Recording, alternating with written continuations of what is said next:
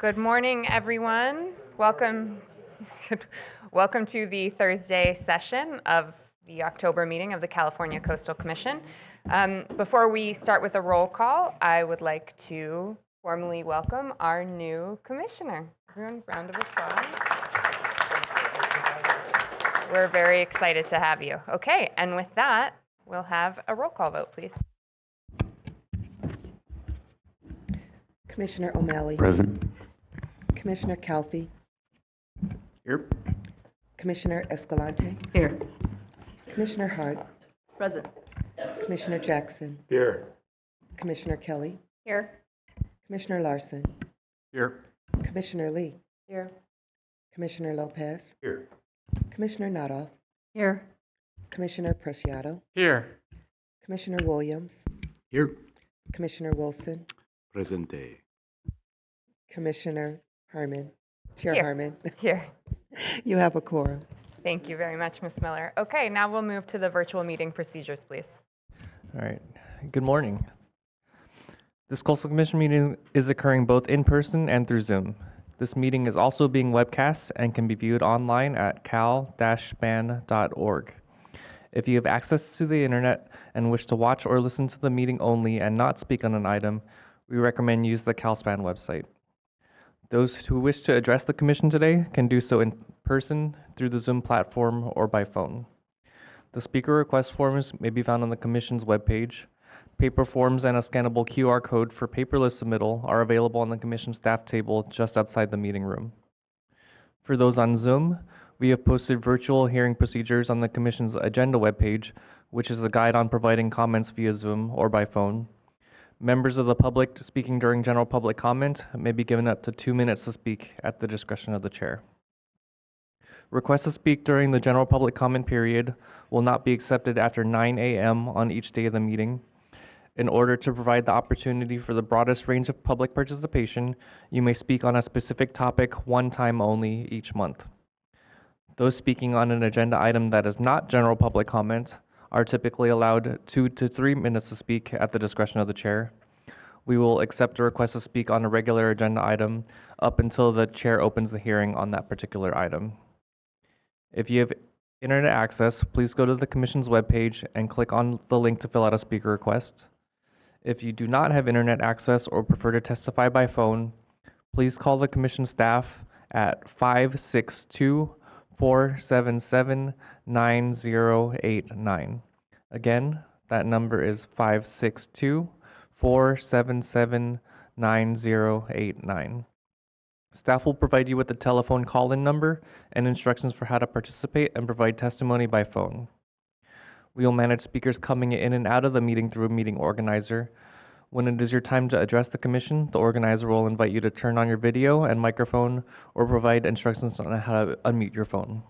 Madam Chair, that concludes the virtual hearing procedures. Thank you very much, Chris. Okay, and now I will go to Mr. Schwing for agenda changes, please. Good morning. Good morning. Good morning to the Commission and to everybody who's joining us today. I'll start with our agenda changes. We posted a memo earlier this week, and there's one addition to that, which I'll note as I go through the list. Starting with item 9A, that's the application 525-352, the Pinel application from Seal Beach that is moved to consent. Item 9C, that's application A5-DBT-2349, the Mohuiddin matter out of Dana Point, that's postponed.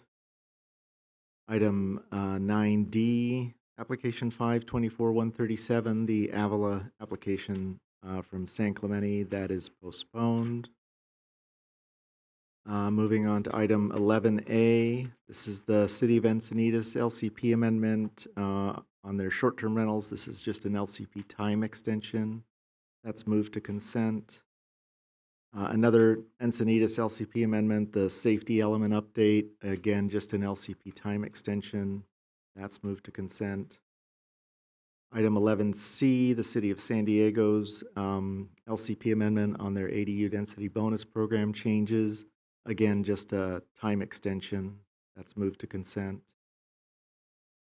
Item 12A, That's application A6 DMR 2322, the Vonder Reith application from Del Mar. That's moved to consent. Item 12B, application 623-835, the Eaton application out of Carlsbad. That's moved to consent. Item 12C, and this is the addition, this is application 624-632, the LHO Mission Bay Hotel, San Diego, also known as Paradise Point. That is postponed. And then last, item 12D, application 625-431, the DeSimone application from Solana Beach. That is postponed. And that concludes our agenda changes this morning. Thank you very much. Appreciate it. And now we will move to general public comment, please. Okay. For members of the public, I'll be announcing the names of the upcoming speakers and invite you to speak when it is your turn. Each speaker will be allowed 2 minutes during general public comment at the discretion of the chair. In order to allow for live video testimony on Zoom, we will be bringing you in as panelists. As we bring you in, your Zoom will reload, and this may take a moment. To speed up this process, we will bring several people in at a time, but please remain muted and keep your video off until we ask you to speak. After your time is up, you'll be moved back to attendee mode. For members of the public present in the room, I'll call your names in the order that they appear in our sign-up list. When you hear your name, please line up behind the podium and introduce yourself when you approach to speak. There's a raise your hand function that will help us find you in the attendee list. If you are using a phone for audio, you can raise your hand by dialing *9. If you are participating by Zoom, you should see a button on your Zoom screen. If you have signed up to speak for this item and are able to do so, please raise your hand now. When it is your time to speak, we will invite you to unmute and turn on your camera. You can unmute yourself on a phone by dialing *6. So today we have 19 people signed up for general public comment, and we'll start with people in the room. We have Jennifer Creston, Adam Leverins, Hein Austin, Peter Kaz, and Michael Spano to start. Jennifer Creston.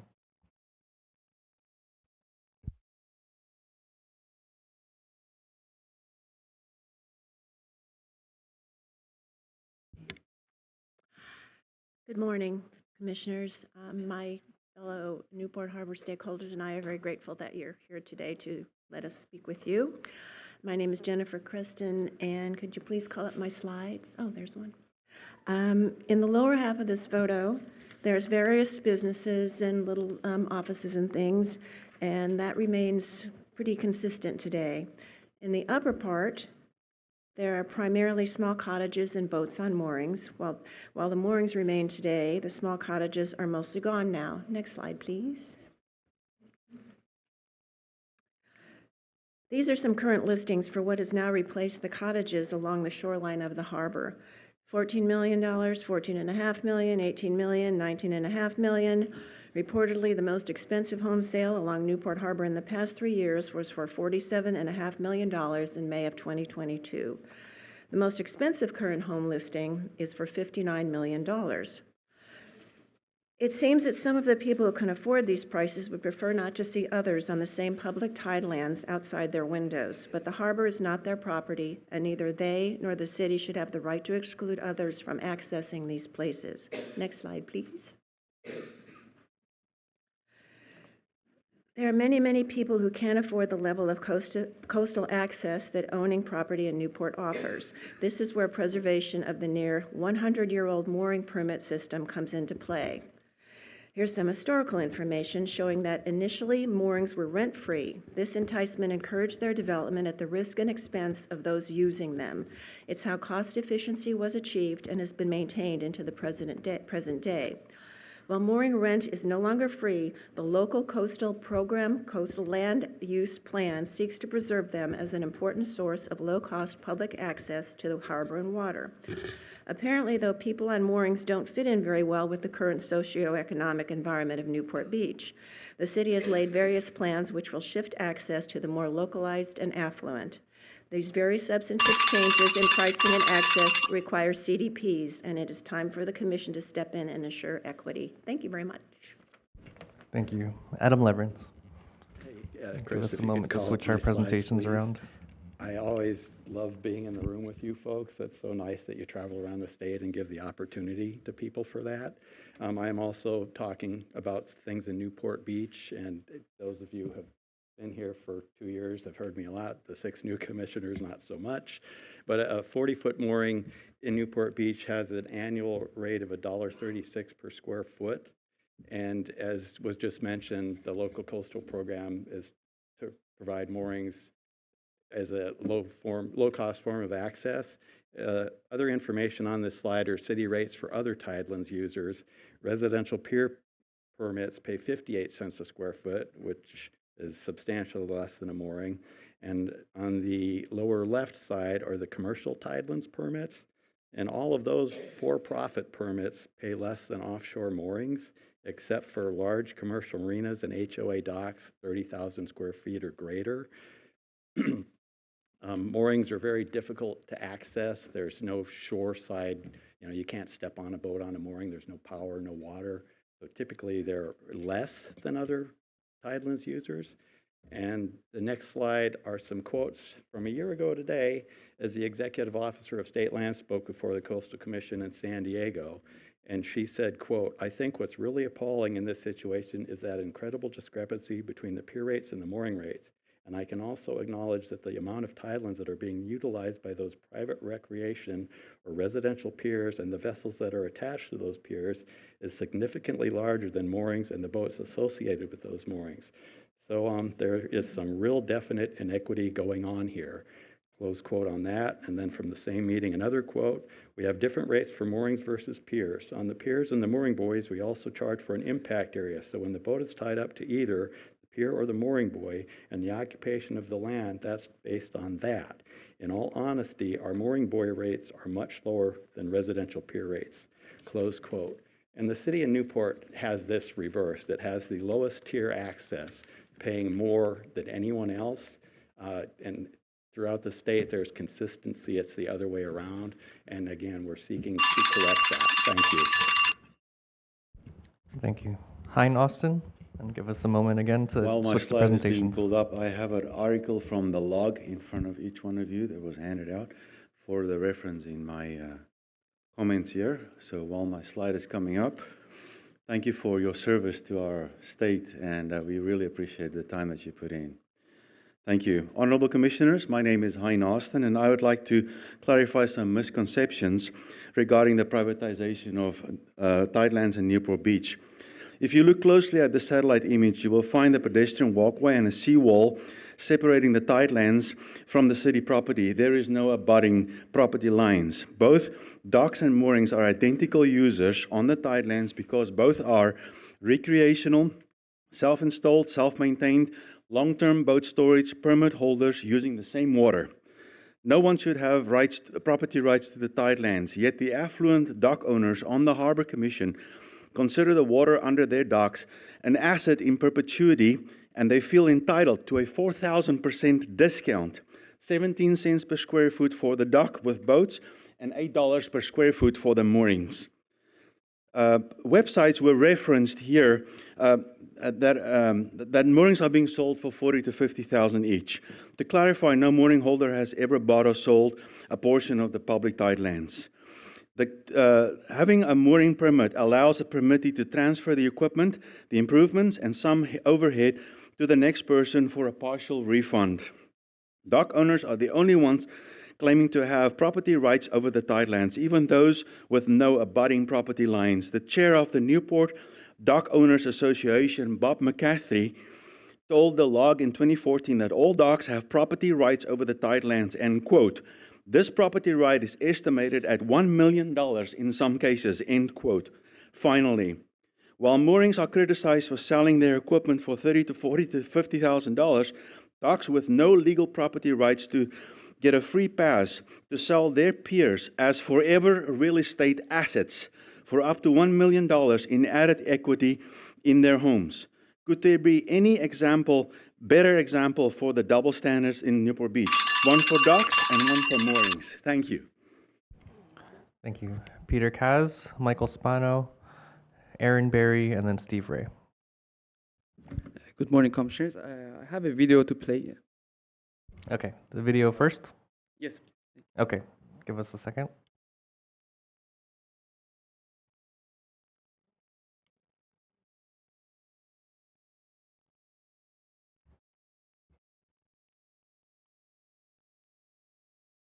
Okay, there we go. Right there. My name is Dick Andrews. I'm a veteran, also a liveaboard in Newport Harbor's mooring. And all that the city's been doing is driving me nuts. I don't know if I have a home or don't. They change things on a regular basis. Sometimes I follow the rules. Sometimes I don't even know what the rules are. Please help us. Newport liveaboard community has been around for almost 100 years before the million-dollar houses were built. There are maximum about 50 permitted liveaboard at each given time, and the city is planning to eliminate and destroy them all. Liveaboard is a cost-effective and great alternative of California housing crisis with minimum effect on environment by being off-grid using solar panels and benefiting those who rely on the electrical grids. Next slide, please. Liveaboards are mostly retired people on Social Security who are highly passionate and skilled boaters and mostly with captain license. Liveaboards boaters are the watchdog and the first responders of the harbor and have rescued and saved many kayakers, boaters, and even a Marine from helicopter crash. In this picture, we see one of the liveaboards. She lives right there on that right corner, right boat, and trying to rescue a guy who he felt was attacked by the big fish, but it was actually a sea lion. Next picture.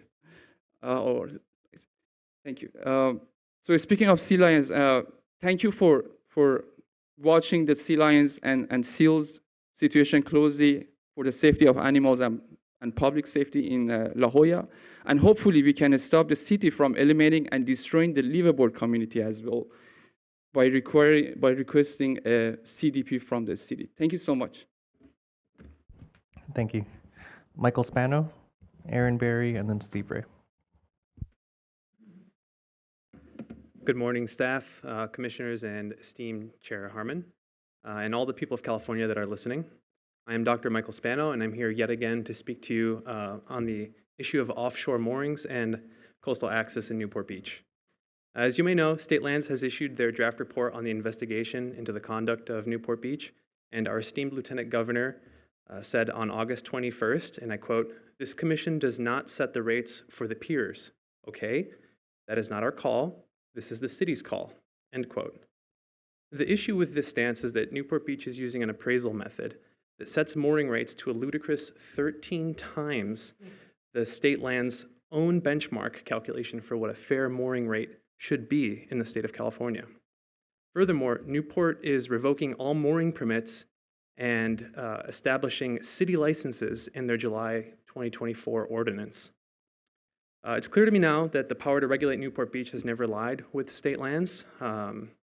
Coastal access has always been an issue for the California Coastal Commission. I humbly ask you to please send a letter to Newport Beach informing them that their July 2024 ordinance drastically changes coastal access to the public and therefore requires a coastal development permit. Let this issue be deliberated in plain view of the public and the state. Thank you very much. Thank you. Aaron Berry.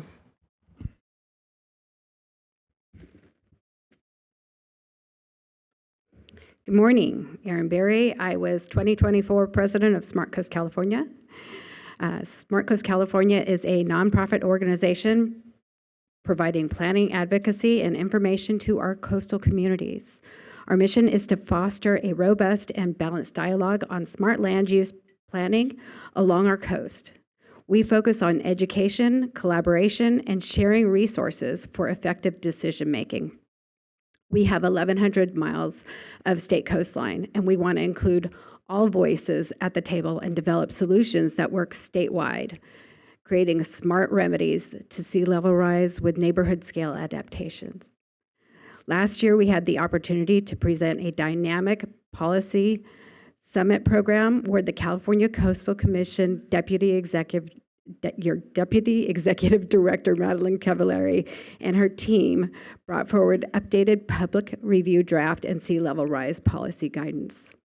Next week, we will be holding our 2025 Policy Summit, delving into legal issues as well as coastal community LCP amendments, movement and outcomes, private property rights, public trust, sustainability, environmental needs, and solutions.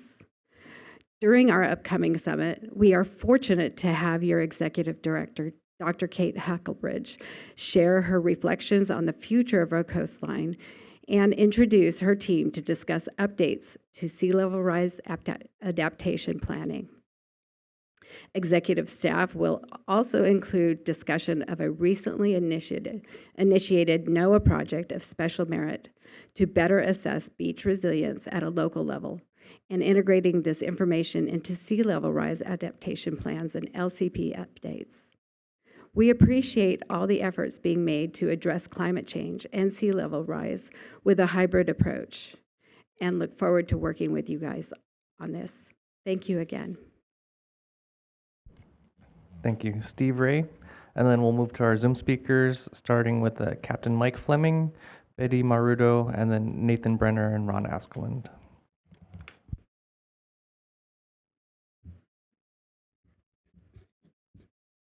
Well, good morning, Madam Chair, commissioners, staff, and the members of the public out there listening in today. Change is going on here at the Commission. Yesterday, we said our goodbyes to Commissioner Effie Turnbull Sanders.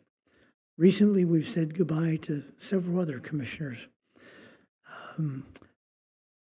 And every month, the executive director announces retirements of long-term and senior staff members. Change is afoot. As a matter of fact, 9 years ago, Banning Ranch, which was one of the major projects ever considered by this commission, was heard. That was just 9 years ago. And today, there's only one commissioner, Commissioner Bochco, although she's not here today, who was here then. So change is afoot. There's been a tremendous loss of institutional knowledge, as was mentioned yesterday. All that's happening. But change can also be good. It brings in new people, new ideas, new perspectives. I'm interested in finding out what all those perspectives are and working with all those holding those perspectives as we continue down the road here. You know, one of the things I've always believed that is so important to the Commission is to get out there and to see this world that you are making decisions on. Last month, you had a chance to do that at Fort Bragg, the major project brewing up there, and you get a real feel for what's going on when you're actually standing on the site and looking at it. And I want to invite you back to Morro Bay next year, because there's a lot brewing in Morro Bay. And when you stand there in the property and see it, you get a much better feel for it. I know that happened at Banning Ranch, and that was a significant change in attitude towards that project. So I look forward to working with all of you, and good luck. Thank you. Moving to our Zoom speakers now, we have Captain Mike Fleming, followed by Betty Marudo, and then Nathan Brenner. Good morning, Commissioners. Thank you for giving us an opportunity to speak. I believe I have three slides. This first slide is an article from the Sun-Times in Seal Beach in regards to the Coastal Commission's approving a raise in parking permit prices. And that in the future, that just to keep things safe, that you recommend that there be a special condition 3 to require the city that any future increases, that they would get a new CDP or amend that current CDP. Next slide, please. This is a statement from back in '93, which was done by Peter Douglas, your executive director back then. And it is reading about coastal development permits being required for anything that's increasing rates or limiting access. And then slide number 3. I can't read my own slide, it's so small. The California Public Resource Code 1002 clearly states that Californians want to provide equitable opportunities and affordable access. The maximum public access is what the state is looking for, and yet here we have an attack on people who are economically disadvantaged. The rates that the city mooring plans to convert to permits are up there at the same rates as the yacht club permits. And that's just not everybody in California can join a Newport Beach Yacht Club or pay those kind of rates. So we really request that you require a CDP from the city to make such a radical change in prices. Thank you. Thank you. Next, Betty Marudo, Nathan Brenner, Ron Askland. Betty Marudo. Good morning, commissioners. My name's Betty Marudo. And first of all, I'd like to thank you so much for all that you do to preserve and protect our amazing coastline. I strongly urge you to continue those efforts by supporting our Parkett proposed reservation and shuttle system for Point Lobos State Natural Reserve. I'm a frequent visitor and steadfast supporter of Point Lobos. I'm a member of the Parkett Steering Committee. I'm a docent at Point Lobos and the president of the Point Lobos Foundation Board. Point Lobos is a place I love deeply, not just for the natural beauty, but for the way it invites stillness, connection, and appreciation of our wild California coast. I've brought friends from out of state, family members, colleagues, all sorts of friends and folks to share that experience. But over the past years, visiting has become increasingly difficult and really downright dangerous. If I bring someone who isn't physically able to walk the 1 to 2 mile hike from the highway to the coast, that's when the entrance is closed because of already being full, we have to be mindful about arriving early or later in the day, and at times still no luck, and we must come back or just skip it altogether. If my guest is physically able, we walk along the shoulder with cars flying by us at 50 miles an hour, which is terrifying, and there's no buffer from the traffic. And the parking experience itself, just to find a spot, is not safe along a highway with pedestrians walking and cars flying by. That is not the way a visit to a state natural reserve should feel or be. I see families with toddlers, camera equipment, some clearly confused about where to go or where to be and how to be safe. I've seen people dart across the highway, kids running ahead of their parents, which causes stress, danger, and a very tragic accident waiting to happen. Parkett, thank you. I urge you to support our Parkett program for reservation shuttle system. Thank you. Thank you. And now we have a joint presentation from Nathan Brenner and Ron Askland. Following that will be Diane Edmonds and then Caitlin Quinn. Nathan Brenner. Greetings, Commissioners. I'm Nathan Brenner with the Sierra Club Seal Society. I'd like to take a moment to offer a warm welcome to Commissioner Lee. Last month, the Sierra Club presented to this commission regarding the ongoing harassment of sea lions at La Jolla Cove. We're here again this month to provide a status update as to what the City of San Diego appears to be doing and give feedback as to what is and what is not working. We are grateful for this commission's efforts and believe they are having a positive impact in reducing sea lion harassment, but there is more to be done. Next slide, please.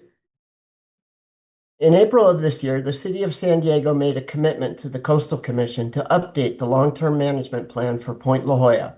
This modification permitted city rangers staffed at Point La Jolla to also monitor the La Jolla Cove and make safety announcements, asking people to stay back a safe distance from the sea lions. At the August 2025 Coastal Commission meeting, the Sierra Club presented a graph documenting ranger safety announcements observed in June, July, and August, indicating less than 2 safety announcements made on average per day. September 2025 safety announcements increased slightly. For October 2025, ranger safety announcements appear to have increased to between 5 to 7 per day, but they are not made with consistent frequency, and the announcements seem to be implemented as optional measures. We are pleased that ranger safety announcements are increasing and urge the city to provide even more frequent and consistent announcements. Ideally, rangers would provide recorded safety announcements in multiple languages. Next slide, please. Notwithstanding the noted improvements, the city's failure to adequately staff rangers at La Jolla Cove makes the current situation untenable. Public safety issues remain and sea lion harassment continues. At this point, I'll turn the presentation over to Dr. Ron Askland. Good morning, Commissioners. I'm Dr. Ronald Askland, Conservation Chair of the San Diego Sierra Club. On September 24th, Robin Davidoff and I had the pleasure of meeting Lindsay Kane, Coastal Program Analyst for the Coastal Commission at La Jolla Cove, so that Lindsay could get a firsthand view of interaction between members of the public and sea lions. Next slide, please. Let's be clear. We support keeping La Jolla Cove open year-round. We need short-term, immediate management actions. We need to require rangers to be staffed at Point La Jolla to monitor the cove every 30 minutes at a minimum and to make announcements on the blowhorn. For public safety, we need signage on the beach informing people to stay a safe distance of at least 20 feet back from sea lions. Cones and tape need to be placed around sea lion pups, injured sea lions, and difficult to see sea lions, those that look like rocks. This happens at other California beaches, including Del Mar, Oceanside, Los Angeles, and Pismo Beach. Why not La Jolla? Next slide, please. Please tell San Diego Parks and Rec to temporarily close the western stairs when sea lions are resting on them to prevent people from descending the stairs and not seeing the animals until they almost step on them. Public access on the eastern stairs on the lifeguard side keeps the cove open at all times. We support keeping the La Jolla Cove Beach open year-round.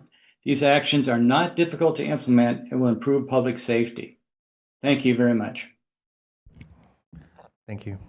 Our next speakers are Diane Edmonds, Caitlin Quinn, and Julia Manca. Diane Edmonds.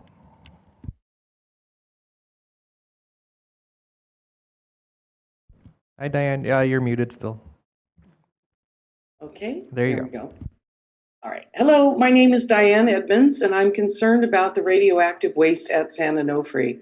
Edison repeatedly states that the seawalls in front of the plant are 30 feet high, but this is not true. I've measured the seawalls from the sand to the top of the rear seawall, and the height is approximately 16 2/3 feet in front of the waste storage area. Because Song sits on a known earthquake fault, the height of the seawalls or the tsunami walls is very relevant.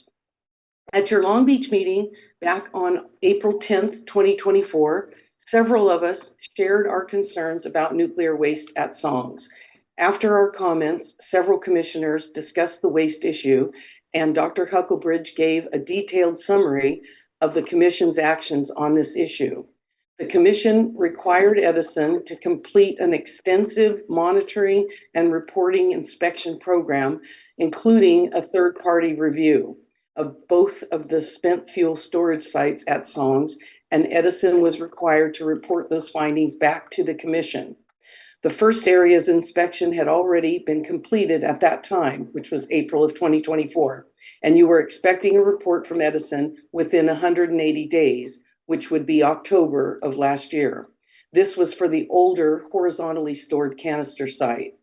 Dr. Hucklebridge said the newer vertical canister storage area was going through the inspection process at that time, and a report would be coming later that year, which would be December of 2024. This site is most concerning due to its proximity to the ocean. To my knowledge, the results of both of these inspections have not been shared with the public, even though nearly a year has passed since these reports were promised. I respectfully request that the topic of Songs waste be added as a future meeting agenda item at your earliest convenience, and that you share all of the reports from Edison as well as the results of the third-party review. Thank you. Thank you. Next is Caitlin Quinn, Julia Manca, Bud Coomans, and Patricia Coomans. Caitlin Quinn. Good morning, Madam Chair and Commissioners. Thank you for all the good work you do protecting our coast. I live on the coast in Pacifica, and I'm reaching out to you today about the new short-term rental ordinance our city recently passed, and which is coming into full effect in the non-coastal parts of Pacifica. This ordinance establishes sensible restrictions on unhosted STRs, such as requiring the property to be the STR operator's primary residence and an operating limit of 60 nights per year for unhosted STRs. 8 years ago, my family bought our dream home in Pacifica. When 3 years ago, the CEOs of a vacation rental company bought our neighbor's home, that dream morphed into a nightmare. You've heard the stories before, so you know what happens next. The noise, the parties, overflowing trash, the trespassing. The lowest point was when the police came to our door over Christmas to ask if we had seen, quote, any activities involving children and drugs at the Airbnb next door, end quote. When we've spoken up about these issues to the listing platforms help sites for neighbors, we've been sent threatening letters by the vacation rental company's lawyer. This unhosted STR that charges thousands of dollars to stay at the weekend does not provide affordable access to the coast, and the majority of the guests staying there are not here to avail of Pacifica's beautiful beaches, but are here for business in San Francisco. We now know when all of the big conferences are taking place in San Francisco because of the endless array of lanyards hanging from the necks of the guests coming and going. Unhosted STRs not only rob neighborhoods of neighbors, they rob them of community. On my street, over 50% of the homes have been converted into full-time unhosted STRs. We're relying upon you, commissioners, to please give those of us who live in Pacifica's coastal zone the chance to regain our lost community and quiet enjoyment of our homes again. Ordinance comes before you, hopefully soon. Thank you. Thank you. Next, Julia Manca, Bud Cummins, Patricia Cummins. Julia Manca. Good morning, everyone. My name is Julia Manca. I am originally from Italy, and 6 years ago I moved to San Diego, a city that I fell in love with because of its connection to the ocean. And I still remember the first time I went to La Jolla Cove. I was speechless, seeing wild animals, sea lions resting on the beach. It was very magical, and that feeling quickly changed. I watched people surround the animal, shouting, touching pups, posing for selfies, and even throwing rocks at sleeping mothers. And 6 years later, it's still happening every single day, sometimes at night. Mothers can rest, pups cannot nurse safely, and the ranger's voice, when you can hear it at all, gets lost in the crowd. I've seen so many violations during those years, but never once a single citation. And we all know that without consequences, people don't learn. So I ask, what are we waiting for? For a child to be beaten? For a tragedy to make us finally act? We call ourselves an ocean city, a place that values wildlife, conservation, and respect for nature. But what does that mean if we can even protect the most visible and most vulnerable animal that lives in our coast, in our community? So today I speak as an American citizen, as a woman in conservation, and as a voice for those who cannot speak. The sea lions at La Jolla Cove deserve better. They deserve rest, and they deserve safety. So I'm asking this commission today to take bold actions to support at least the sea lions, at least during the critical times, pupping season and nursing season, and demand consistent real enforcement at the cove. Because protection on paper means nothing without real action.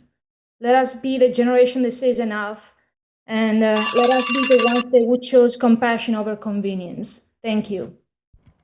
Thank you. Next, Bud Cummins, Patricia Cummins, and Lila Renero. Bud Cummins. Thank you. Thank you for your work and oversight. Please play my video of a fellow mooring holder.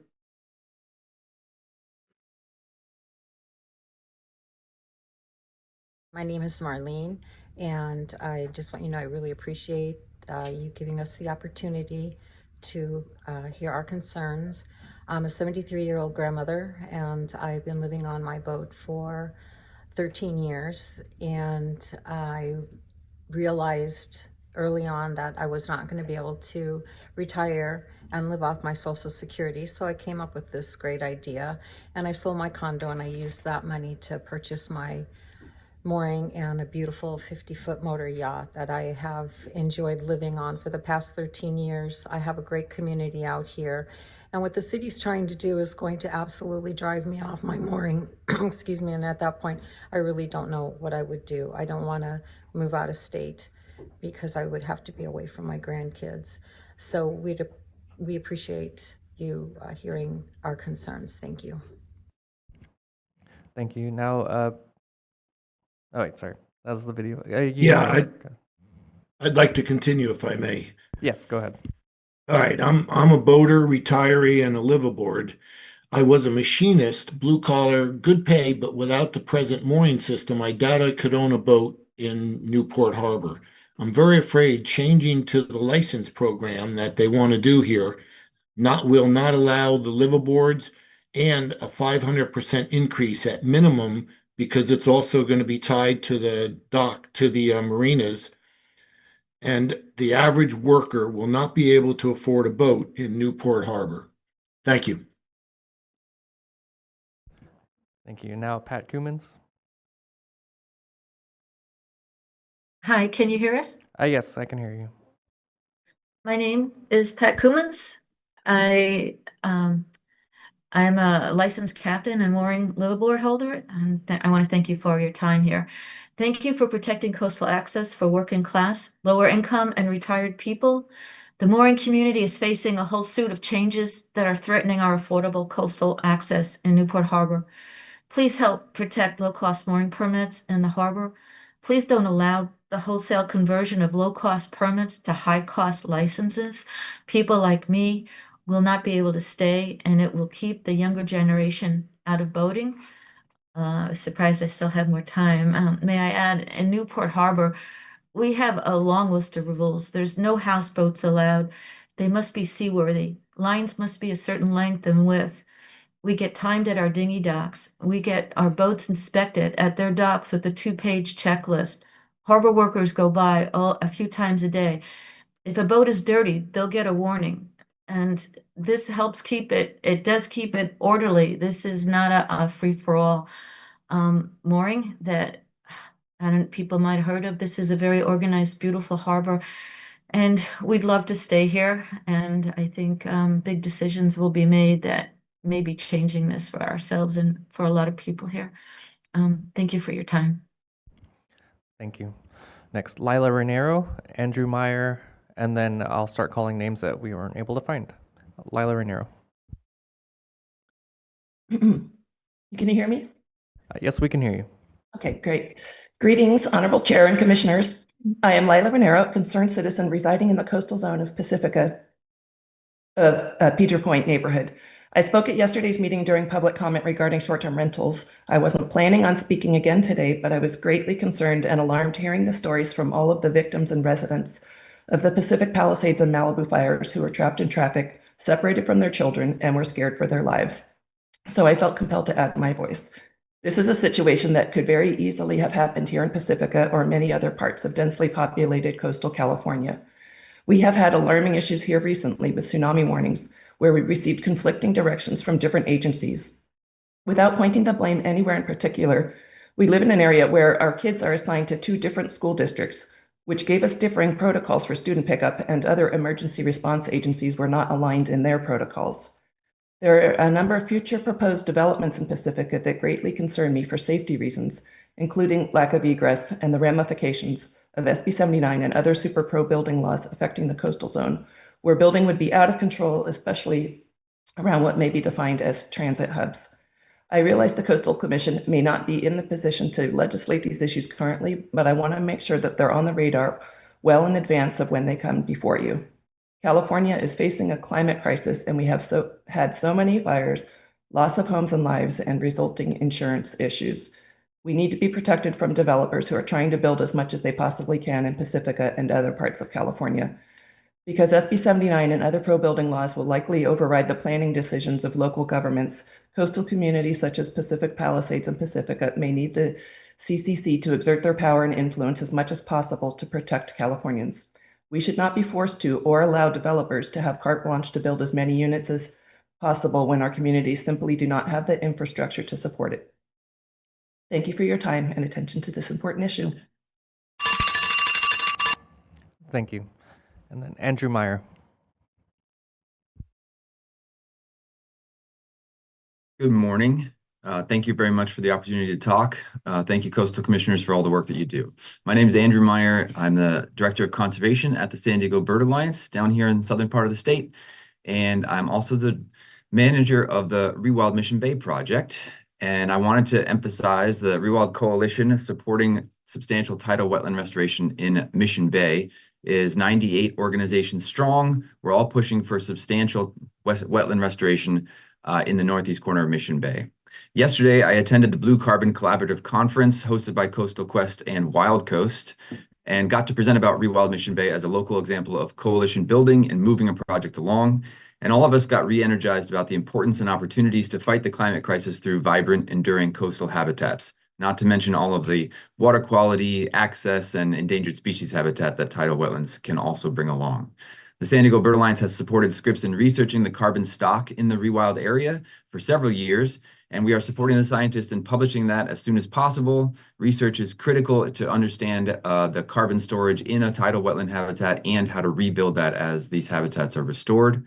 But a paper analyzing our blue carbon soil sample has just been published in the UC San Diego Student Journal by Dr. Matt Costa, who led the research, and lead author Finn Schwartz, a former student and employee of the Bird Alliance, with a little help from me about the rewild local component.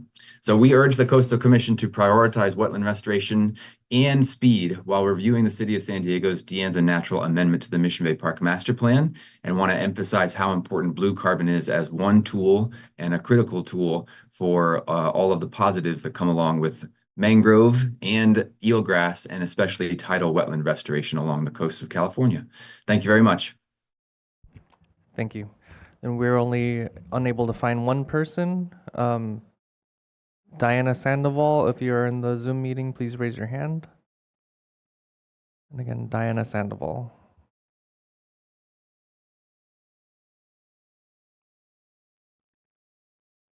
Okay, I'm seeing no hands raised. Madam Chair.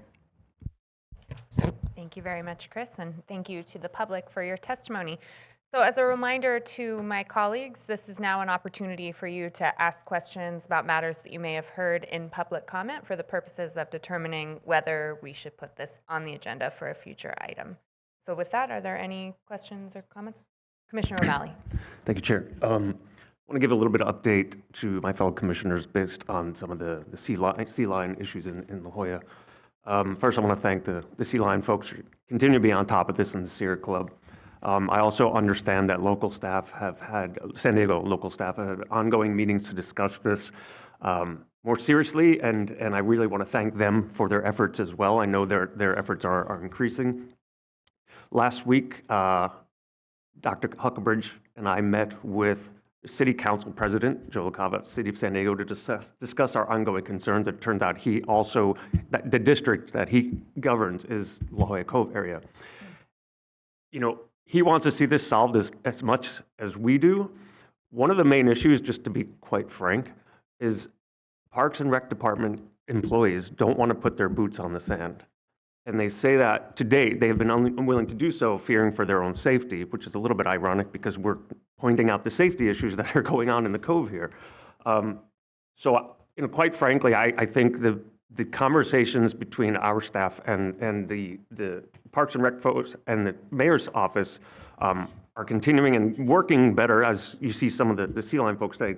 But quite frankly, I think it's going to come down to the mayor's office to give direction to the Parks and Rec folks that they need to start implementing some of the Seal Society suggestions, which to me seem very practical, and it's an iterative process. So, you know, short of closure, I think that those are the type of issues that are going to be necessary. And so I thank them for their suggestions, and I'll stay on top of this and appreciate you guys listening. Thank you, Commissioner O'Malley. We appreciate it. Any other comments, questions? Commissioner Nada. I was just going to say that I appreciate what we heard is just elevating the issue of concern around Point Lobos in the state park there and the unsafe situation with all the cars parked along Highway 1. And I understand that we'll be seeing some proposals there, but I just wanted to flag that I do agree with the testimony that it's a very unsafe situation. Thank you. Vice Chair Hart. I just wanted to ask staff on the topic of seals. There's been this incredibly accelerated die-off of seals in Monterey. I'm not sure that you're aware of that, but the Chronicle has been reporting on it. The latest article, October 6th. And I'm just, while we're talking about the issue with seals, I think it's really common to think, oh, there's lots of seals and seals are everywhere, and it's not something that we need to be concerned about. We do need to be very concerned about it based on what's going on up in Monterey. So I don't know if you have any response to that, or if the commission is on top of this or working with any of the scientists on this. I was not aware, but we'll look into it. It's possible that I'm sure we have staff that are aware of this and are tracking it. So I don't have any other comments beyond that, only to say I agree with you that it's, there are a lot of pressures on marine life, especially these days with, water quality issues and climate change. And I think I'm not surprised if we won't see more events like that, and we need to figure out what we can do to at least address the pieces that are under our control. So I'll look into it and have staff look into it, and we'll be on top of it. Thanks, Director Huckelbridge, and I'll forward the article, the most recent article, to you. Thank you. Okay, thank you very much. With that, oh, yes, Commissioner Jackson. Thank you, Madam Chair. Thank you for everybody's participation this morning. Thank you, Commissioner O'Malley, for your update with regard to what's going on. I understand that there are 2 ingress and egresses associated with this beach where the seals are located. What I don't understand is if I'm a park ranger and I go down the stairs where the seals are, and there are seals literally on the stairs or right at the base of the stairs, again, I'm a simple-minded guy. It would make sense that I would put some yellow tape up at the top of the stairs and say, this is closed.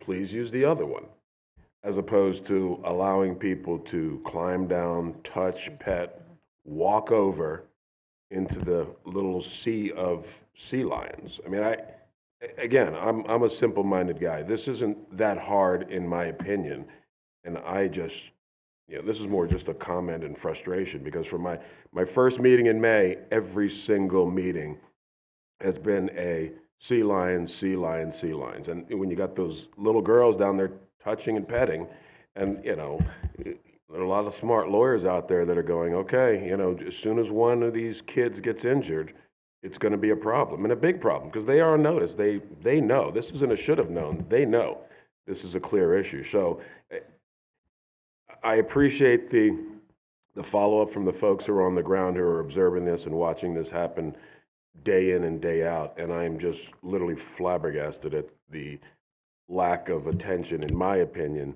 to the seriousness of this issue. I mean, we have other beaches up and down the coast that close access points when the sea lion's in there, but for whatever reason, the city is choosing not to do what, again, in my opinion, seems common sense. So more frustration than anything else. So I appreciate the indulgence. Of course. Heard on that. Okay. All good? All right, great. Thank you. So we'll move to the consent calendar, please, Mr. Schwing. Thank you. So that does take us to item 5, the consent calendar for all units and districts on the agenda today. We have 4 items from Orange County. We aren't aware of any controversy on those items, and applicants are in agreement with staff recommendations. So staff's recommending approval of these items on the consent calendar. Great, thank you. Any ex partes? Any public comments? No speakers for this item. Okay, great. Do any commissioners wish to remove an item? No? Okay, then I'll take a motion to approve consent. So moved. Second. Okay, with It's a motion by Commissioner Kelly, a second by Commissioner Nodoff. Any objections to unanimous consent? Seeing none, the consent calendar is adopted. Now we'll move to those items that have been removed from the regular calendar, please. Great, so that's item 6, and let me walk through the list. We have item 9A, that's the Pinel application 525-352. Item 11A, the City of Encinitas short-term rentals LCP time extension. Item 11B, City of Encinitas safety element update LCP time extension. Item 11C, the City of San Diego's ADU density bonus program changes LCP amendment time extension. Item 12A, the Vonder Reith application from Del Mar. And item 12B, the Eaton application from Carlsbad. Do want to note that on item 11C, the City of San Diego staff, they raised some concerns with the time extension on their revisions to the ADU density bonus program. We recognize this matter is a priority for the city. However, HCD has raised some concerns with the city's program revisions, and we understand additional comments are going to be provided shortly. So ideally, we would see the city and HCD work through those concerns before we bring the matter in front of the commission for a final action on the LCP amendment. So there is correspondence from HCD as well that is supporting the staff recommended time extension on that amendment. Also would mention there is addenda on item 12A, the Vonder Reith item. That was just to correct an exhibit.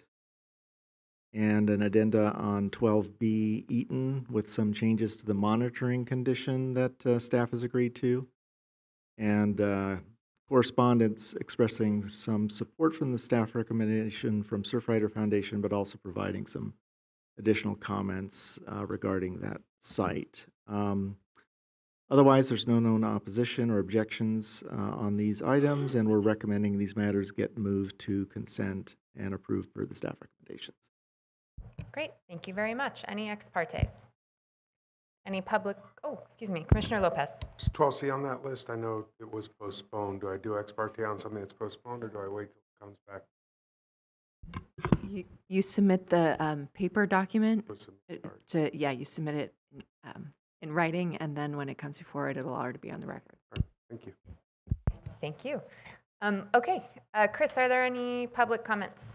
Yes, we have across the items a few speakers. In person for item 11A, we have Jim Holtz.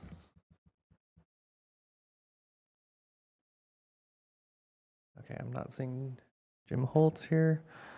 For item 11C, we had Mitchell Christie signed up on Zoom, but we're unable to find them. Mitchell Christie, if you are on Zoom, please raise your hand.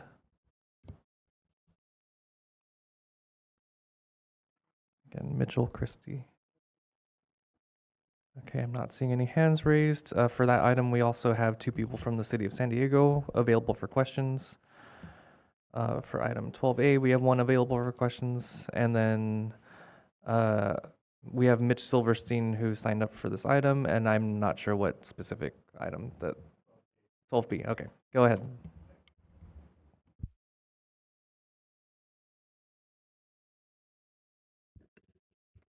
Good morning, Commissioners.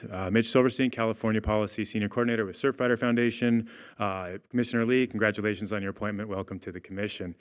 So the item moved to consent revolves around a rock revetment along a stretch of beach in Carlsbad that's mostly armored, in some places with revetment and in others with bluff stabilizing seawalls. For clarity, a revetment is a pile of large boulders on the beach that offsets the wave impacts to protect property behind it. This beach is an area of concern for our San Diego County chapter because it offers great surfing and because lateral beach access at high tides is no longer possible due to all of this armoring. We support the particular CDP as it resolves a long-standing Coastal Act violation and improves conditions at the beach. It does this by reducing the footprint of this revetment, which was approved in 1993, but built across a much larger area than was originally approved. So for 30 years, the revetment was illegally too large and worsening erosion on the beach. We do hope these violations can be resolved quicker in the future, and I say this not to ding the great work of the enforcement team, but actually to support what's in the draft strategic plan that's going to come before you, I think in a couple months, which calls for bulking up enforcement staff in the next 5 years.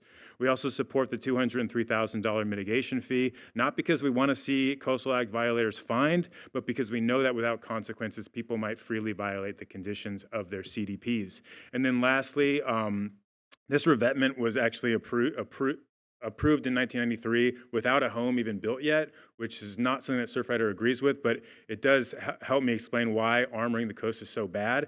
Because this empty lot was surrounded by existing armoring, that armoring was actually worsening, kind of redirecting stronger wave impacts to the unarmored area. So it kind of shows that like armoring the coast only creates the conditions that don't force but require more armoring. So armoring always begets more armoring, and then we, the public beachgoer, lose our beaches. So just wanted to mention that for everyone and do support that this is going to improve the beach there. Thank you. Thank you. And across the other items moved to consent, we have no other speakers. Madam Chair. Okay, thank you very much.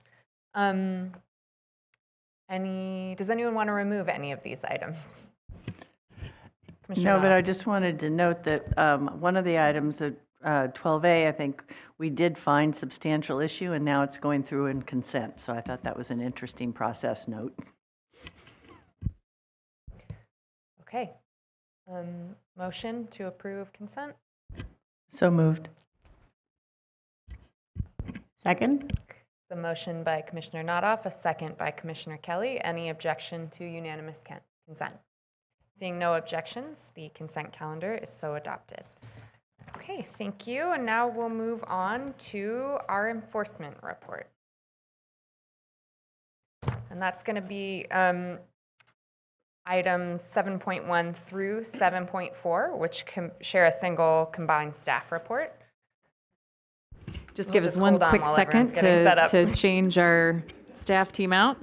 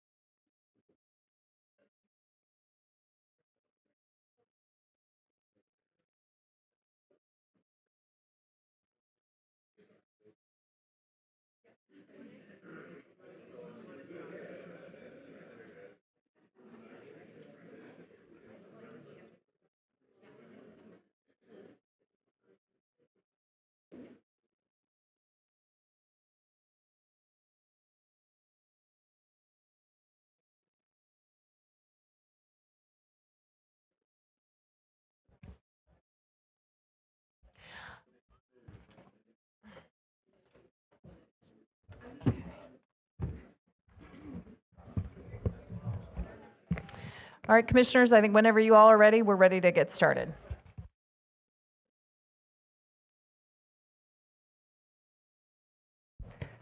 All right, thank you very much. So as I said, we're now going to consider items 7.1 through 7.4, which share a single combined staff report, which includes the proposed cease and desist order, restoration order, and administrative penalties. The orders are all proposed to be issued to John C. Levy Jr. and Jim Kelly as in their individual capacities and or as trustees of the John C. Levy Jr. Revocable Trust and or the Buena Vista Revocable Trust regarding properties located at 2401 Mountain View Drive, Carlsbad, an adjacent state-owned parcel designated as APN 155-101-66 and an adjacent parcel owned by the Beach Homeowners Association designated as APN 203-010-21. Would the alleged violator and or its representatives identify themselves for the record, please? Could you come up to them? Thank you, Ms. Slavin. Chandra Slavin on behalf of the respondent, John Levy. Okay, thank you. Yeah. And then we have two others that'll be on virtual, so thank you. Okay. And to our staff, good morning. Can you please identify what items are already part of the record? Yes, good morning, Chair Harmon and Commissioners. The record consists of the contents of the staff report and supporting documents, the appendix, this presentation, and two addenda, the first of which contains 9 letters of support from this enforcement action, including letters of support from Buena Vista Audubon, Disability Rights California, Surfrider Foundation, the Sierra Club, among other individuals. It also includes letters from and to the city of Carlsbad and from and to a representative of the alleged violator, which all were sent after publication of the staff report for this item, as well as minor corrections to the staff report. We also received another letter of support after the first addendum was posted, and this is included in that second addendum. Late yesterday afternoon, we received a letter from the alleged violator's representative with hundreds of pages of exhibits. This letter includes similar arguments that we have addressed in the staff report and will also be addressed in the presentation.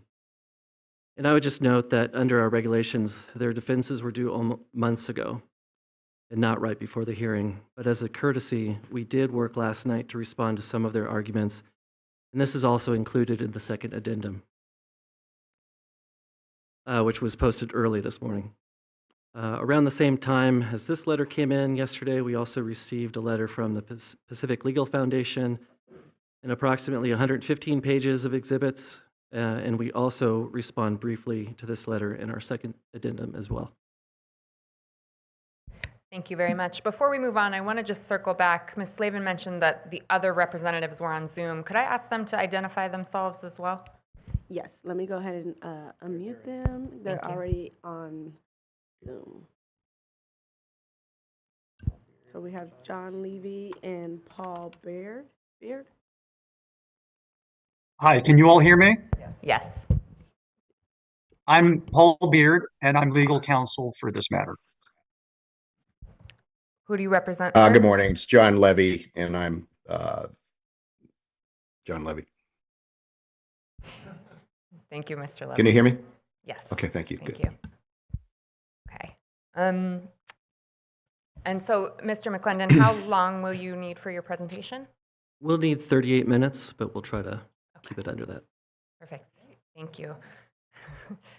There shouldn't be any ex parte communications, as this is an enforcement matter, but do any commissioners have any such communications to report? I'll just report that I received an email from Ms. Slavin requesting an ex parte, and I responded that I do not take ex partes on enforcement matters. Okay, so now I'm going to review the rules for this proceeding. Staff has asked for up to 38 minutes for its presentation, so I'll give the alleged violator the same amount of time. They may also request to reserve some of that time for their own rebuttal. After any presentation by the alleged violator, we will allow 3 minutes for any other party who would like to speak as an interested member of the public, after which the chair, me, will allow the alleged violator to use any reserved rebuttal time to respond to comments from interested parties. Staff then typically responds to the testimony and to any new evidence that may be introduced.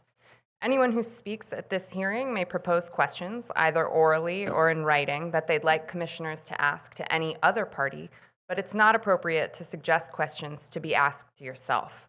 Commissioners may, but are not required to ask the proposed questions. So now we're going to begin the public hearing, and I'll turn to staff for their presentation. Thank you. Thank you. On this slide, you can see a photo of a permanently locked gate within an accepted public access easement, an open space easement, that were both required by a commission CDP. This accessway leads to a scenic beach in Carlsbad called North Beach, which is located at the mouth of the Buena Vista Lagoon. As we will discuss in detail later, if it were opened, the accessway you see here would also provide the only legal public access to this beach and lagoon mouth for persons with mobility issues. It would also provide important access for persons with strollers, beach wagons, bicycles, and the like. Mr. Levy has installed a lock gate in another easement required by the city CDP that would provide important access along the lagoon. Further, Mr. Levy has undertaken a large amount of unpermitted development along the edge of the lagoon and with a wetland buffer that was required by a CDP. As we will detail, Commission enforcement staff has attempted to resolve these violations amicably with Mr. Levy for over 8.5 years, to no avail. At any point in that period of time, Mr. Levy could have simply opened his gate and removed his padlock from another gate within the easements and removed his development from the wetland buffer and avoided this entire proceeding. But after all this time and after considerable effort by your staff, he has chosen not to. We'll now start the presentation of our recommended actions to finally ensure the Coastal Act is upheld here. Today's presentation will be given by Rob Modelmalk, who is the lead headquarters enforcement attorney on this case, and Commission ecologist, Dr. Corey Clatterbuck. Rob? Next slide, please. Good morning, Chair Harmon and members of the Commission. On this slide, you can see a map of the region. The violations are located in North County, San Diego, in the city of Carlsbad. Next slide, please. On this slide, you can see Buena Vista Lagoon on the left and North Beach at the bottom right. The yellow star shows the house owned by Mr. Levy, the alleged violator. As you can see, Mr. Levy's house is located in a unique area at the mouth of a large lagoon and just inland from a wide beach. We will start the presentation by giving an overview of the properties, easements, and violations at issue before getting into the details of the story. Next slide, please. There are three different public easements that are being violated by Mr. Levy's development, and we'll start with the first two. We will discuss the permit history in detail later, but it helps to have some bearings first for this one. The locked vehicle gate that you saw on the first slide is located at the white star at the top right. The large parcel outlined in blue in the center of the screen is owned by the Homeowners Association for the subdivision in the bottom right, marked by the blue star, known as the Beach HOA. However, although this area is Beach HOA property, it's subject to two of the key easements at issue here: a public access easement that we'll call the beach access easement and an open space easement. Despite the fact that the public access easement crosses this property and has been legally accepted, the only public access way to North Beach and the mouth of the lagoon that is currently open is at the far bottom right, marked by the green star, and it's a long stairway. It's important to note that the Beach HOA is not the target of this enforcement action, and in fact, the Beach HOA supports the Commission's efforts to open Mr. Levy's locked vehicle gate on their property. Next slide, please. We will now take a look at the other easements involved. At the top left, you can see a yellow star where Mr. Levy's house is located, and a yellow triangle showing his property. On the left, you can also see a white line extending along the lagoon, identifying the location of the other key easement at issue, another public access easement that we'll call the lagoon access easement. The white star at the bottom of the white line shows where Mr. Levy has an unpermitted locked gate there. Finally, though not directly relevant to this case, at the top right, you can see an orange line, which shows where Mr. Levy also holds a non-exclusive ingress and egress easement, allowing him to drive over the Beach HOA property from the public road on the right of the screen. to reach his house. Next slide, please. And here we've added the other easements back in, and you can see that Mr. Levy's ingress and egress easement extends over the same area as the beach access easement and the open space easement. These easements all coexist, as there's no conflict between Mr. Levy driving to his house and the public easily using the same road. Next slide, please. On this slide, you can see an overview of the violations at issue. First, Mr. Levy has maintained a permanently locked gate within an open space easement and within and blocking a public access easement in violation of those easements and the Commission's CDP that required them. Secondly, he also installed an unpermitted lock gate and fencing at the entrance to the lagoon access easement.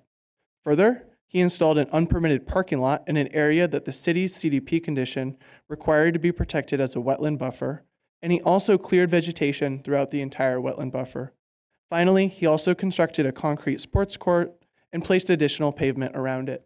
Next slide, please. With that overview, we're now going to go through the permit and violation history here. The yellow star shows where Mr. Levy's house lies today, and the blue star shows where the Beach HOA housing development exists today. Much of the area at issue was created by placing fill in the lagoon in the early 70s, but by the end of the decade, vegetation covered most of the area, as you can see. In this image, you can see many trails across what is now the beach access easement in the center of the photo, and along the lagoon edge on what's now Mr. Levy's property. Next slide, please. Now I'm going to walk you through the permit history of the two CDPs that are relevant here, starting with the first one. In 1983, a developer applied for a CDP to build the housing along this oceanfront bluff that is now the Beach HOA complex, where the blue star is shown at the bottom left. As mitigation for the impacts to public access and natural resources caused by paving over this natural bluff and building a retaining wall across it, the Commission required the public access easement and open space habitat conservation easement that now exist below the bluff, which you can again see outlined in blue. Again, the Beach HOA still owns the land underlying these easements, but again, they support opening Mr. Levy's lock gate across their property that currently blocks the easements. Next slide, please. 15 years later, in the late 90s, Mr. Levy applied for a separate CDP for the development of his property. In this image from 1993, you can see what his property looked like just prior to development. The yellow star shows where his house is today, and you can see the trail that extended around his property and along the lagoon. In reviewing his application, the city looked to their LCP, which we'll now discuss briefly. Next slide, please. In this image from the early 1980s, you can again see the trail that the public historically used along the edge of the lagoon on what's now Mr. Levy's property. The LCP required the area of this trail to be protected for public access. Next slide, please. However, public access was far from the only resource protected by the LCP and the Coastal Act on Mr. Levy's property. His property sits adjacent to wetlands on two sides, which provide important habitat for the endangered light-footed ridgeways rail, which you can see on the right with its little chicks. In addition, the Carlsbad Habitat Management Plan of the city's local coastal program states that, quote, the lagoon provides habitat for critical populations of the California least tern, western snowy plover, light-footed clapper rail, American peregrine falcon, California brown pelican, and white-faced ibis. Next slide, please. Here's another image of Mr. Levy's property prior to development. The Carlsbad LCP also requires that, quote, minimum setbacks of at least 100 feet from wetlands shall be required in all development, unquote, and further states that these buffers shall be protected by open space easements. Next slide, please. In a letter to Mr. Levy's agent from 1996, the U.S. Fish and Wildlife Service further confirmed the importance of the habitat on and around the Levy property. The service noted that, quote, in addition to the endangered ridgeways rail, numerous migratory waterfowl are known to use the property for loafing, foraging, and possibly nesting, unquote. Therefore, the service recommended a 100-foot wetland buffer to be planted with native vegetation. Next slide, please. Mr. Levy did not only need sign-offs from the city and this U.S. Fish and Wildlife, though. He also needed approval from the property owner, the Beach HOA, to build a paved road to reach his house over their property, where he held the ingress and egress easement. The Beach HOA gave permission to Mr. Levy to build a vehicle gate on the condition that persons, quote, legally entitled thereto shall have access at all times through the gate, unquote.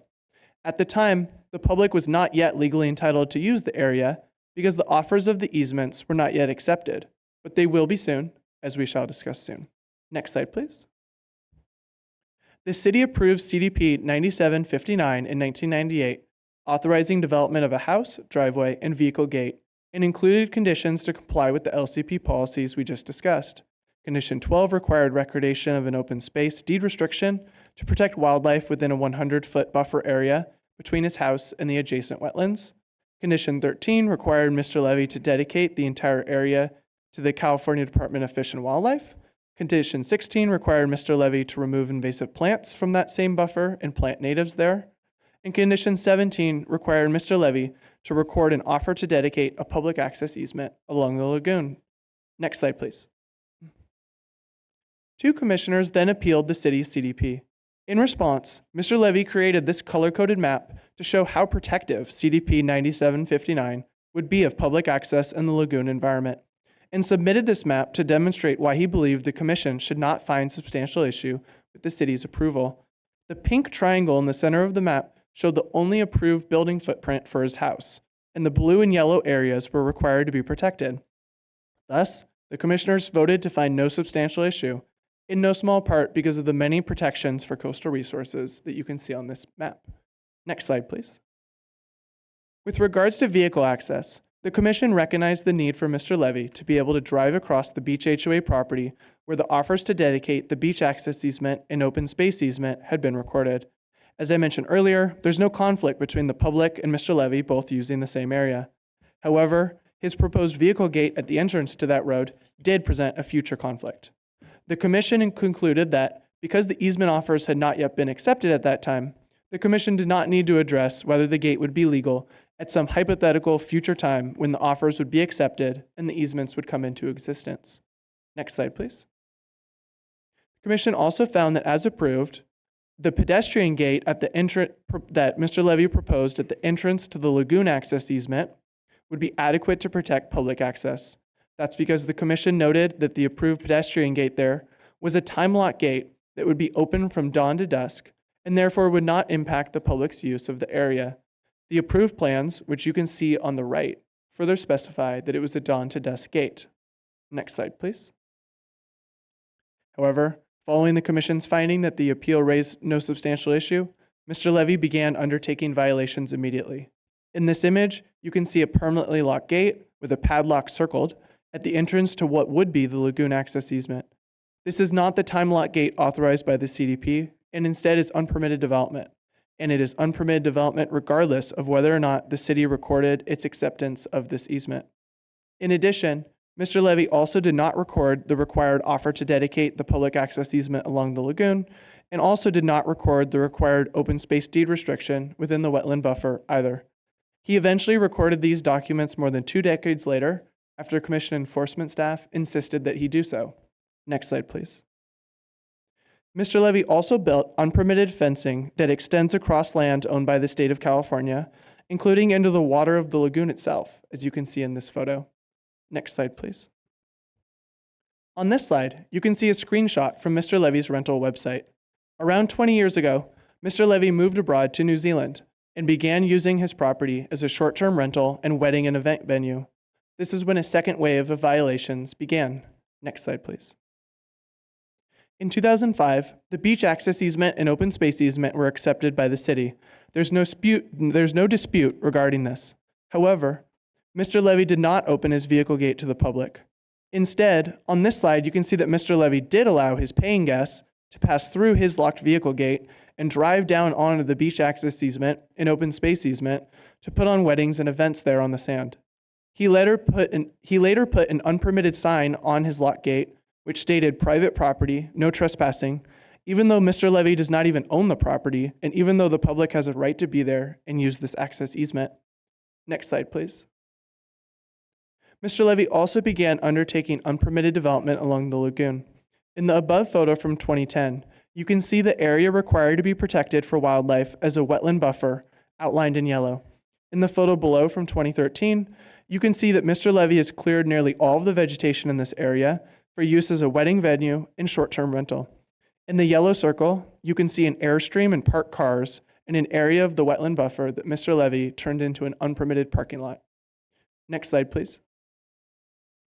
Here are some more before and after images. On the left, you can see vegetation on both sides of the house in 2008, and on the right, in 2012, this area of wetland buffer was cleared down to the bare earth. Next slide, please. In this image, you can see the wetland buffer outlined in yellow and how Mr. Levy cleared virtually the entire area of vegetation by 2012. It's worth noting that this area was required to be dedicated to cowfish and wildlife, and that Mr. Levy therefore undermined the goal of this requirement through all of his unpermitted development. Mr. Levy's CDP also required him to record an open space deed restriction to protect the area you see here, which he did not do until August of this year, over 25 years after he obtained his CDP. Next slide, please. This photo from 2014 is helpful to illustrate the scope of the unpermitted parking lot. We count at least 24 cars parked there, with room for plenty more.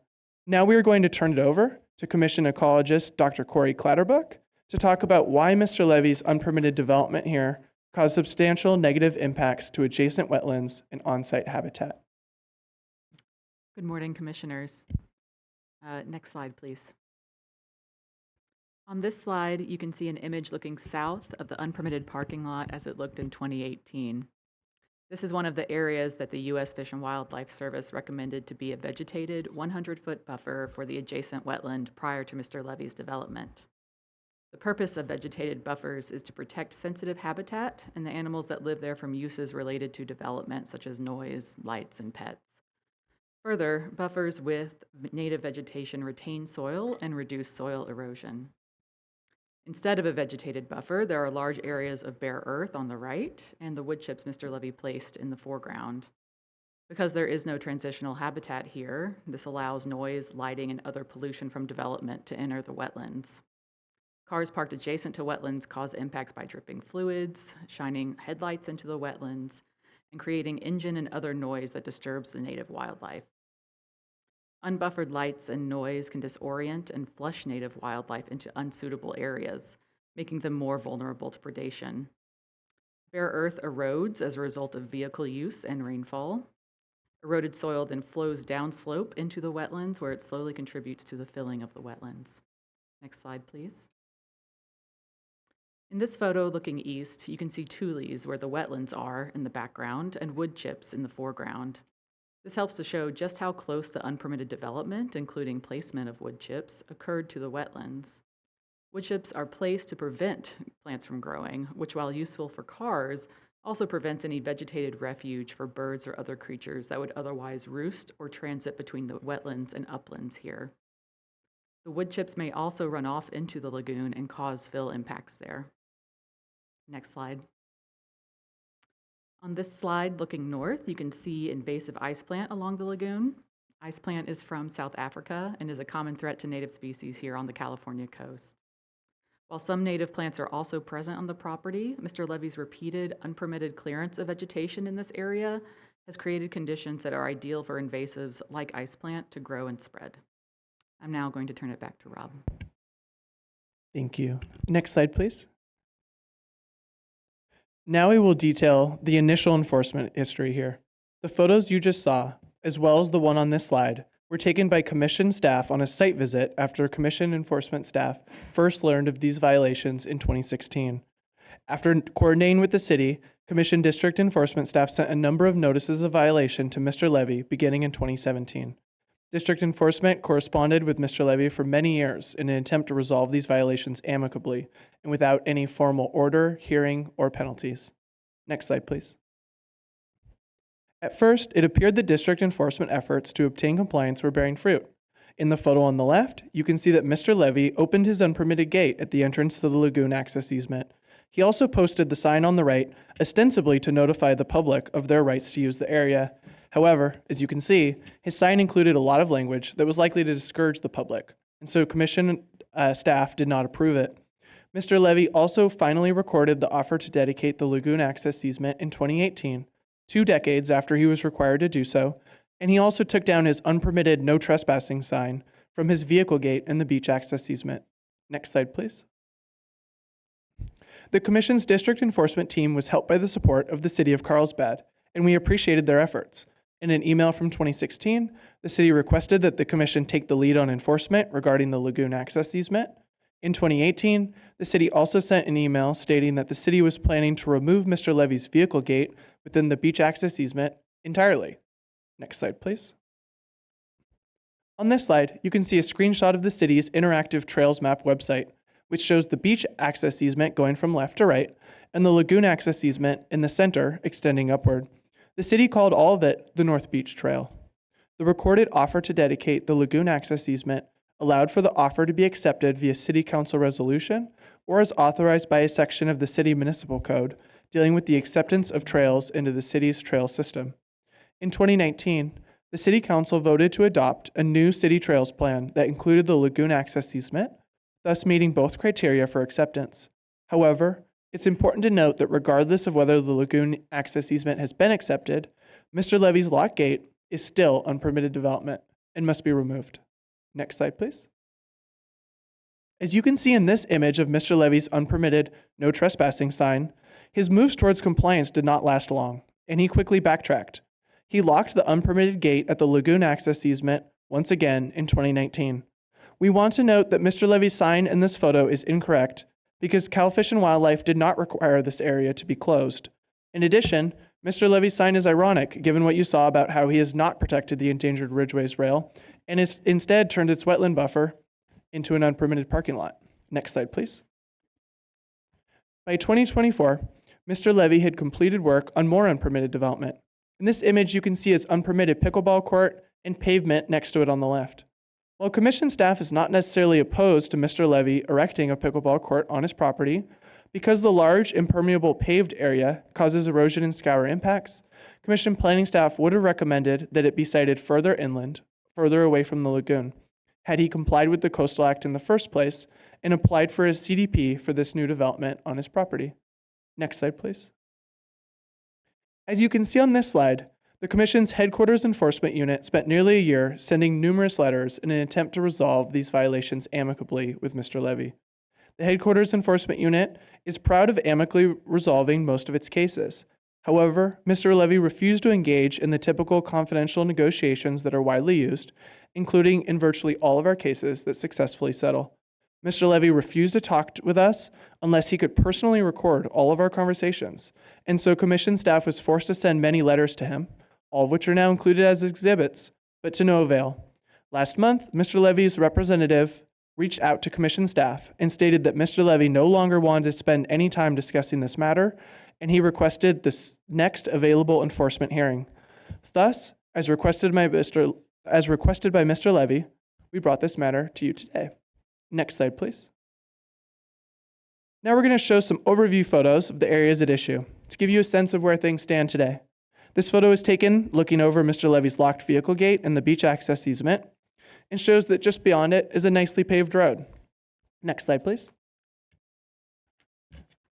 And here's another image further down the same paved road within the public access easement. Next slide, please. On this slide, you can see that the road on the beach access easement soon reaches a fork. On the right, the paved road continues to Mr. Levy's property. It's worth noting, though, that the beach HOA owns all of the land that you see here. On the left, you can see that another road leads towards North Beach and the mouth of the lagoon. That unpaved road is currently used by city vehicles, such as lifeguard trucks, but because of Mr. Levy's gate, the public cannot similarly use this public access way. Next slide, please. This image shows the view further down the unpaved road. This is all within the beach access easement and could easily accommodate things like off-road wheelchairs, beach wheelchairs, disability wheelchair vans, strollers, beach wagons, or bicycles. However, this area is completely inaccessible to mobility devices due to Mr. Levy's locked vehicle gate. Next slide, please. On this slide, you can see the end of the road, where it reaches North Beach in the mouth of the lagoon. This large, relatively flat area of back beach would be ideal for families to enjoy the beach with wagons full of things like tents and beach chairs, or for persons with disabilities to enjoy the views without having to go into the deep sand. Next slide, please. This photo shows the beautiful views at North Beach from the end of the road and beach access easement. The lagoon reaches the sea here, which makes for a unique coastal ecology and experience. Next slide, please. This photo shows the sandy shoreline at North Beach down coast of the lagoon. This area is being used by members of the public because of its proximity to the only open beach access way here, which is a large set of stairs. Next slide, please. On this slide, you can see the only public beach access way to North Beach. It includes 45 steep steps and presents a major barrier to accessibility for many people. Next slide, please. Now for some photos from the mouth of the lagoon. In this image, you can see Mr. Levy's house circled on the right behind the Thule. On the top left, you can see water birds resting on the power line. Next slide, please. Here's another image of the lagoon. In the center of the photo, you can see someone fishing along the Thule. The lagoon is a popular place for fishers and birders to visit and would be even more accessible had Mr. Levy not installed a permanently locked gate that blocks the lagoon access easement. Next slide, please. These violations also raise environmental justice issues because as a result of the violations, persons who cannot use the steep 45-step stairway on the left are unable to access North Beach in the mouth of the lagoon, while Mr. Levy and his paying guests get to enjoy the nice road on the right. These violations disproportionately impact persons with disabilities. Next slide, please. On this slide, you can see a map of the nearest beach access ways that are accessible for persons with disabilities. The yellow star shows the area at issue at North Beach. To the north, the nearest accessible beach access is at Buccaneer Beach, 2 miles away in Oceanside at the top blue star. To the south, the nearest is Carlsbad State Beach, a mile away at the bottom blue star. Both of these other access ways are separated from North Beach by many seawalls, which erode the beach and make it difficult to access North Beach from those other access ways. And this difficulty is exacerbated for someone attempting to use a beach wheelchair to do so. Next slide, please. In this photo, you can see Mr. Levy's vehicle gate code box within the beach access easement. Now we're moving on to Commission staff's recommended orders and penalties. The Coastal Act authorizes the Commission to issue a cease and desist order when development has occurred without the required Commission permit, or is inconsistent with an existing Commission permit, or is in violation of an LCP, all of which is the case here, as is explained in detail in the staff report. Next slide, please. In this slide, you can see that in addition to the continuing impacts of the invasive plants and erosion caused by his unpermitted development, Mr. Levy continues to clear vegetation in his unpermitted parking lot area within the wetland buffer as recently as this year.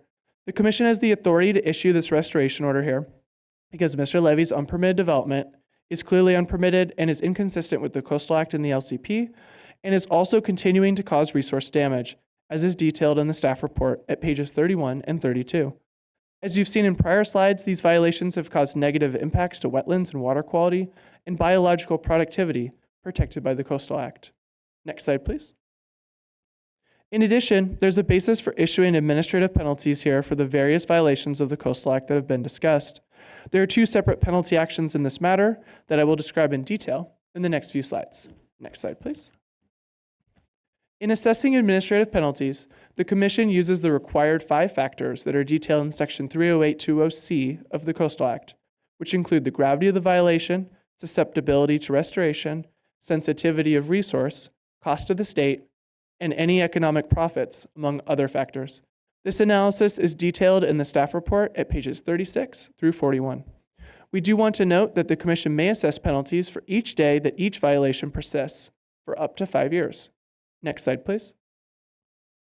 In this photo, you can see a wide beach at North Beach.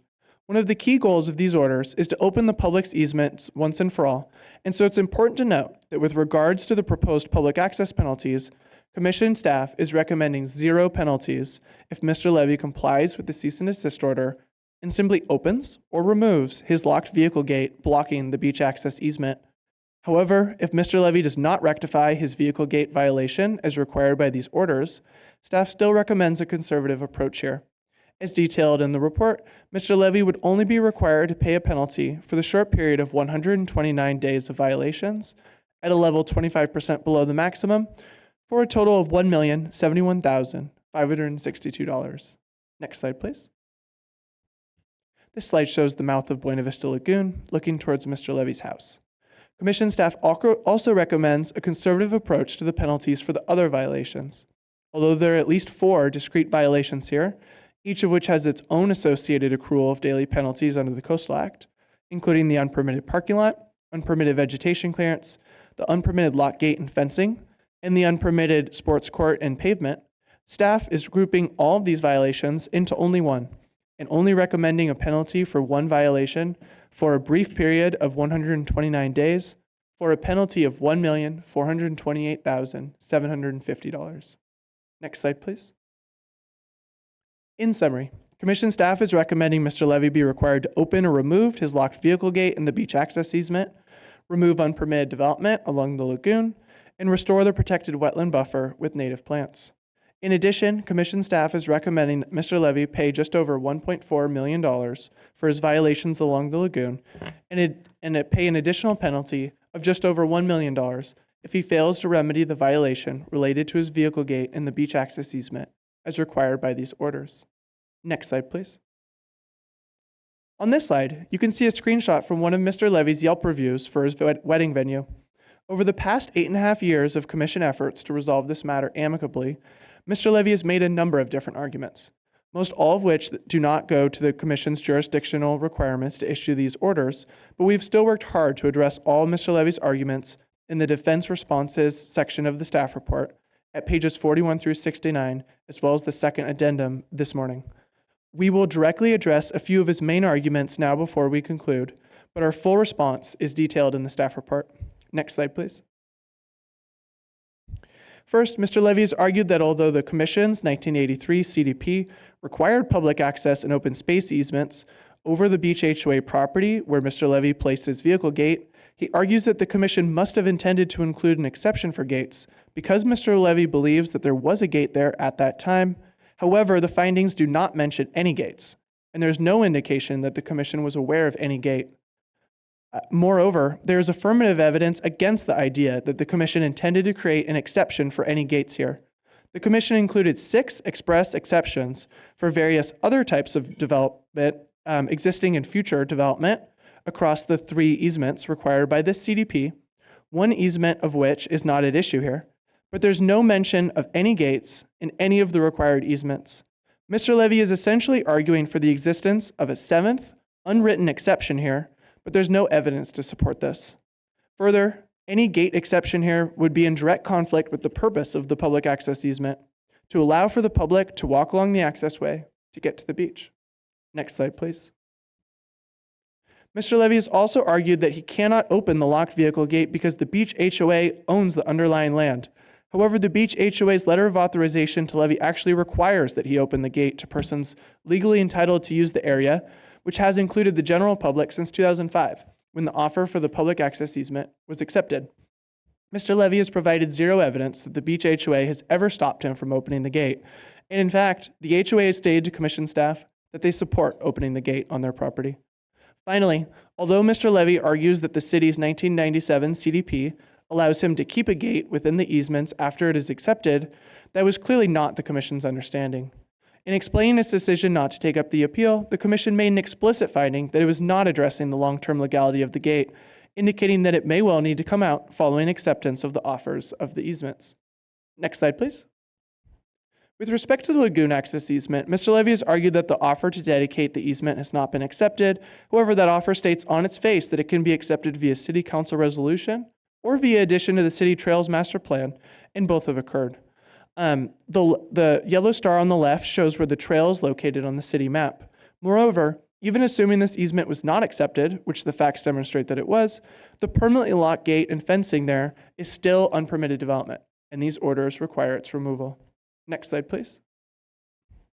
On that point, Mr. Levy has argued that he has a right to keep a locked gate because he argues that the lagoon access easement is not accepted. However, he has no Coastal Act authorization to do so either way. The Commission stated in 1998 that it only found no substantial issue here because Mr. Levy was proposing a dawn to dusk time lock gate.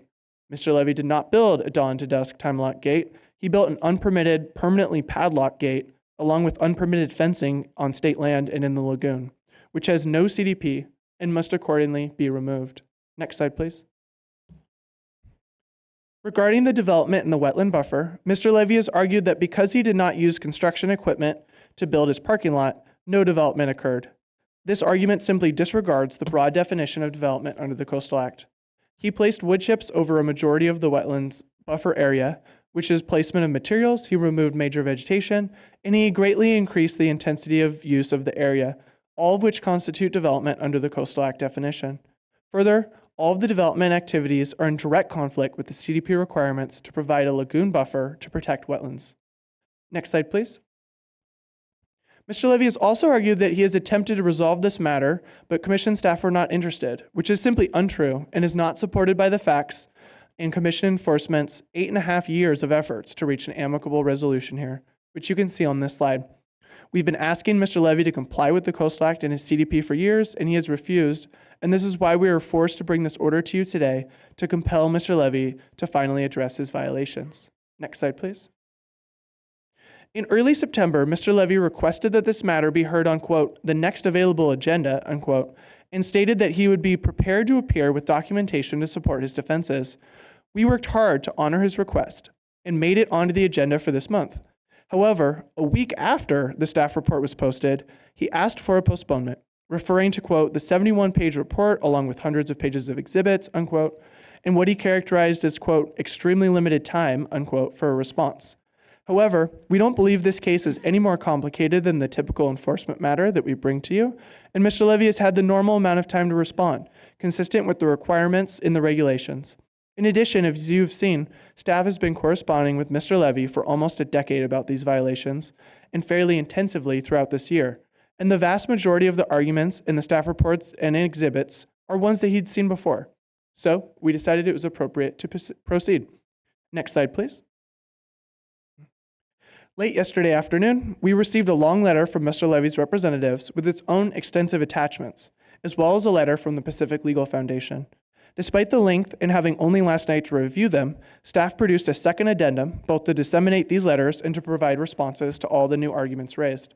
One such argument was that Mr. Levy submitted a new Public Records Act request yesterday, the day before this hearing, and then argued that this hearing should be postponed until we respond to this latest request. However, that request is largely duplicative of previous requests, as well as the correspondence in the first addendum, which he had requested yesterday. Commission staff already fulfilled his first request and sent him more documents yesterday. In addition, the first addendum includes virtually all of the additional correspondence in his most recent request, and there's no rule requiring the Commission to delay an enforcement action in response to a PRA request. Next slide, please. And finally, here's a photo of Mr. Levy's locked vehicle gate as it looks today. While we spent a lot of time walking you through the history and all the resources that continue to be affected here, this case is really about Mr. Levy blocking 3 public easements and undertaking unpermitted development directly within a protected wetland buffer area. The Headquarters Enforcement Unit is recommending adoption of the proposed orders and penalties in order to finally right these wrongs and provide important beach and lagoon access for persons with disabilities, as well as families with wagons, bicyclists, birders, fishers, and the general public.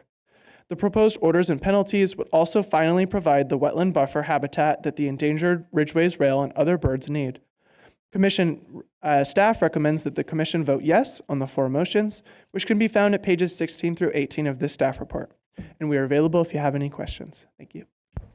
Thank you very much. Much appreciated. Before we move on to the alleged violator and its representatives, I'm going to suggest that we take a brief break. It's 10:48. If you could all be back at 11, please. And just a reminder, we're in the middle of a hearing, so please no side conversations between commissioners or with the public. Thank you.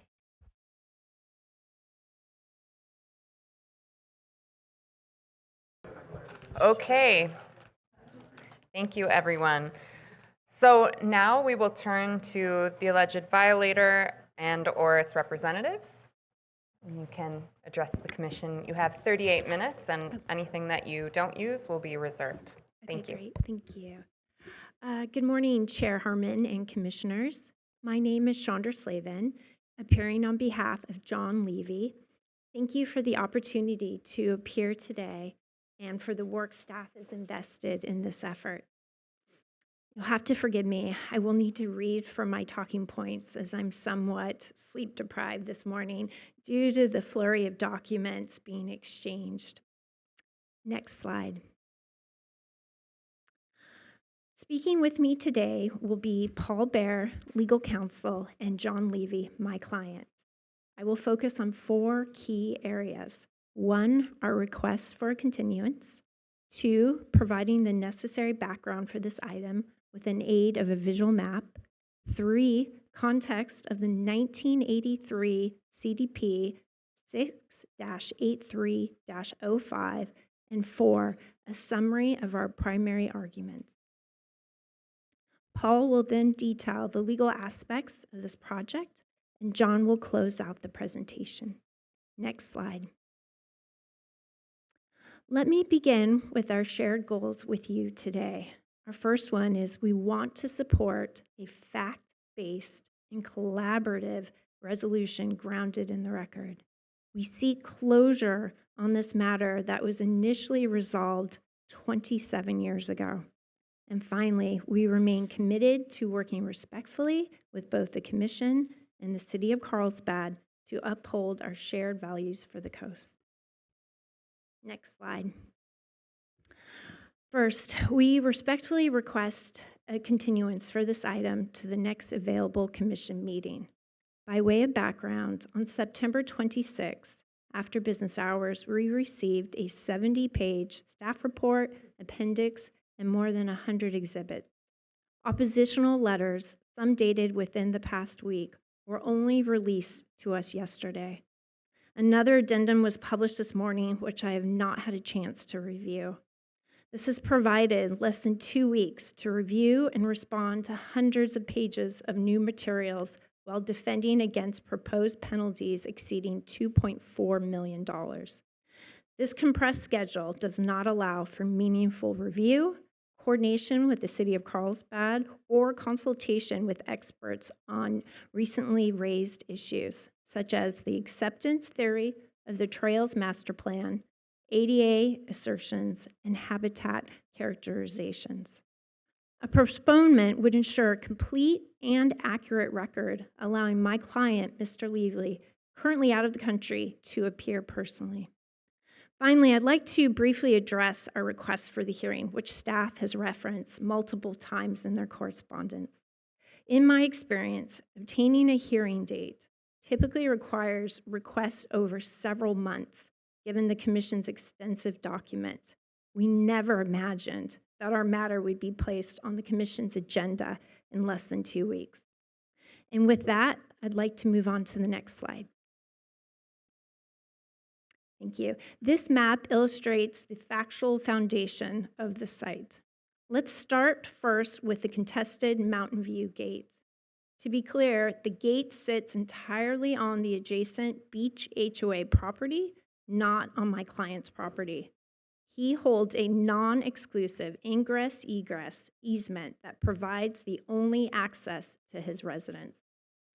The reference 1997 ingress-egress easement, was recorded and used for private vehicular access only and not a public trail. The driveway occupies the full length of the easement. Moving to the conditions contained in the Levy CDP 97-59 listed on the left of the map, I want to state the following. The city approved the completed revegetation, which was condition 16, and the open space deed restriction, condition 12. A 25-foot by 30-foot trail, which is condition 17, remains and which has never been accepted by the city. The trail extends only 300 feet into the property. Therefore, connectivity is impossible, essentially making a trail to nowhere. Adjacent to the Levy property is a very active railroad corridor. Over 90 trains pass daily along the lagoon's edge, highlighting serious safety risks associated with uncoordinated public access. In summary, the physical and legal record confirms that the alleged accessway is not open, not accepted, and not located on Mr. Levy's property. Next slide. Moving on, understanding the 1983 approval is essential to contextualize the current staff claims.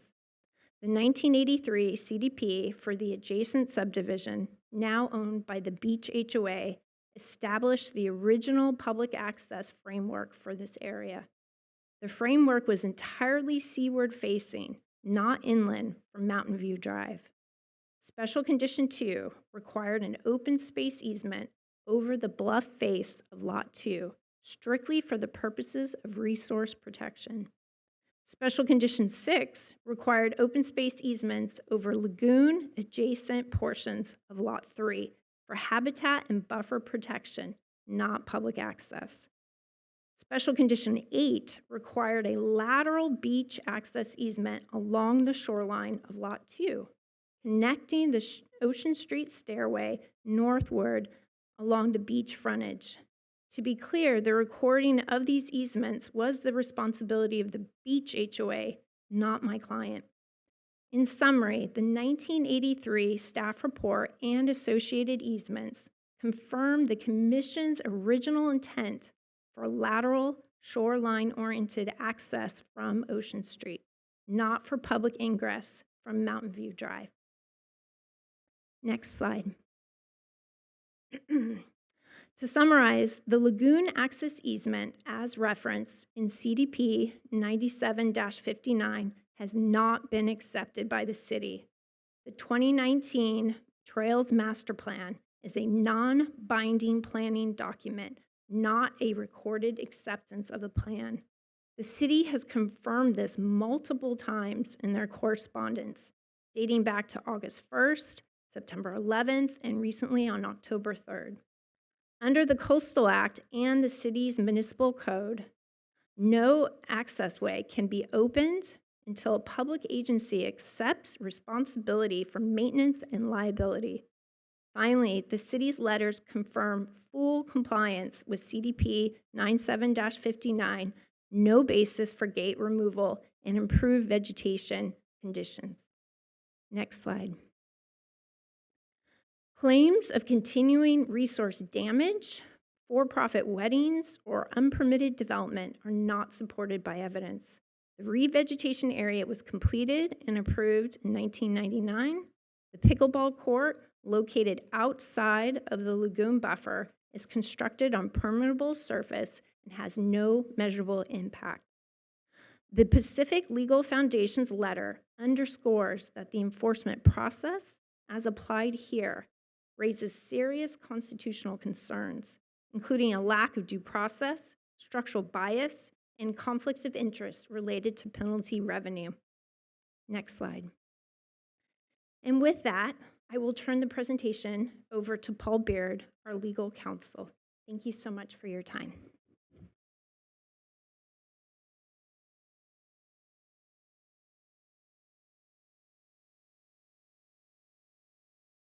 Good morning, Commissioners. Can you hear me okay? Yes, we can hear you. Thank you. Good morning. I'm Paul Beard, and I serve as legal counsel to Ms. Levy in this matter. And I'd like to just briefly address some of the legal deficiencies in the staff's report and recommendation. First, I'd like to underscore again the importance to Mr. Levy of securing a short continuance so that he can adequately present a defense. You know, staff dropped a 1,200 plus page staff report with exhibits and appendix just 2 Fridays ago with the expectation that Mr. Levy's team could thoroughly review all the factual allegations and legal arguments and produce a defense in less than 1 week for a hearing in less than 2. Then just yesterday, we received a 197-page addendum attaching a number of letters from opponents of Mr. Levy, and we haven't had time to digest or respond to those. But based on the date stamps, it appears Mr. Modelmog has had some of those letters since over 1 week ago, yet we only had access to them yesterday. And then I hear this morning that there's another 157-page addendum that was dropped. We weren't given any notice that that was coming or that it would be dropped, and we haven't had an opportunity to review that. So our comments this morning and our submission certainly yesterday is very limited. We did the best that we could to respond to the many claims and arguments made by staff in its lengthy staff report. Just as an aside, while this sort of 11th hour approach to hearings might seem reasonable in the context of routine permitting matters, It's grossly unreasonable and fair in the context of a quasi-criminal prosecution like this one. I mean, the stakes here are extraordinarily high, implicating debilitating penalties, seemingly aimed to ruin and shame the accused. Common sense and due process require more in this sort of unique context. So we would again ask for a short continuance so that we could put on a full defense. Second, with the limited time that we've had, we've been able to cobble together a response, at least, to some of staff's conclusions regarding the alleged public access violations, based on the gate off of Mountain View and the gate at Mr. Levy's property adjacent to the lagoon. And we've concluded that neither alleged violation has occurred here under the law. So starting with the Mountain View gate, there's been a permanent barrier at Mountain View on the beach HOA's land since at least 1983, when the subdivision was approved. Mr. Levy obtained the HOA's limited consent to make that barrier into a mechanical gate, but the location and the dimensions of the barrier have not changed. The gate is located on Mr. Levy's limited access easement that provides ingress and egress from his home. But again, it's on the beach HOA's land. It is not a temporary or easily removable gate, and the gate was designed and built for this specific location at the entrance of Mountain View. Mr. Levy and the beach HOA never had an agreement, written or oral, permitting him or anyone else to remove the gate or to modify its use by, for example, keeping it permanently open. That would have been a modification that runs counter to the beach HOA's historic placement of a barrier there, even before Mr. Levy owned the property.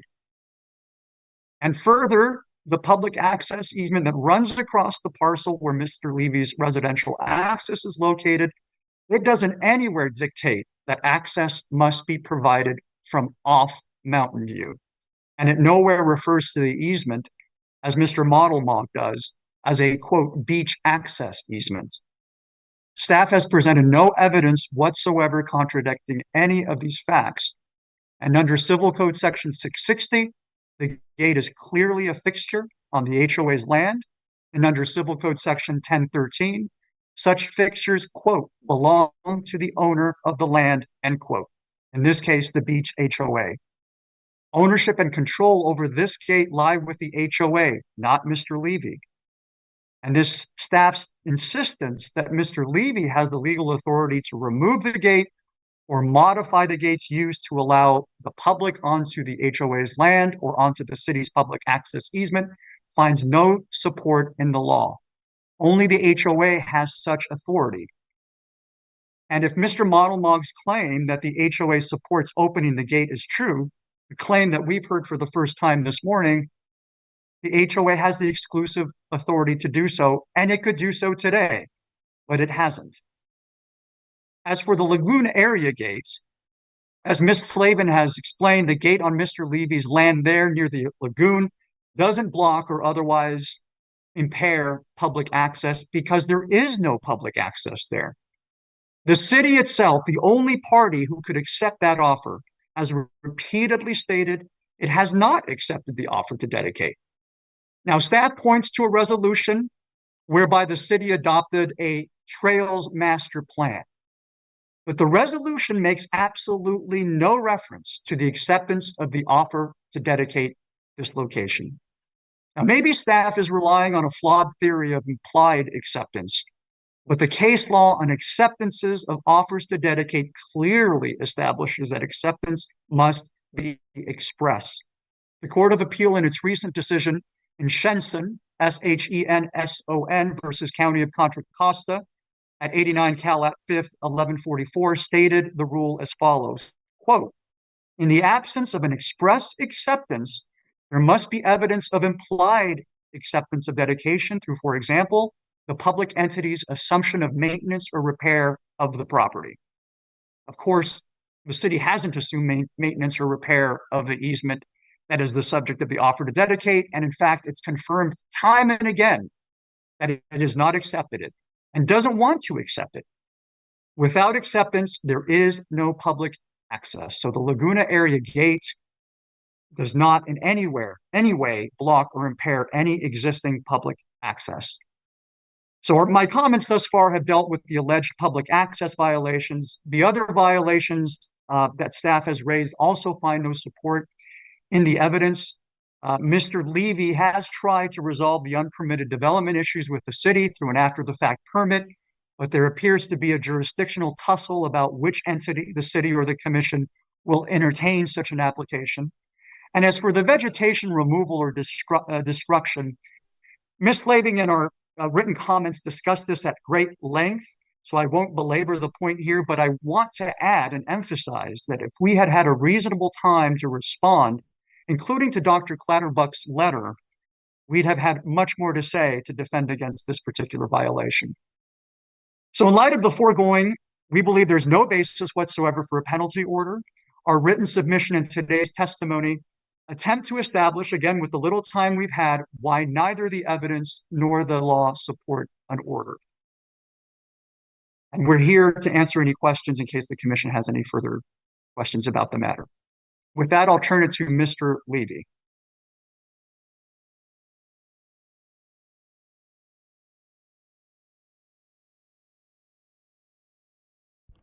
Mr. Levy, you can unmute yourself.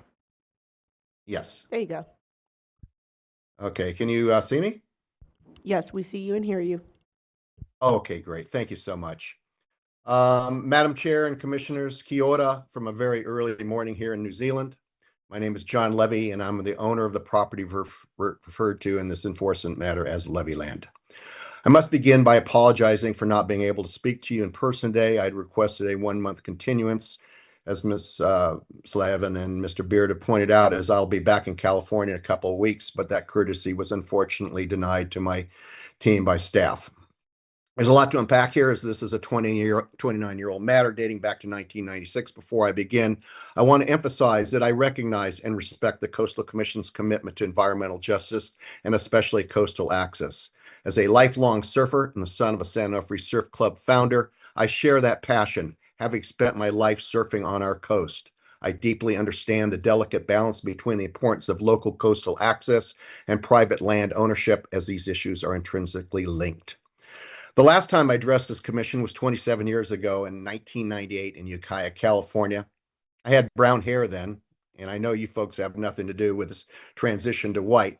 But seriously, I've spent 2 years negotiating, or I had spent 2 years negotiating with 9 different resource agencies, with the San Diego coastal staff being the lead agency in the negotiations. After 2 years, 96 through 98, local coastal staff approved the mitigated negative declaration, and the city of Carlsbad issued CDP 9759. Incredibly, staff appealed it, destroying all of their records and feigning they had never heard of the project. When Commissioner Christine Kehoe learned of their malfeasance, she asked that her signature be taken off the appeal, which staff refused. The full commission heard and denied the appeal in September of 98, and Chairman Rusty Arias turned to District Director Chuck Dahm, directing him to apologize for his staff behavior, which they did. As I watched staff's presentation today, I would like to remind everyone there are 2 sides to each story. Just as in the 1998 hearing, there are many falsehoods that staff is pointing out here today, with photos and misrepresentations of what has actually happened here. First, I would like to point out, to my knowledge, I have not heard that the Beach HOA has supported opening the gate on Mountain View Drive. As I've always said, it is the Beach HOA property, and they solely have the legal ability to open the gate. I think a good question to ask is, why haven't they? I'm not preventing them from doing so. It's their gate. Secondly, I think it is important to point out about the weddings Mr. Mogg has referenced. I did not rent my house out for weddings. I allowed them. In our exhibits, you will see that my rental agreement did not mention weddings. It was strictly a weekly beach rental. However, I was providing de facto beach access by allowing people an affordable place with access to the beach for their weddings. I live in New Zealand. I had no idea that unpermitted activities such as parking in the open space was taking place, and these are the first time I've ever seen these photographs. To be honest, these photos that I've just seen were taken in 2014 when I was in New Zealand undergoing care for stage 4 cancer. As you can imagine, my property in California was not at the forefront of my thoughts. Moving on to response to the notice of violation, I was astounded to receive this NOV last October because I am not blocking public access, among many other false allegations in this notice of hearing. These facts, as presented by the City of Carlsbad attorney and the Director of Community Development, letters dated 8/1/25 to Mr. Modelbog, and again to the Chair and Commissioners last Friday on 10/3/25, specifically addressing the City of Carlsbad's position to this matter. Despite Mr. Modelbog's many false accusations today about me not wanting to work with staff, the record clearly shows that I responded in a timely, professional, and respectful manner to each of his letters. However, it was Mr. Modelbog who refused to communicate, repeatedly demanding a non-recorded settlement conference. I offered multiple times to speak with him, providing the conversation was recorded.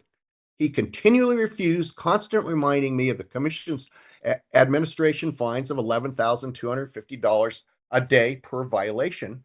Given that Mr. Modelbog is essentially a prosecuting attorney and I am a defendant-like position, it is imperative to have a memorialized, audible record. He didn't think so. On May 19th, 2025, I wrote to Lisa Haig expressing my frustrations with Mr. Modelbog and requesting that I be assigned a different prosecuting staff person. I never received the courtesy of a response. The City of Carlsbad's findings on CDP 97 and 59 and false accusations of blocking public access on Mountain View and the non-accepted IOD trail. In May, I requested a code of compliance letter from Mr. Eric Lardy, the planning director, for the Carlsbad City, to certify that all 19 conditions of the CDP had been met in 1998. The staff had jurisdictional authority since they issued the CDP, oversaw the appeal, and oversaw the compliance of the conditions. On May 23rd, Mr. Modelbog sent a rather threatening letter to the city not to issue the Code of Compliance letter stating, importantly, please note, that is also our understanding from our conversation yesterday that Mr. Levy is requesting the city provide him with documentation asserting that Mr. Levy is somehow in compliance with CDP 9759. This is unfortunate, since this would be clearly contrary to the facts and the CDP, as well as contrary to the city's prior written positions. As a 50-year resident of Carlsbad, I am fully within my rights to request a Code of Compliance letter from the jurisdictional authority, and in my view, this behavior is troubling. The City of Carlsbad has subsequently affirmed my compliance in respect to the allegations. August 1st, 2025, City Attorney Marisa Kawaki wrote a 51-page document outlining the city's position regarding public access at the Mountain View Gate, confirming that I was not blocking public access. The document cited a 1998 post-appeal Coastal Commission staff report. There's always been, and I quote, there's always been a permanent lock gate at Mountain View on the beach HOA's land since I obtained the HOA's limited consent to make it electric, but the location and dimensions did not change. The gate is located on my access easement to my home, but again, it is on the beach HOA's land. It's not temporary or easily removable gate, and the gate was designed and built for this particular location where it had found at the entrance of Mountain View Drive. Me and the beach HOA never had an agreement, written or oral, permitting me or anyone else to remove the gate or modify its use, for example, keeping it permanently open. I would like to confirm Mr. Beard's comments to this effect. Also on August 1st, Community Development Director Jeff Murphy responded to Mr. Modelbog with a Code of Compliance letter in a 91-page document. He found me compliant with all 19 conditions of CDP 97, with the exception of a minor deed restriction not being recorded that has since been cured. Most importantly, he addressed the fact that the city has not accepted the public access or offer of dedication IOD to the public trail, despite Mr. Modelbog's false narrative that it has been accepted. The bottom line is that I'm in full compliance of my CDP 27 years ago, and I'm not blocking public access. Finally, consequences of staff misconduct. In early August, I learned of another disturbing development. Mr. Modelbog had leaked the notice of violation to Mitch Silverstein, California Policy Senior Coordinator for the Surfrider Foundation, who disseminated it to several local environmental NGOs and most significantly to Phil Dial, a reporter for the San Diego Union Tribune. This led to the first article parodying the false narratives of the NOV, followed by an article in the Coast News. Meanwhile, many speakers continued to parrot the NOV to the City Council. I invited them to all come down to get a first explanation of what was actually happening. They all refused except for Mr. Silverstein. I anticipate they will continue to speak today here, supporting Mr. Montalbog's false narratives. Additionally, Mr. Montalbog shared the Nanovi with 3 neighboring properties, the beach, summer house, and the San Malos HOAs, with a rather disparaging letter about me. What I find interesting is that none of these people, including Mr. Montalbog, to my understanding, have ever set foot on the property.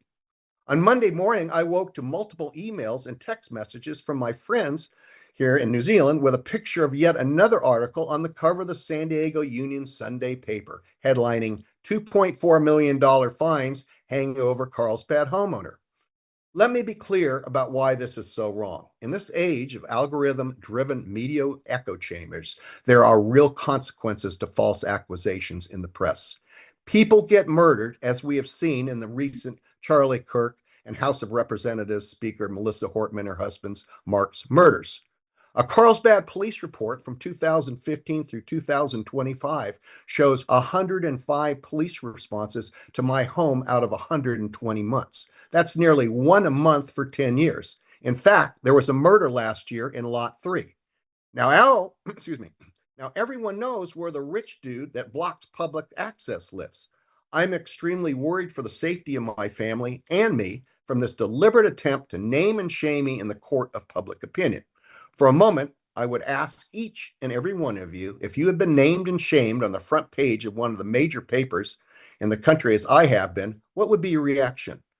That is precisely why we requested a hearing that should be adjudicated by the commission itself, not the press, albeit we have had 2 weeks to respond to, as Mr. Beard has pointed out, this very lengthy staff report. Conclusion and request, I respectfully ask the commission to focus on our comprehensive body of evidence, factual evidence. Please read the multitude of documents from the City of Carlsbad Attorney and Development Director, including the 167-page letter from last Friday's address to the chair and commissioners. Please read the comprehensive submission from the Pacific Legal Foundation as to the egregious proposed fines. Excuse me. I'm not blocking public access. I was in full compliance with my CDP 27 years ago. I did have a pickleball court on Lot B, which is legally separate lot, not in the open space setback area as the staff report falsely states. I was in New Zealand when it was built, and the contractor was not aware a CDP was required, nor I. I've submitted an affidavit from the contractor attesting to that. I'm now in the process of applying for one, even though the city has always been considered to have LCP jurisdictional authority on my property. In light, they have issued the CDP. Now, 27 years later, staff, because of mismapping issue, is now claiming jurisdiction. I meet all aspects of Section 30613, and I ask that the commissions grant me the City of Carlsbad can rightfully regain jurisdiction. I respectfully ask that this matter be brought to a close or continuance, just as it was 27 years ago. Thank you. Okay, thank you very much. And I didn't catch the clock at the end there. Okay, thank you very much. You'll have 9 minutes that we will hold in reserve. Thank you. And now we will move to public comment. Are any public comments on this issue, please?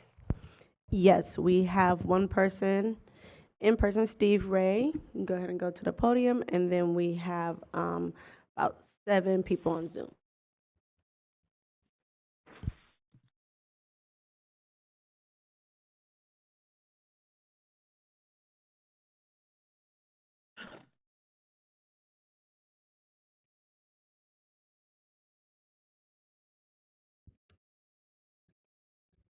Well, good morning or good afternoon, I guess it is now.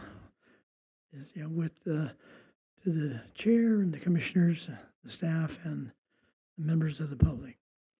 I'm going to take issue with both sides here on different matters. First of all, the plea of ignorance, a plea of lack of information, plea of lack of time by the defendant's side. I'm sorry, I have trouble buying that. This has been going on for years, even decades, and to plead ignorance when I just listened to the defendant, seems like a very, very intelligent, person, very knowledgeable about this whole process, has a great command of the facts. I can see how he could be very persuasive and everything.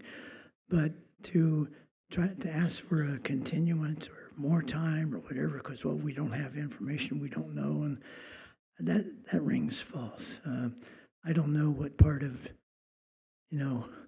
of years and decades that they don't understand when there's been a lot of delay, obfuscation, and non-compliance during all that period of time. And I'm going to take exception with the staff who did, I thought, a wonderful presentation, and I'm always impressed by how much work they get done. I'm going to take exception with the amount of the fine that they're proposing. I think it's wholly inadequate. All of the years this has been going on, all of the amount of efforts that's been expended over the years, maybe the defendant might want to come back from New Zealand more often and get more involved in all of this. And I know the staff is trying to take an attitude toward correction and compliance, but sometimes punitive measures send a better message. And I think in this case, a more punitive measure, a higher fine, is in order. Thank you very much. Thank you, Steve Ray. So next we have Zoom, which is Kyle Sweetland, followed by Nally Shapiro, followed by Kendra Mueller, followed by Diane Nygaard. I will be moving these all to panelists.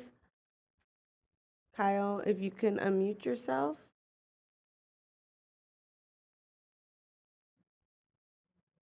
Can you hear me? Yes, we can hear you. Go ahead. Awesome.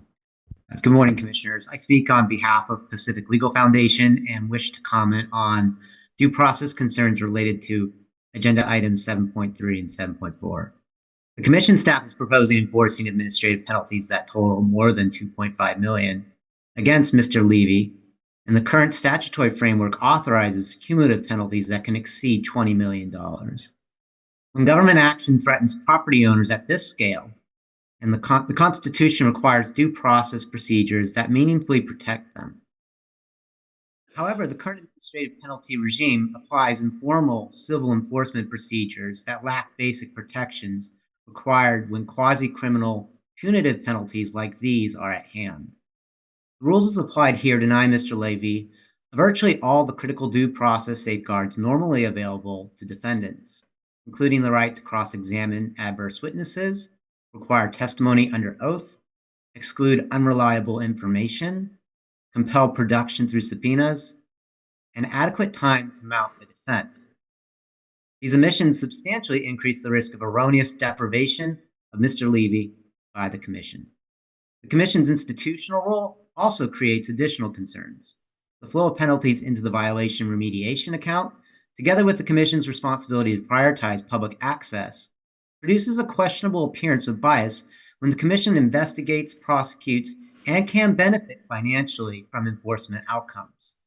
That structural conflict heightens the need for neutral adjudication and enhanced due process protections for the accused. For these reasons, I respectfully recommend 3 actions. First, allow Mr. Levy to have a standard judicial review under Section 30820.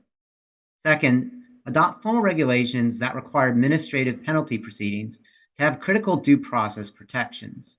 And finally, third, refrain from imposing or escalating any additional penalties or irreversible remedies while those regulations are developed and implemented.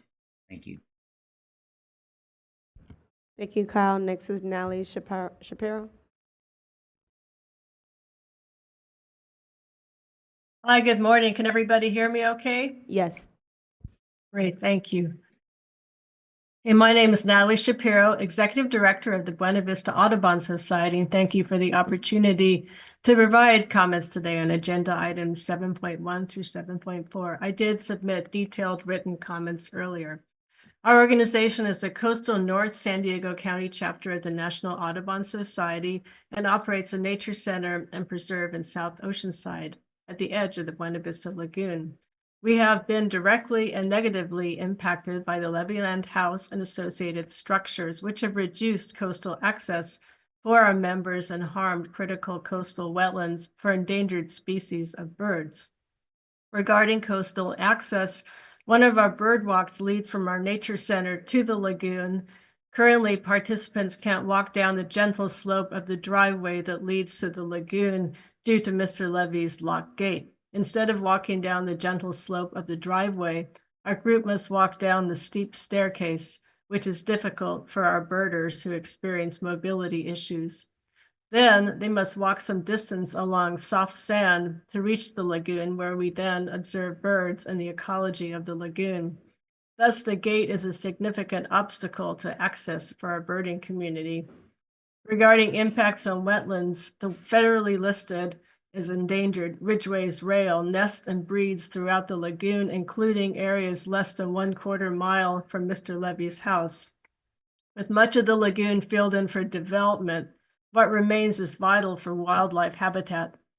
Mr. Levy destroyed wetlands by building a parking lot and clearing vegetation in wetlands by his house, and thus has detrimentally impacted the ridge-raised rail. In summary, we support Coastal Commission staff recommendations and actions. The gate needs to be open to the public, the parking lot removed, and the damaged wetlands need to be restored and protected. Thank you, and this concludes my statement today. Thank you. Thank you. Next is Kendra Mueller. Kendra, if you can unmute yourself. There we go. Good afternoon to everybody. Good afternoon to the commission, and congratulations. My name is Kendra Mueller, and I am an attorney with Disability Rights California, the largest disability organization in the nation. Disability Rights California holds the unique position under federal and state law as the agency responsible to provide investigation, education, litigation, regulatory, and advocacy projects to address disability discrimination. Disability Rights frequently interacts with many disabled community members who have experienced a lack of equal access to California's nature and green spaces. First, I want to recognize that DRC recognizes and deeply values the dedicated work in safeguarding California's coast and ocean and public access. Indeed, disabled individuals have strongly advocated for environmental justice matters because of the fact that pollution and environmental violations disproportionately affect those with disabilities and can also cause disabilities. So we strongly support access to clean air, water, and soil for healthy, safe, and livable communities. DRC's expertise lies in disability rights law. So in addition to the violations that are asserted in this hearing, DRC affirms that a lack of access to public accommodations is a violation of state and federal disability law. Individuals with disabilities deserve equitable access to California's natural beauty and the outdoor recreational opportunities it holds. Many individuals are eager to participate in activities such as sightseeing, birding, picnicking, hiking, fishing. However, accessibility barriers often prevent this. We're happy to report that this case actually presents a really easy fix, as there's not necessarily any need for additional construction or access modifications. The only requirement to provide public access is to simply open the gate. That is a very easy remedy. And finally, I would like to tell you my personal lifelong experience.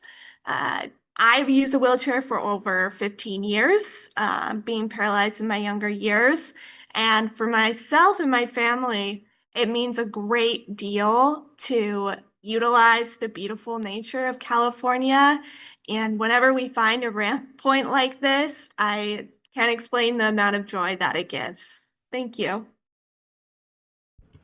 Thank you, Kendra. Next is Diane Nygaard. Diane, if you can unmute yourself.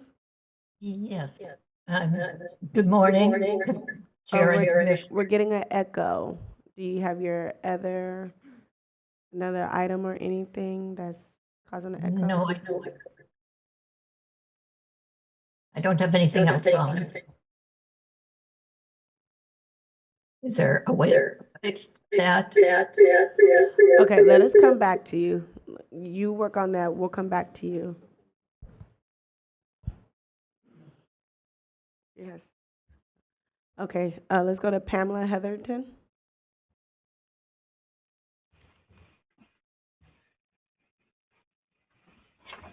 Good morning, Commissioners, and a warm welcome to our new member. And I want to thank Director Kate Hucklebridge for coming to San Diego for our 9th Annual Environmental Leadership Summit. She was a real joy to listen to. I am Pam Hetherington, speaking on behalf of the Environmental Center of San Diego. Thank you for agendizing this important item today. The public trust doctrine guarantees that our coast and waterways remain accessible to everyone. It's one of the cornerstones of this commission's jurisdiction, and I hope our new commissioners are already familiar with its importance. In San Diego, we've seen too many examples of blocked public access, from the Princess Street Coastal Access Trail, which has been closed for more than 35 years, to more recent issues at Campland and Paradise Point in San Diego's Mission Bay. These cases remind us that protecting access is not just a legal responsibility, it's an ethical one. Far too often, individuals or businesses try to limit access to our shared coast for personal or financial gain. We strongly support staff's cease and desist order, restoration order, and administrative penalties proposed today. Enforcement is critical. The public only becomes aware of their rights to the coast when this commission holds the violators accountable. We urge you to uphold the staff's recommendation and take decisive action at the Levyland site to restore public access and reaffirm the commission's commitment to the public trust doctrine. Thank you for your time and for continuing to protect California's coast for all of us. Thank you. Next is Andrew Mayer.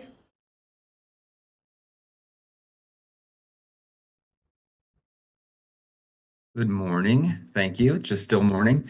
My name is Andrew Meyer. I'm the Director of Conservation at the San Diego Bird Alliance, another bird-focused group. I'm glad that our partner at the Buena Vista Audubon Society is also here talking about the real and important and critical work that we could have been doing for decades at this particular spot to improve the habitat for endangered species like light-footed ridgeways rails. The Coastal Act protects access to the coast for everyone, not just the wealthy few, and Chapter 3 of the Act forces the Commission to pursue habitat restoration wherever possible. This opportunity for habitat restoration, agreed to by the applicant, has been unrealized for decades. The development was very controversial at the time, decades ago, when it was proposed, which is why the Coastal Commission included these kinds of permit conditions to require coastal access and to restore sensitive habitat along the lagoon, the publicly owned and public benefit of the lagoon. This seems like it is a willful, intentional violation by the owner, locking the gate, preventing coastal access, and not restoring the habitat as required.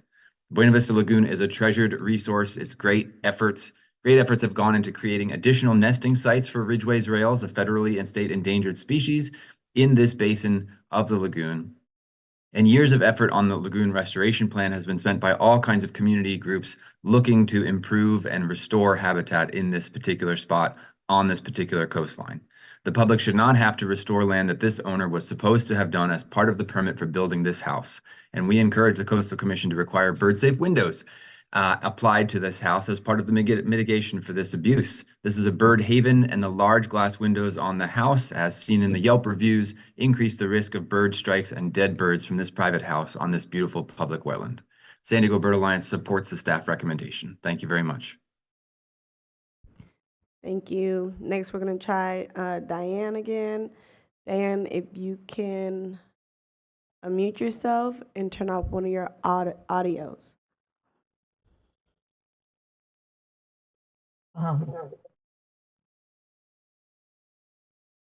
Diana, can you speak up so we can hear you? Yes, I'm afraid I don't know how to do that. If the only audio I turned Diane, you're off. still echoing. You are on our end logged in on two places as an attendee and as a panelist. If you are listening back on audio, could you turn your speaker down? Because I think the audio that you're listening to is providing feedback. It's in a loop. And Is that better? yes, now go ahead. Okay. When I turn it down, you couldn't hear Now me. it came back. When it's down, can you hear me now? Yes, now we can hear you. You can? Go ahead. I'm sorry. When I turn it down, you can't hear me. Ma'am, please mute one device and then go ahead.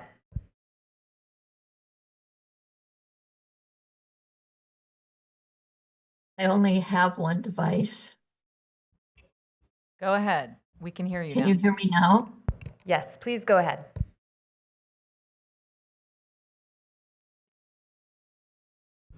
Diane, please speak. Sorry, I don't think this is going to work. I only have. Hi, Diane. This is Ray with AGP Video. Can you do us a big favor and just log out on all devices? We'll go ahead and move on to the next speaker, and then we can move you back to a panelist.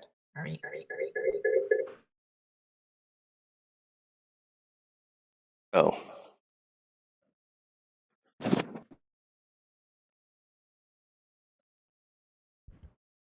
Okay, we see your video. We just need you to try to talk clearly. Oh.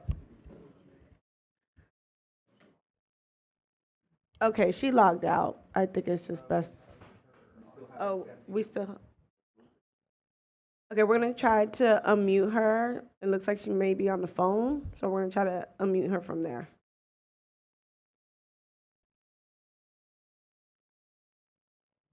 Diane, if you can speak.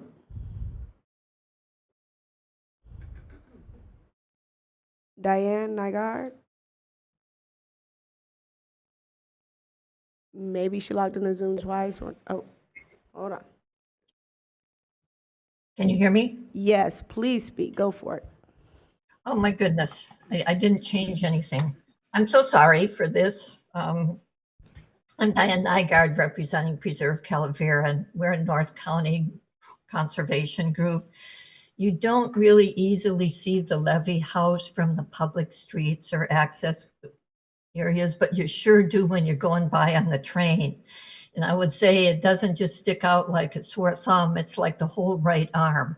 You got some sense of that when you saw some of the images. There really isn't anything else that sticks out into the lagoon like this. And I really wonder if this house would even have been permitted by today's Coastal Commission. But seeing that really gives you an idea about why the Coastal Commission was so concerned about this when they issued the initial permit, and why they put the conditions on that they did to protect public access and habitat restoration. It was several years ago that I looked through that locked gate on Mountain View to see what the conditions look like. And I was pretty shocked to see piles of landscaping debris right there, lawn clippings and palm fronds and cuttings from vegetation. A fresh pile, but there were also numerous old piles. So it clearly had been going on for some time. I filed a code enforcement complaint with the city of Carlsbad, and it was cleaned up, and I believe that practice has stopped. But to me, I think that's pretty telling of the respect for the priceless coastal resources that this owner has demonstrated. That was just what one person could see looking through the fence at one time. And we now know that there are numerous violations and things that have been built that were done without permits and without really protecting the priceless resources of our lagoon. So we fully support all 4 enforcement actions of the Coastal Commission staff. In fact, we think they've gone pretty easy on it, given the flagrant nature of these violations. And we really urge you to vote yes for them. Thank you. Thank you, Diane. We have one person, Pinel, on Zoom, but we don't see them, so that concludes all the speakers. Great, thank you very much. Thank you for your help. Okay, and thank you to the public. We will now return to the alleged violator. They have reserved 9 minutes for rebuttal. Thank you, Ms. Thank Slavin. you. I appreciate the opportunity to add some additional comments. I first want to address the comments made by the representative related to ADA. I want to be very clear. Obviously, we respect the ADA and those who are handicapped and so forth, but it's a little more complicated than just simply opening a gate. There's issues of liability and then also long-term maintenance to ensure that the trails meet ADA standards. Again, it's not as simple as one would think. I recently did a walk with the city's director and Parks and Recs on another trail, again for Coastal Commission, and they went into great detail on the costs and the cut, fill, slope, all the technicalities to make a trail safe. And as I've noted before, the city has not accepted the trail on my client's property. We surmise that it's due to the fact that it does not connect to anything, and they do not want to take on the liability and long-term maintenance to ensure that it's ADA specific. Then moving on to the beach HOA parcel. Again, it's not as simple as just opening up the gate. It would be the beach HOA's responsibility to ensure that that area is ADA compliant and follows all of those requirements, which I think then begs the question here that we're missing a few key characters here. First of all, we haven't heard the city of Carlsbad say that they want this easement, that the gate should be opened. They've been firmly against that and have supported our efforts, and those are the letters in the record. We have yet to hear directly from the beach HOA that they have an intention to open the gate. This was the first that we heard that today in staff's presentation. And again, if it was so easy, why have they not opened it? And I can say, as of today, it is not opened. So thank you, and I'm going to leave the rest of my time to my fellow applicants. So thank you. Thank you for listening.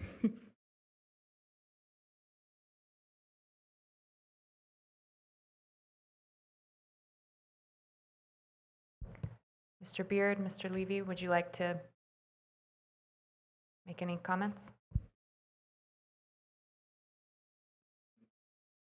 While Mr. This is Paul Beard Okay. again. While Mr. Levy is preparing his remarks, I just wanted to say one thing.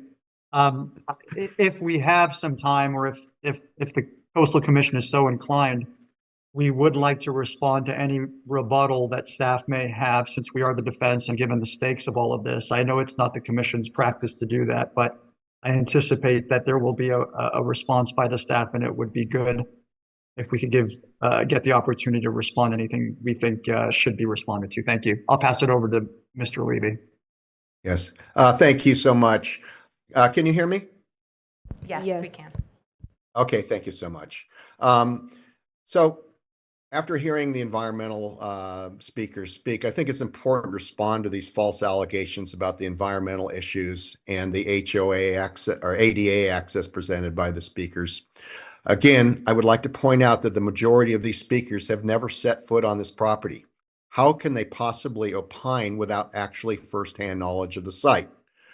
And then in reference to these issues, or these alleged issues of environmental damage, I think it's important to look at the open space today, not 15 years ago. As I said, I was in New Zealand. I did not know what was going on at the time, and it was a couple of pictures there that I was not aware of.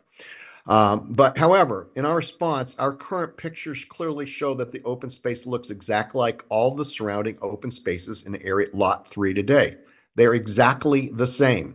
Look at the current pictures, not pictures from 15 years ago.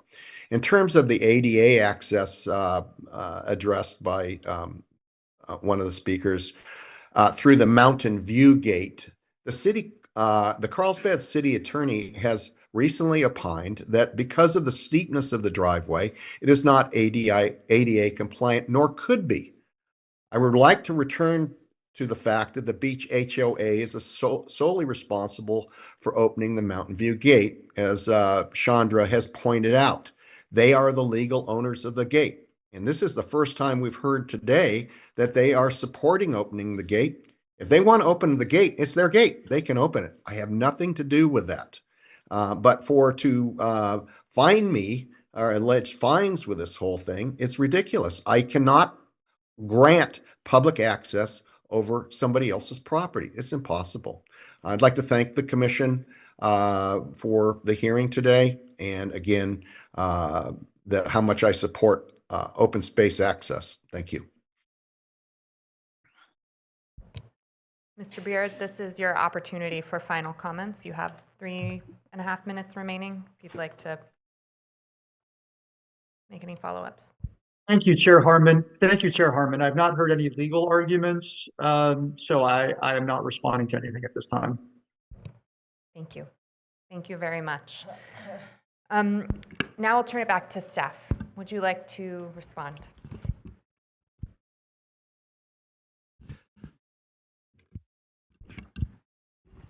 Thank you, Chair Harmon. And my apologies in advance if our response isn't perfectly streamlined or includes some redundancy. It's a little bit difficult to coordinate a seamless response with so many claims being lodged so quickly. I want to address a couple of things, though. First of all, the procedural claims. Staff followed the normal procedure here as outlined in the Commission's regulations. Our staff report, as we've indicated, is composed largely of facts and arguments that we've been making for years. There was very little, if anything, that was new in there, other than the way it was put together and presented. They had almost 2 weeks to prepare a response that they provided today. And I have to note the irony of them objecting to our issuing that report 2 weeks before this hearing, when both Mr. Beard and Ms. Slavin each independently submitted hundreds of pages of responses just late yesterday afternoon. In terms of the claim of conflicting roles, the enforcement team does observe a strict division of roles. As you know, none of you have had any contact with this team about this matter. You're being advised by Mr. Contreras from the Attorney General's office, who's sitting with you and who's been walled off from this matter. So there is a strict division. As we explained in the second addendum, the 2014 Hagopian decision addressed this issue and squarely said that the process is appropriate. As for the claim that this proceeding constitutes a quasi-criminal proceeding that requires additional procedural safeguards, as we also explained in the second addendum, that claim too was lodged in the Lent case, and the Lent case dispensed with that claim. A couple of things where there may be some redundancy here, but I just want to address a couple of the points about the Mountain View Gate. To be clear, the city does not dispute that it accepted the offer for that easement. That easement is in place, and there's no dispute about that. As for the direction of use of it, the easement directly abuts the public road. So that's just not how it works. You don't have to explain in an easement which direction you're going to be walking through it. If you have a public easement that directly abuts a public road, then the public has a right to go from that road into that easement. In terms of why the Beach OA hasn't opened it, the Beach OA explained to us they don't have the code to it. Mr. Levy built the gate pursuant to a permit, and he has the code. And he, in fact, has an agreement with the city to share the code with the city, and he has not shared the code with the Beach HOA. So there's a very simple reason why the Beach OA hasn't opened it. It's also, as I said, Mr. Levy's gate, which he built. In terms of the claim that they were not aware until today that the Beach OA is willing to open it, that's simply not true. We've explained the Beach OA's position in letters in June and July to Mr. Levy. And as we indicated earlier today, the Beach OA specifically had to permit Mr. Levy to build that gate because it's on their property. And in permitting him to build it, they conditioned their permission on him making it available to the public. Finally, he opens it. He has to be able to open it in order to drive down it. So this idea that he can open it for himself but can't leave it open is just nonsensical. Obviously, he has the legal and the practical ability to operate that gate, meaning to open it. And so if once it's open, there's no reason why he can't leave it open. There's no explanation of what legal impediment there would be to that. I think I'm going to leave it at that for now, and I'm going to pass it to Rob, and we'll be available for any questions, obviously. Thanks, Alex. I would just add to Alex's discussion of the HOA's role here that we would note that Mr. Levy also shared his gate code with many, many paying guests over the years. We have no evidence that Mr. Levy ever asked the HOA if he could share his gate code with, the thousands of paying guests over the years and wedding guests, or the city. When I reached out to the HOA, they told me, we don't have the gate code. What are you talking about? Like, can we go down there? That was what they asked me. They're very unsupportive of opening it. It would be helpful to them as well. I also want to note that with regards to ADA issues, there's been a lot of comments about whether or not the area of the beach access easement and the paved road is accessible. What I will say is that with regards to ADA grades, it could be less steep. However, wheelchairs, or especially disability like wheelchair vans, could very easily go down it. It's a smooth paved road. And it's certainly much easier to use than a 45-step steep stairway. I would add that we looked into this issue, and persons with disabilities routinely use areas that are not perfectly ADA accessible, like this area. And in addition, the area could be greatly improved by the addition of, for example, designated ADA parking spaces. However, once the gates open, people could use it. There's really nothing that needs to be added. And I'll turn it to Aaron. Thanks, Rob. I just have a few things, and then we'll close. First, collecting penalties in unilateral orders involves years of work and many hours of staffing. We tried for many years here to resolve this case without assessing any penalties at all. And unfortunately, it didn't work. Mr. Levy refused to comply.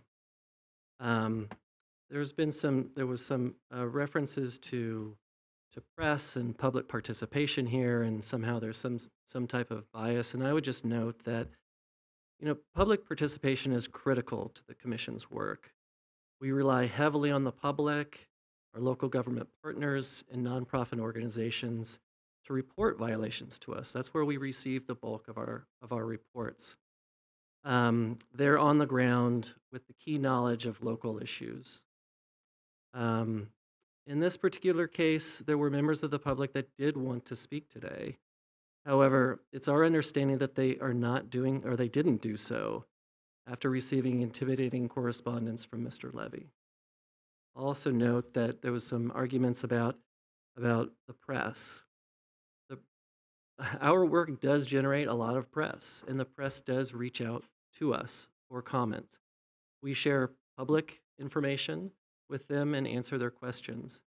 And I would just note that the bulk of the press on this matter quoted Mr. Levy extensively and not us.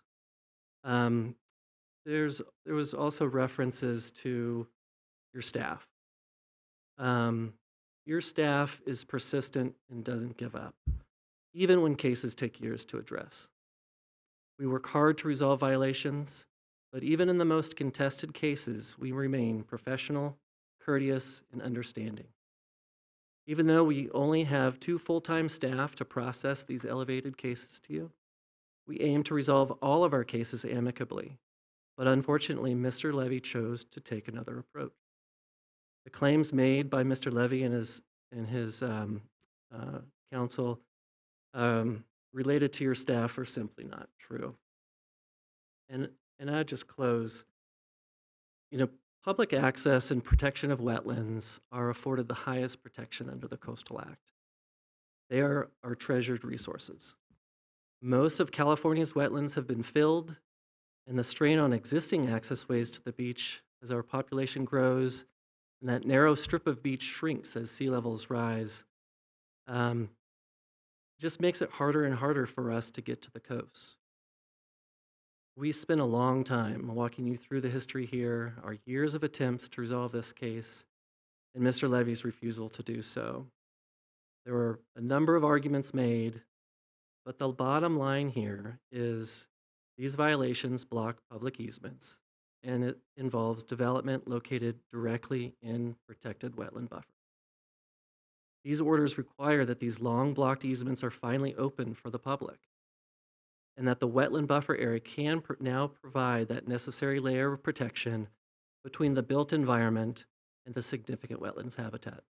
And with that, I'll close, but we're happy to answer any questions. Thank you, Mr. McClendon. Thank you to our staff. On the advice of counsel, I'd like to offer the alleged violator an opportunity to respond in the same amount of time. So you'll have 5 minutes. Thank you. Oh, thank you. I appreciate that. Thank you. I did want to just clarify, according to my client, actually, the HOA, I know this is a he said, she said kind of thing, but the HOA, the beach HOA does have the gate code. So, and they have for many years. So, again, I feel like this is all just kind of coming fast and hard, and I do feel bad for all of you guys trying to keep up with, again, the he said, she said dialogue that's going on here today. But again, this is what I've been told, that they do have the code and have for some time. So just wanted to put that out there. Thank you. Mr. Beard, Mr. Levy. Yes, can you hear me? Yes, we can hear you. Yeah, thank you so much. I just like to reiterate what Chandra just said. The Beach Homeowners Association has always had the gate code. They routinely have contractors down there working on their property through that access. That's complete nonsense. You know, we, in terms of their staff conduct, it's been very, very clear. Mr. Model Mog did disseminate the NOV vis-a-vis through Mitch Silverstein to the San Diego Tribune Union Tribune, I was asked to respond. I had to respond, or it would have been a very negative article about me. I invited everyone that's, the newspaper reporters down to the property to show them that, in fact, I'm not blocking public access. It's complete nonsense. 2 points here. We have 2 big issues here. We've got the Mountain View Gate. I don't own the property. I cannot grant public access. If the Beach Homeowners Association wants to open up that gate, that's fine. But what you have to understand about this also, and Mr. Model Mog's response is that there's in lot 3, there's an open space deed restriction with a pedestrian easement over the top of it. You can't drive cars through there. And the city of Carlsbad is pretty adamant in their opposition to it as well, because they do not want to have to police people driving down to the beach itself without proper abutments for people to drive on the beach. In fact, a gentleman almost died there several years ago, was drunk somehow or another, got through the gate and drove his car into the ocean. So, you know, it's just not as simple as opening up a gate, because the road goes down to the beach itself, and it's going over a dedicated open space that's supposed to protect flora and wildlife. So the only vehicular access down to the beach is for public service, public safety, and/or maintenance on the weir. So it's a very, very complicated issue. But again, it's not my issue. It's owned by the Beach Homeowners Association. Thank you. Chandra? Hi, yes, thanks. I just want to close again, because again, as you can see, there's just been so much back and forth. I think this really begs for the fact that we do need a continuance so that we can have the time necessary to, again, check what was just shared today in staff's presentation and vice versa. And we welcome that. But that takes time to do that and to have a productive discussion and dialogue and exchanging of facts and so forth. So therefore, I repeat my request, respectfully requesting a continuance. And thank you again for taking your time today in consideration, listening to the various parties. Thank you very much. With that, I will now close the public hearing and bring it back to the commission for deliberations. Are there any questions for staff or the alleged violators' comments? I'll begin with Commissioner Jackson, and I'm putting a list here, so just catch my eye if you'd like to get on that list. Thank you. Commissioner Jackson. Thank you, Madam Chair. Thank you to staff. Thank you to the respondent for being here today. Thank you for calling in from New Zealand, sir. Your participation in this matter obviously is critical, and appreciate you being here. I have some comments, but I don't know if you want all questions first, then comments, or you want to Yeah, flesh it? maybe let's go through and do a round of questions Okay. first, and then we'll go back for comments. Thank you. So my first question revolves the 120-day open up the gate recommendation, as opposed to an immediate open the gate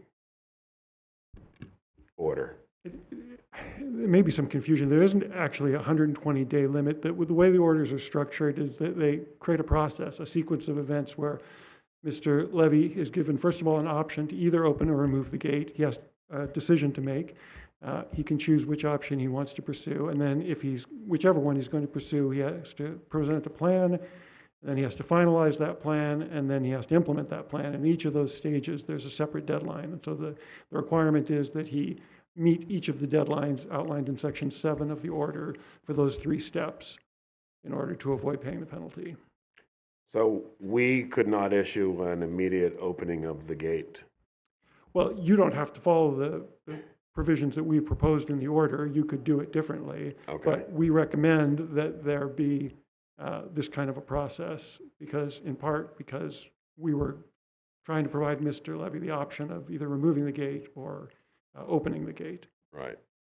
But it seems to me, based on testimony, that the gate could be opened probably from my phone right now if I had the code.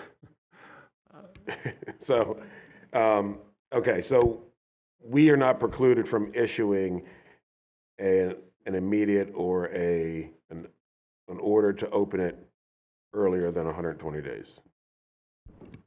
I'm not aware of any reason why you couldn't Okay. modify the order in that manner. Thank you. And a restoration order would include, what would that include specifically? Yes, so the restoration order would focus on removal of invasive plants. As you saw, there's just a ton, ice Yeah. plant, non-native grass, and afterward, it would require revegetation with native plants. And there's a 5-year monitoring period after the revegetation is complete. So they would have to go out and weed all the time, essentially, and submit quarterly reports to us to make sure that it's on track to meet performance standards. That they would have to hire like a biologist as a consultant that would propose what native plants are going to be planted, what percentage of native plants would be considered optimal, and our ecologists would review it and approve it. Appreciate that. And with regard to the unpermitted pickleball, Yes, so with regards to the unpermitted pickleball court, we are ordering Mr. Levy to remove it. However, we do think that he could have a pickleball court potentially further inland on his property, like closer to where his existing paved road is, so that it's not impacting the wetland buffer in the same way with scour and runoff. thank you. And my last question, there's been some testimony, some folks have talked about the amount of the administrative penalty that can be imposed. And there's been some talk that what you have proposed is not as robust as it could be. What is the max within our authority? So the maximum under the Coastal Act, the commission has the authority to impose penalties for 5 years at $11,250 a day per day that each violation occurred. In this case, there's potentially 5 separate violations, and so it's tens of millions of dollars would be the maximum. And your recommendation was based on a singular violation. Is that correct? So there's 2 separate penalty actions here, one pursuant to 30821 for the access violation, and the other under 30821.3 for the other violations. So there's 2 separate administrative penalty actions, but yes, we did for the I'll call it non-access violations, we did combine them and treated it as one. Okay, thank you for that. That's all the questions I have, Madam Chair, and I'll reserve my comments for later. Thank you, Commissioner Jackson. Vice Chair Hart. Thanks so much. First of all, I just want to say that, I really feel that what's alleged here goes to the heart of the Coastal Act, and I'll have further comments later, but I want to focus on a couple questions I have about Exhibit 52, which in my mind kind of helps to resolve the he said, she said issue regarding the gate. First of all, I do want to be clear that as of today, Mr. Levy is saying that if the HOA would agree to open the gate, he would not object. Would that be correct? Ms. Levy, if through the chair, would that be acceptable? Ms. Slavin. Yeah. Ms. Slavin, I'm sorry, I It's combined okay. you into one family there. No, it's okay. Yes, that is correct. Okay, so he is perfectly fine with providing the code again, providing it even to our staff, if that's what's necessary, and opening the gate Yes, completely. he's today. provided it also to the city of Carlsbad. Right, but I guess there's some Yeah. confusion around that. And with regard to the he said, she said issue, Exhibit 52 is a letter from the John Corn Law Firm representing Mr. Levy. And in the letter, he is saying there's no statement. This is, I'm asking in the form of a question regarding HOA control of the gate. He doesn't say anything about that. Is that correct, Mr. Modelmog? He just says he'll open it. He never makes any allegation regarding HOA control of the gate. He might be referring to the lagoon access easement, the other easement in that letter. I'm not sure, but I would add that, Mr. Levy would be required to obtain any necessary approvals to do all this work. And so he would have to, get approval from anyone necessary, but we don't even think it's necessary for him to obtain approval from the HOA. They haven't objected. We don't think they could stop him from removing it. I would just note that throughout that letter, he seems to be saying that his compliance with all the conditions are demonstrated simply by the fact that he was issued a permit by the city. And That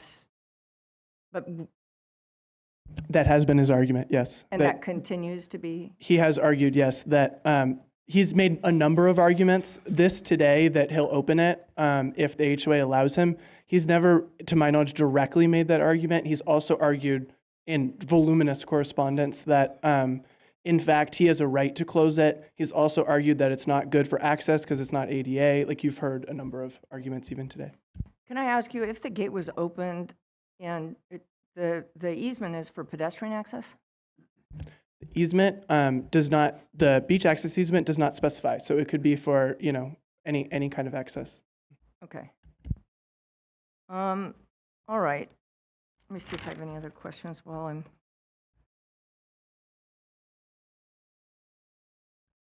I just want to comment to, or just confirm, staff is not recommending any penalty with regard to the Mountain View gate if it is open within 120 days. But if it was open today, even better.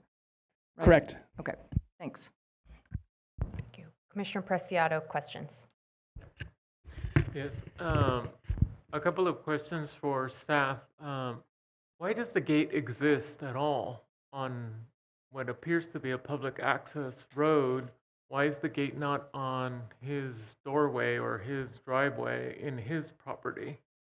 So why does the gate exist at all? And isn't the fact that the gate is in place an intention to limit or restrict or prohibit public access to begin with?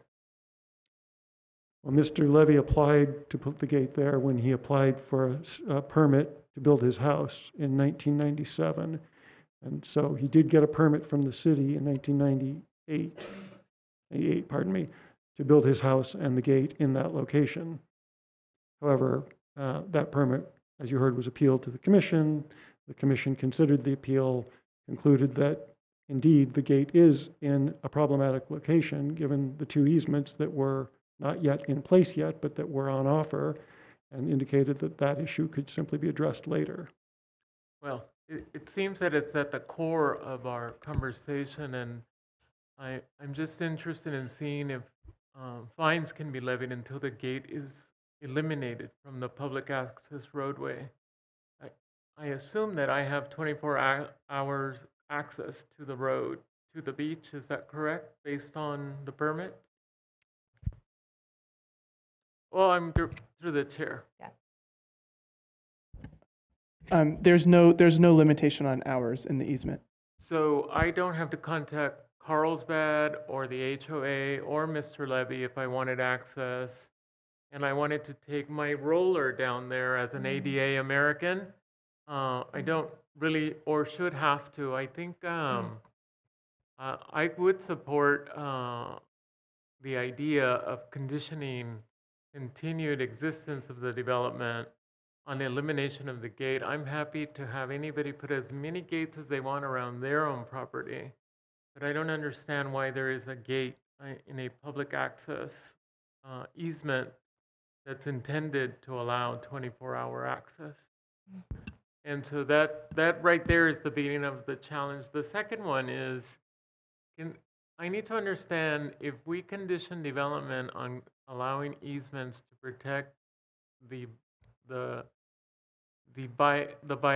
biological resources that are in the immediate vicinity, why is the development allowed to exist at all if they can make the claim, or that the city, our local partner in this development process, can simply say, we don't accept the easement as has been claimed? How is that possible that someone can accept or not accept the easement and then announce that liability issues or grading levels or some of these other things are concerns? So I'm just trying to understand legally, does the city of Carlsbad have the flexibility to accept or not accept an easement that they approve for a development as a condition for the development? So I'm trying to understand Yeah. where the cart and the horse is here. I think I understand your question. My apologies if I'm not addressing it. Let me know. But this is one of the things that was perplexing to us as well. You know, when the city approved the permit in 1998, it included a condition requiring that Mr. Levy offer to dedicate the public access easement along the lagoon. The assumption is that when he did so, the city would then accept it, obviously. Otherwise, why would they require him to offer it? And yet, he offered it, and the city has not accepted it. And it's been several years since he offered it. So this does seem to be a bit of a loophole, right? When the commission considered the appeal, they assumed that if the city was requiring this offer, that the city would accept it when the offer was made. And so the access way would actually come into existence. Well, it kind of begs the question, does the city of Carlsbad seriously, well, where is the city of Carlsbad? I'm concerned that the city of Carlsbad may not be acting in good faith from the point of view, if it processes a permit, conditions it to meet the standard of the Coastal Commission law, and then it can inadvertently, through getting the city attorney to claim that they don't accept it because it may be a liability risk. I don't understand how that's possible. Yeah, so through the chair, we're confused at the city's actions too. That being said, with regard to the lagoon access area, what the violation is constructing a locked gate where the city approved a time-locked gate. So regardless of the city's acceptance, that locked gate is unpermitted development and must come out. And they could put in the timed lock gate that was approved there by the city. With regard to the question about the beach access gate that you mentioned, we have structured the order in a way that does require its removal or the opening of it. And if they don't do it, then those penalties that you were mentioning kick in. So that's embedded into the recommended orders. So so I'll just make this point.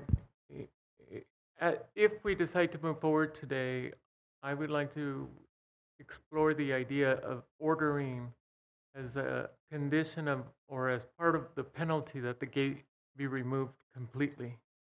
And that I'm if the gentleman, Mr. Levy, wants to protect his property, fence it up, do whatever it is that is permissible if Carlsbad thinks it's a good idea. But I don't believe private property owners should have control of the public access in any way. Thank you. Thank you. Okay, Commissioner Kelly, then Wilson, then Lopez. Thank you. I have a couple questions for different folks. Is there a representative of the city of Carlsbad available for questions? No. I'm seeing shaking no heads. Okay. So Mr. Levy, are you available and can you hear me? Is he available to speak, team? Mr. Levy looks a little frozen on. Sorry. There Hi, you go. can you hear me now? Yes, we can. Thank you so much. Yeah, thank you so much. I Yeah, had go a ahead. question for you. I am open to any questions. Thank you. So, appreciate you making yourself available for this hearing, and thank you for your participation. A couple things that you raised that I just wanted to get a little clarification on. You talked Yes. a little bit about public safety and that there were a number of police calls to the property. Is that right? That you said that there were a number of police calls? Yes, there's 105 police calls from the years 2015 through year 2025. That's nearly one a month. And what were the nature of those police calls? Always had to do with homelessness, trying to break into the house, violence, primarily through homeless issues down there. And were the neighbors calling the police or? Either the neighbors or myself. You have to understand that area through our overview. It's literally a no man's land down there because of the amount of open space and the flora, especially around the railroad tracks. So that's a corridor for homeless to transition ingress, egress through Oceanside, through Carlsbad. That's their kind of corridor along the coast there. And then they see this large swath of open space there. They enter down there. They light fires, break-ins. It's, I'd like to also point out in this huge amount of information that you folks have is that from submissions from Summer House, which is the adjacent to the Mountain View Gate, and also the San Malo homeowners associations, and their opposition to opening that gate, amongst many, many reasons. But it's because of the homeless issues down there that we're dealing with. Now, I'd like to point out the city of Carlsbad does a fantastic job in their homeless outreach. Okay. Sorry, you can continue. I'm sorry. So the city of Carlsbad does a fantastic job in their homeless outreach down there, and I really applaud the city's efforts there. But regardless, it's a huge, huge problem because there's many, many homeless encampments in the open space directly to the east of my property along the railroad tracks. I think that another thing that really has to be pointed out here about this whole area down there, Mr. Modelmog and environmental speakers kind of want to coin this as this Yosemite of the coast. There's 90 plus trains that go right through the middle of the wildlife habitat area down there. There's hundreds of homeless encampments down there as well. Thank you. Mr. Levy,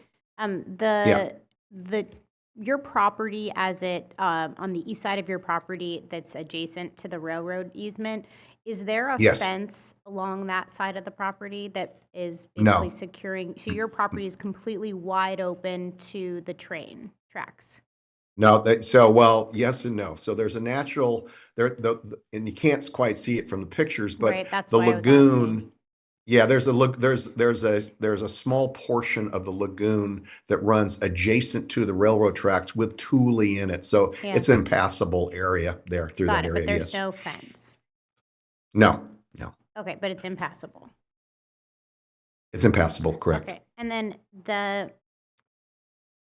you had mentioned earlier that when you were living abroad, or that you owned this property, but then you weren't living there full time. that you weren't aware that there were weddings happening on site. And I understand that's not the nature of the violation that we're discussing here, but I just wanted to clarify. So you didn't know Yeah, that people were renting the property for weddings? Sorry, let me yeah, finish the question. yeah, Did you know yeah. if people were renting your property for weddings? Thank you for that question, because I really want to clarify that, because this has been very much mischaracterized by Mr. Modelmog and staff's report. So I moved to New Zealand, started moving in 2004, Sorry, Mr. moved there Levy, full-time in totally 2000. immaterial, the dates. I just need to know, did you know that the property was being rented out for weddings? It was not being rented out for weddings. It was a weekly beach rental. There was no reference in any of my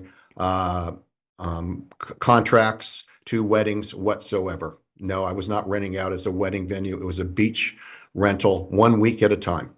And then who's Was I aware weddings were happening there on the property in the legal non-open space areas? Yes, we were allowing that. However, there was no way that we profited from weddings. Never charged a dime for a wedding. No. Okay, and then you had mentioned that this is an affordable rental. Can you define what you mean by an affordable rental? Well, yes. I mean, at the time, I think it was like $3,500 a week to rent the property for a week. And, what happened was I think it was about 2009 or 2010, a young lady wrote to me and said, "Mr. Levy, can we get married down there?" And I said, "Yes, as long as you adhere to these rules of, parking in these places, no music." And she goes, "Thank you so much. I mean, we don't have any money. This is a way that we can have our family and friends come down here and have an affordable wedding and actually get married on the beach. This is public access in my view." Yeah, I'm reading, there's actually quite a few, I think about 50 wedding reviews online for all of the folks who experienced their weddings at Levy Land when those events were taking place. And then it seems as though, even though maybe you didn't know, unclear, that they were being rented exclusively for weddings, that there were staff from your property or your estate who were staffing those events. Edgar and Anne specifically. No, you were not aware of that? No. Okay. And then, so with respect to the gate and kind of the back and forth that has happened amongst the different HOAs involved, and then your specific property, it sounds as though there's a clear written record that the HOA would like to move forward with opening the gate and having that available, and that you said in your testimony that you would be that you're open to being open for the gate to be open. Is that accurate? Because it is not your gate and it's not on your land? Sorry, it is your gate, but it's on their land? Okay. I want to be clear. The gate is not my gate. Okay. It is owned by the Beach Homeowners Association. Did you pay to install the gate? Yes, I did. However, it is on their property. Okay. And to answer your question, again, I have said all along, if the Beach Homeowners Association it is their position to open up the gate, they can open the gate. It's not my gate. I just have access through it. If I build something on your property, who owns that property?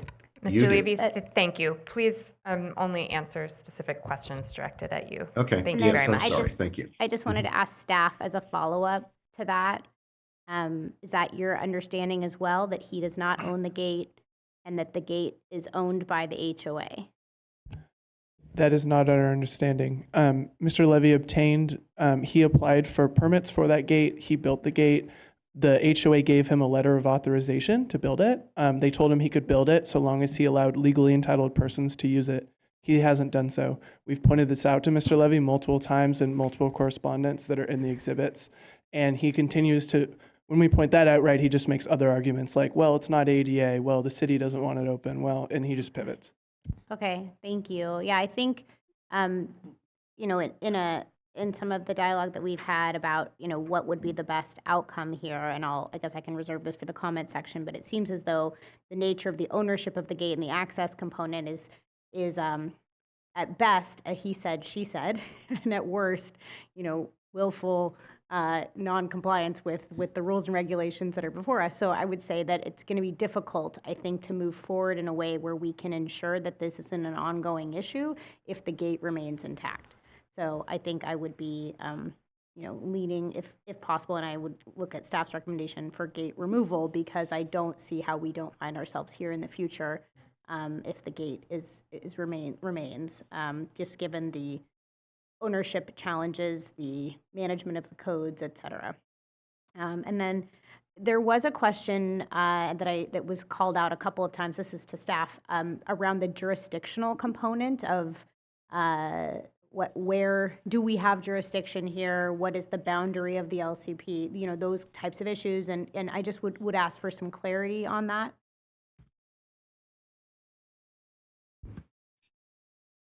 Well, so I'll start and then pass it over to Rob. So the commission has enforcement jurisdiction everywhere in the coastal zone. So that's not at issue, I think. And so referring to the LCP jurisdiction, I'll let Mr. Maldonado. So just to confirm, even if this was squarely within an LCP and there weren't things at issue, we have enforcement jurisdiction, full stop. There are steps that we do have to take under the Coastal Act. Those steps were taken here. The city did request that we take the primary lead in enforcement. So we've met that prong in the Coastal Act. Great. So we do have enforcement jurisdiction over the whole area here. With regards to some comments about the permitting jurisdiction, I'll let Mr. Maldonado take it. And before he does, just one additional point. What Mr. McLennan just said is about enforcing the LCP. There are no steps we have to take to enforce our own permits. So because the commission issued its own CDP here in 1983, the commission retains the authority to enforce that CDP regardless of the LCP status of the area. Thank you. I think what Mr. Levy is upset by is that what he's argued, right, is that, well, it was a city CDP for his house and the stuff down by the lagoon. And so he's upset that the commission is doing any enforcement at all. What we would point out is that, as Mr. McClendon just pointed out, we do have LCP authority to enforce here, but also he's undertaken unpermitted development here. And this area, in the 90s, there was some confusion with our mapping department and the city's mapping department. And so the city was able to issue this CDP. However, both the city and commission mapping staff have now agreed that the area of Mr. Levy's property is actually within the commission's retained permit jurisdiction. And so any permits going forward should go straight to the commission. I understand that Mr. Levy's upset by this, but the city agrees with our position. That's my understanding. Mr. Levy, have you been previously made aware that we retain original permitting jurisdiction so that any permits that you seek going forward would come through the California Coastal Commission and not through the city? Yes, I'm aware of that. However, I've asked the city to file a 30613 action for them to retain jurisdiction. As Mr. Modelmog just pointed out, that this is a mapping issue. It is the only property in the city of Carlsbad that does not fall within their LCP. And there's 3 conditions to meet the 30613 clarification, and I meet all 3 of those. Understood. And just for your knowledge and awareness that because this commission oversees the entire coastline of the entire state, it may be that in Carlsbad that this property is uniquely situated. This is not a unique issue to the commission. We've definitely seen properties in the past where there is a clear jurisdictional boundary between multiple jurisdictions, and making that determination is not unique. And I will say this is an incredibly unique property that you own.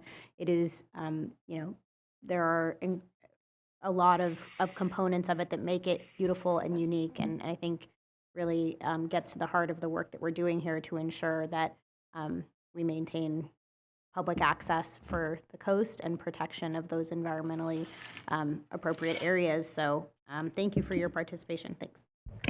Commissioner Wilson, questions? Thank you. Hold on one second. Let me get to the part here. So just have just a basic small list. So it seems like moving or moving the gate can be part of a remedy, or we could consider that as part of a remedy. Is that correct? Yes, it could be. We currently give him two options. One is to either open it and one is to remove it. We could just strike the opening option, so he'd only be forced to remove it. Okay. And then if he wanted a separate gate on his own property, that would be a separate permit process. That's correct. And he also already has a gate on his own property, but he could build, another one even on his property. Okay.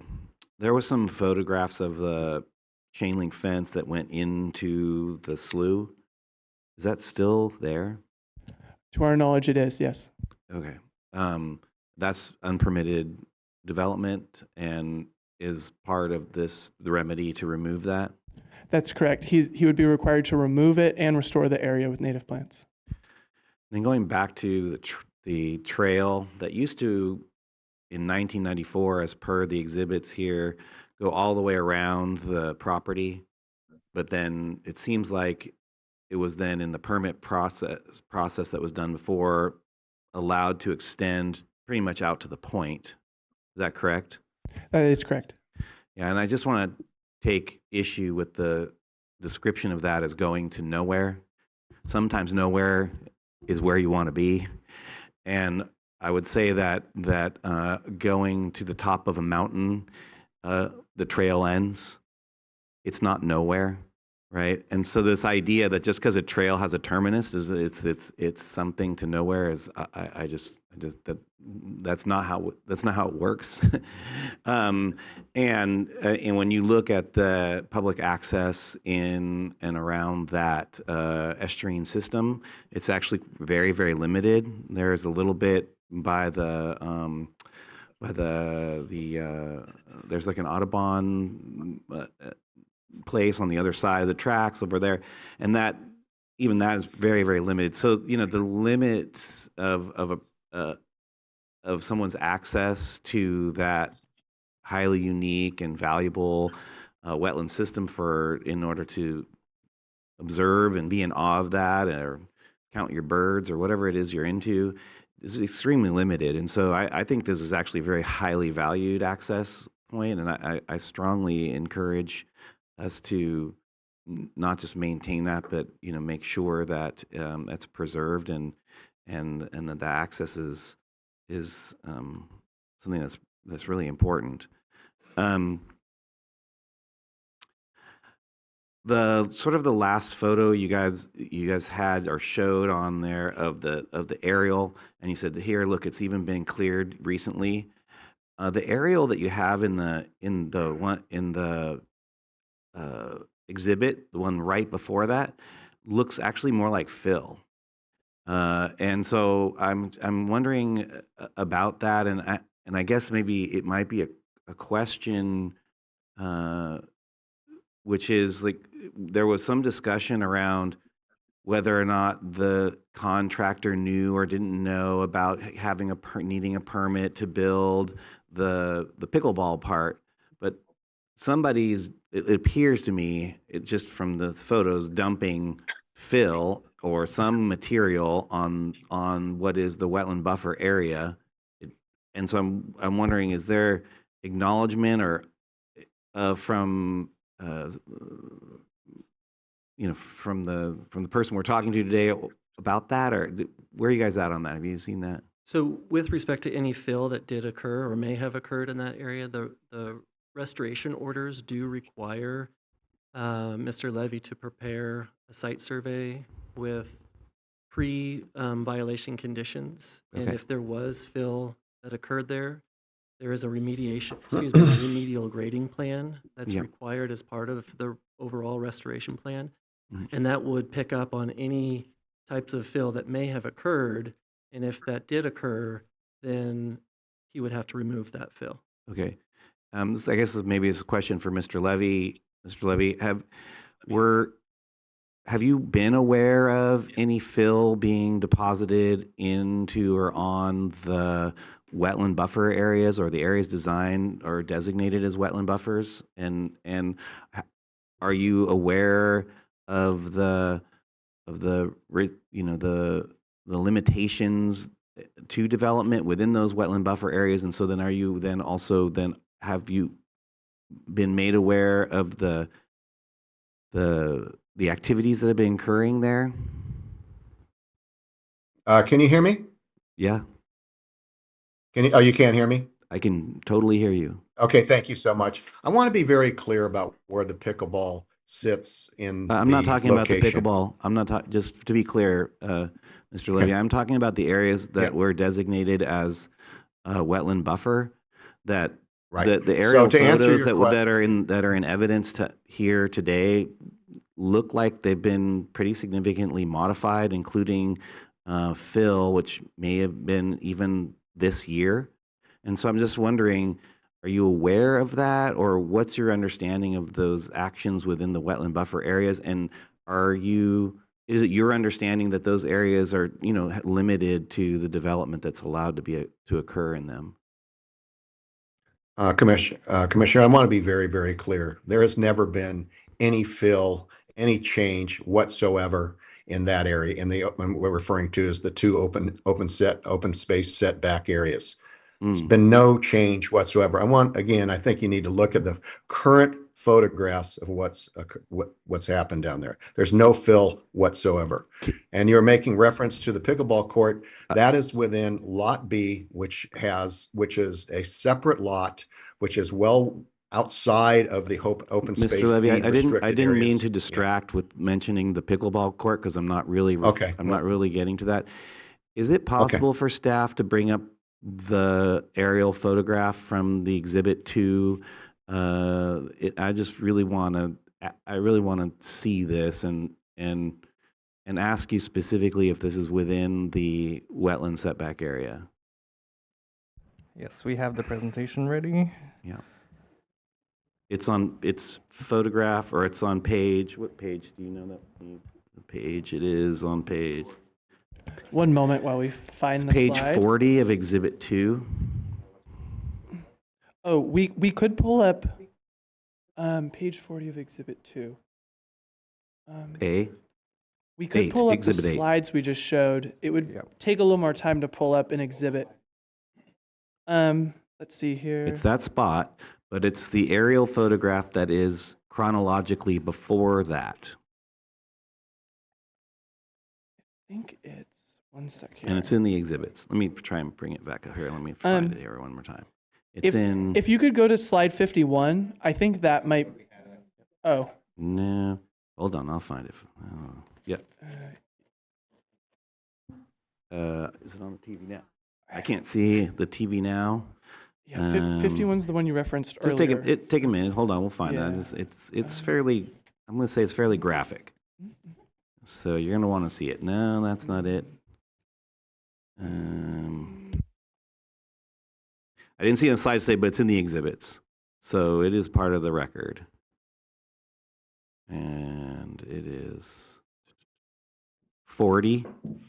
It's page 40 of you say it's Exhibit 8, but let me see. Hold on a second. It says Exhibit 8. Yes, February 1st, 2025. No, it is not that picture.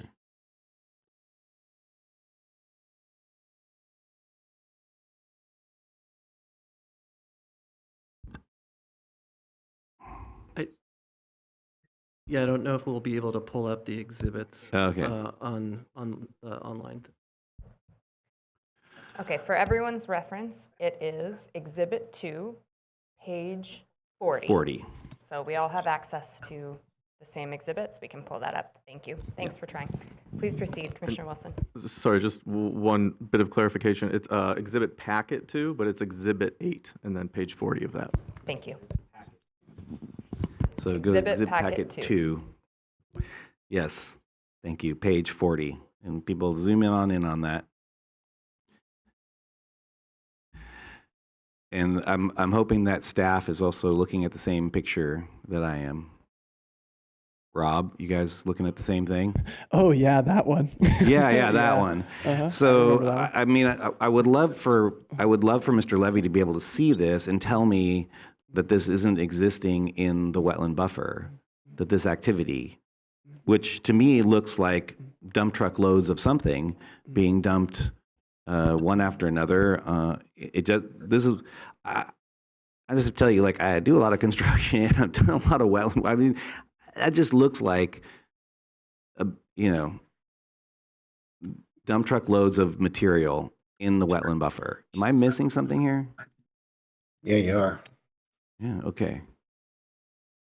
Is that, then what is that? I can't see. Can you hear me? I cannot see the photo. And I once again reiterate, there has never been any fill whatsoever in any of the open space areas. So I don't know about the picture. I did not take the picture. I don't know. But again, if you refer to our photographs, you will see of the current photographs of today, they are in the same pristine area that every other area is in.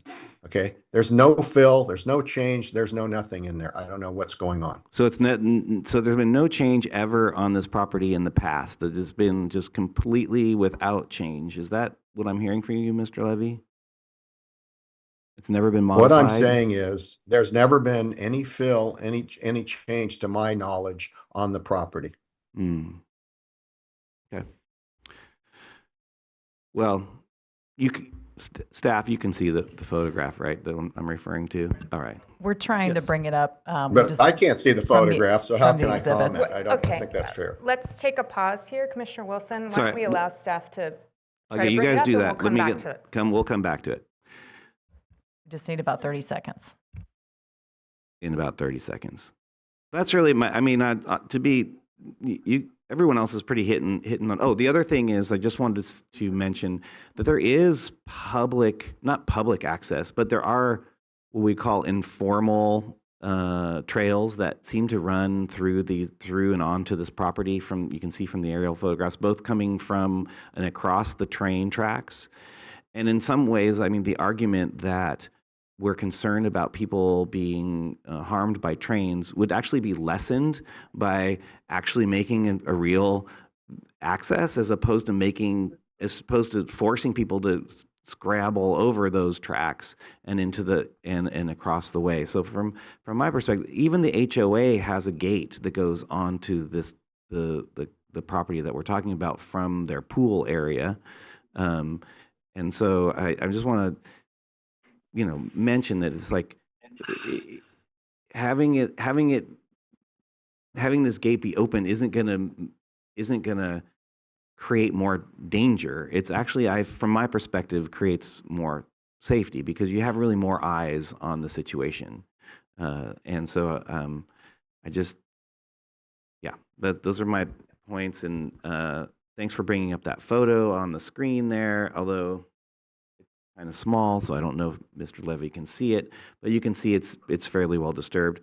I'm not going to go down this track anymore, other than to say it's in the record that it really looks to me like there is significant amount of fill been placed on the site. Whether this fill's been removed since then is a whole nother subject, but the idea, what I'm getting at, is it seems like there's a lot of earth-moving activity or other kinds of activity, maybe it's not earth, whatever that fill is, and there's been vegetation removal and all kinds of activities that have occurred. It sounds like Mr. Levy is claiming he doesn't know about any of it. There are photographs of people parking in that area, and trailers and all kinds of stuff, which wouldn't occur if it was in its natural state. I'm just going to leave it at that. Thanks. Thank you, Commissioner Wilson. Let's go to Commissioner Lopez, and Commissioner Lopez, feel free to make your comments. We'll do a round of comments after your questions as well. Thank you. I'll be very brief because most of my questions, I had about 12 sketched out here and they've all been brought up already. So great to hear that. My last one's going to seem trivial for that reason, so my apologies. Ms. Slavin, you mentioned that the pickleball court is constructed on a permeable surface. Is the surface itself permeable?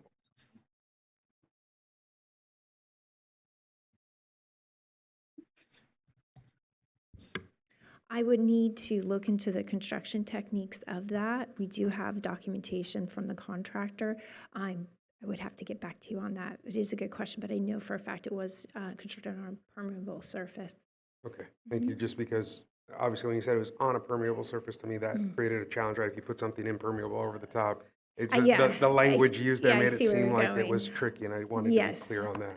I believe it was, but again, I would want to check the documentation in order to factually, answer your question. Thank you. I appreciate that. So then I'll just share now my comments that I'm largely in agreement with what the comments that I've heard so far. Personally, I'd like to see the gate, the fencing removed, pushed back to the private property, opening up this access. I agree that the better move here would be to actually create safe access for community rather than forcing folks, as we could see in the informal trail, to scramble over the train tracks, as was mentioned by Commissioner Wilson.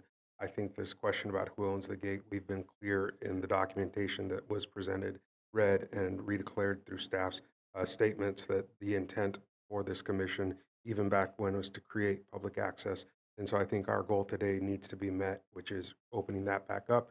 And I think this is the best way to get there. So that's what I'll be supporting today, given the comments I've heard so far. Thank you. Thank you. Commissioner Lee, then Commissioner Escalante.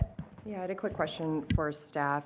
Is the gate owner's obligation to comply with public access at all contingent on his judgment that the easement is ADA compliant or safe or anything to do with safety or security? It is not. There's no requirement. So the only obligation is to make sure that public access is not impeded. That's correct. And if Mr. Levy is saying that he does not own the gate and he doesn't really know who owns the gate, and no one has perfected an ownership claim to the gate, could it then be determined that it is refuse that has been left behind and the city or the commission can just remove it? He's saying he doesn't own it and it's not his. I think the easiest way to remove this argument from the table would simply be, if you want to order the gate to be opened or removed right away, you could direct us to simply send a message to the Beach HOA representative asking them if they have any objection to that. And if they don't, then we could proceed. Well, I wouldn't necessarily want to leave it open because if it's not their gate, then we shouldn't give them the opportunity to object. In which case, I'm saying nobody owns the gate, and so maybe it's just trash that's been left behind.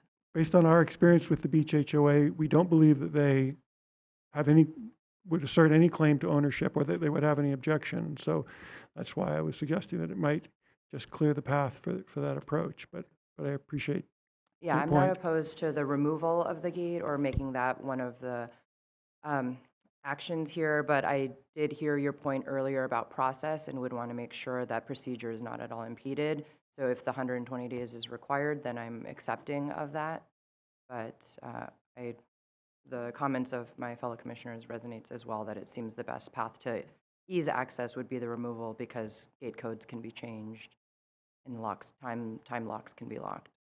And I would just note that from in our perspective, the record is clear that Mr. Levy applied and obtained a permit for this gate, paid for and built this gate.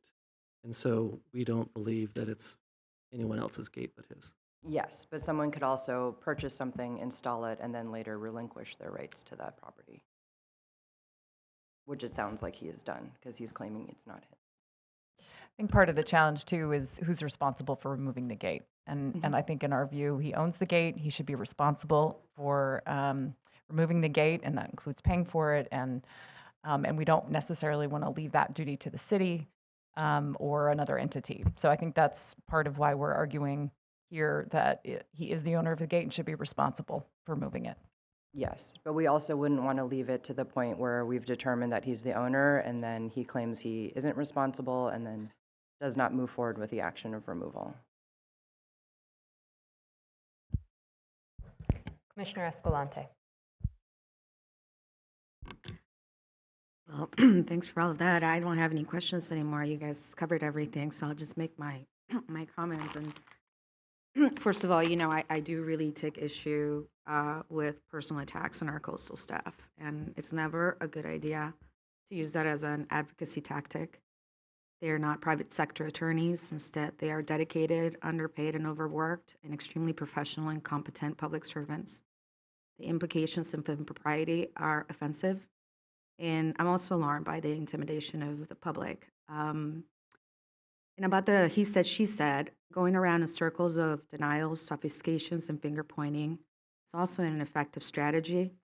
I think our staff and the public record and my fellow commissioners, as well as the members of the public, have made a solid case that these are violations of the Coastal Act and that they are egregious. The impacts on the public trust from their persisting and worsening privatization, commercialization, unpermitted development, and destruction of sensitive habitat and public access easements are frankly immeasurable. The penalty should be commensurate with the severity of these violations, and that gate should be removed immediately. I've been in the mood of quoting wise people this week, and yesterday was for Effie. And I'm always, when these cases come up, I'm always thinking of what Gandhi said, that Earth provides enough to satisfy every person's needs, but not everybody's wants. And I think this is a case of that. So I support us actually moving the timeline of removal of this funds and making that the only option available to the violator. Thank you. Thank you, Commissioner Escalante. Sorry. Commissioner Jackson. Thank you, Madam Chair. I am constantly amazed at the professionalism, willingness, and dedication of staff, the enforcement component of the commission. I am constantly amazed at your willingness, because you want to help get to yes. You want to avoid where we are today. And 8 years of this back and forth is troubling. The commission has a well-earned reputation and record of amicably resolving nearly all Coastal Act violations. And you've obviously spent years trying to reach a consensual resolution with Mr. Levy. I'm quite frankly troubled by what I see as a brazen disregard and a deliberate lack of cooperation, which I feel is a direct affront to the people of California and the very mission of this Coastal Commission. Despite years of tireless good faith effort by our staff who went above and beyond to correct and resolve these violations, the action taken by Mr. Levy reflect willful defiance and an open contempt for the Commission's authority and purpose. And the record, from what I've seen, shows little evidence of Mr. Levy's willingness to amicably resolve this matter, contrary to what has been claimed. Upholding the Coastal Act means standing firm in the face of willful violations. Our mission as commissioners demands nothing less. Accordingly, I believe it both appropriate and necessary that the Commission issue an immediate cease and desist order, a comprehensive restoration order, and consistent with my fellow commissioners' suggestions, the immediate removal of all unpermitted development impediments. Furthermore, I support the imposition of a hefty monetary penalty, one that is commensurate with both the seriousness and the duration of these violations, to ensure accountability, deter future misconduct, and to uphold the integrity of this Coastal Act. The Commission's actions today are not only about restoring one's property, they're about reaffirming the principle that no one is above the law and that the California coast belongs to everyone. Our credibility depends on even-handed enforcement and an unwavering commitment to the values that define this agency. Thank you, Madam Chair. Thank you, Commissioner Jackson. Commissioner Nada. Thank you for the thoughtful comments of my fellow commissioners.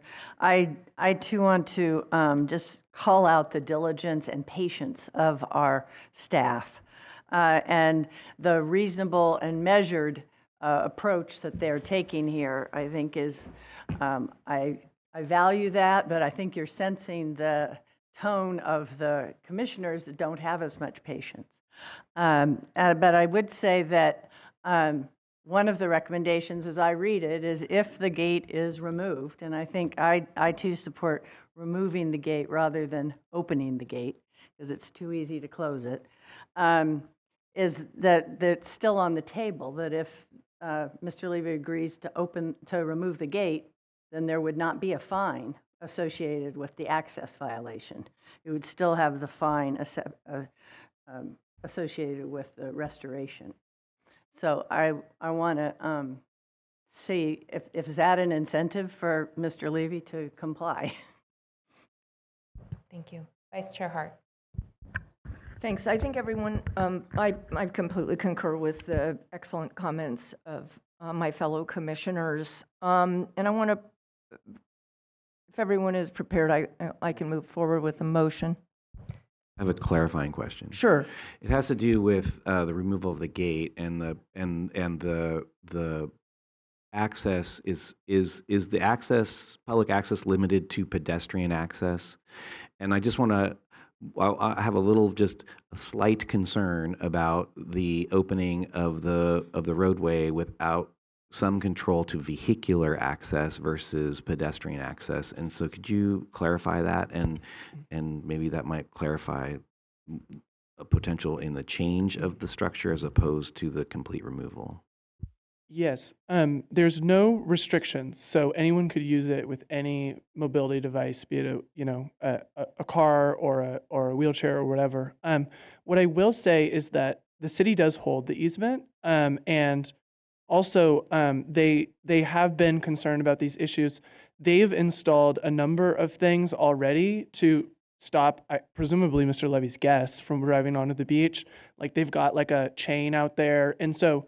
In addition, the open space easement allows for public access improvements that have a CDP. And so the city could easily, as the holder, right, get a CDP for, improvements to help manage access there in a way that works for everyone. Thank you. And I would hope that the city and the HOA could work together to put something together that's amenable to our and the state's needs for access. So thank you. Commissioner Preciado. Oh, pardon me, I forgot about the mic. I wonder if, and I'm looking to Vice Chair Hart to lead us in motions, but in all other places that we insist on public access being highlighted, that there be signage placed. And I don't know who would do that order or who would be responsible, given that it's not Mr. Levy's easement. It's whose easement is it again? The city of San Diego. The city. Somebody needs to be required to create signage and public access signage, and maybe on nearby roads suggest that there is coastal access, as there is everywhere in the state of California. And I'm very supportive of the staff's examination of ADA access. And so, while I appreciate Commissioner Wilson's concern, I will need my van to go down there. So don't hold me back unless Carlsbad does that. And one last thing, and this may be just petty on my part, but I don't believe any of us have ever been there. It was suggested by the party that we haven't been there, so maybe we don't know what to do. So anyways, I just wanted to point that out. Thank you. If I could ask our staff, Mr. McClendon, could you respond on the signage point? Yeah, so in section 7, as part of the access opening plan, just point to section 7.5. Which, and I'll just kind of paraphrase, it says that the respondent, Mr. Levy, may elect via this plan to propose to install signs throughout the beach access easement to help educate the public about the rights of public access that exist here. And then any sign posted must be approved by the executive director or obtain a new CDP. And so we could make that more of an affirmative obligation. I'll also note that as soon as access ways are open, we have also a good track record of identifying them, both via our website, our access app, and working with our local government partners to ensure that these access ways are signed appropriately. We also have a good relationship with Caltrans to put up the little, the brown public access feet along Highway 1. And as soon as this is opened, hopefully, we'd look forward to doing that as well. Thank you very much. Commissioner Lopez. Yes, I'll be very brief. So as you craft the motion, the your request would be to be clear about the intent of removal, only because I've had a local case where it was a removal of a gate and they just removed the gate, not all of the other supporting structures. So as we make that motion, please consider that. Thank you. Thank you, Commissioner. Vice Chair Hart. Thanks so much. And I wanted to just ask staff one thing, sort of propose one thing as sort of an approach here, which is to require removal of the gate by Mr. Levy's representative as he remains in New Zealand. So I think in my mind, it would be appropriate to include a requirement of removal of the gate and all of the appurtenant structures that maintain the gate to completely clear the gate and any remnants of a gate within 30 days. And if not, coastal staff, or I'm looking to you for the correct language, would remove it, and that cost would be added to the fine that I'm going to be proposed as a result of the other violation. Is that something that staff feels would be appropriate, or? Can you just repeat what you were Sure. saying about how that would be incorporated into the fine? We would require Mr. Levy to remove the gate within 30 days. If the gate is not removed, and all pertinent structures, if the gate is not removed during the 30-day period, coastal staff would oversee the removal of the gate, and the cost of the removal would be added to the fine that attached to the violation of the natural resource violation. Yeah, we don't usually get involved directly in manipulating the physical property, as you know, so we'd have to, I would need a few minutes to think about how that would work.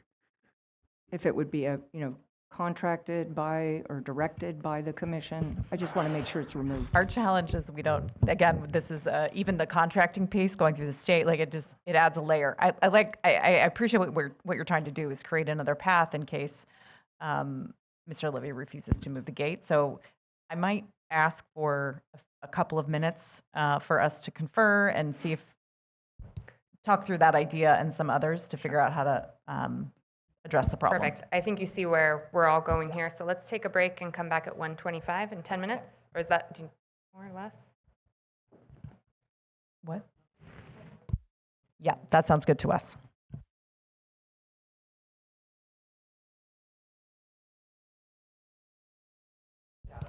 All right, everybody. Okay. Thank you. Thank you. We're back in session. Okay, I'll turn it back to Vice Chair Hart. All right, thank you, Chair. All right, I'm going to I want to just make some observations before I go into the motion. And my observations are that it appears, based on the comments of my colleagues, there is a strong feeling that the gate needs to be opened almost immediately and ultimately removed.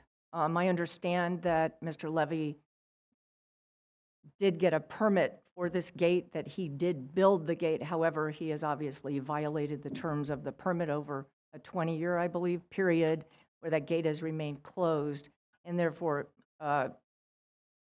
will be subject to different criteria and recommendations as a result of this hearing.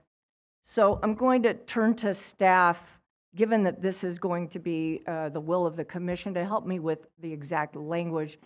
My understanding is that it would be appropriate for the city to have a couple, 3 days to be advised of this new access point in order to prepare.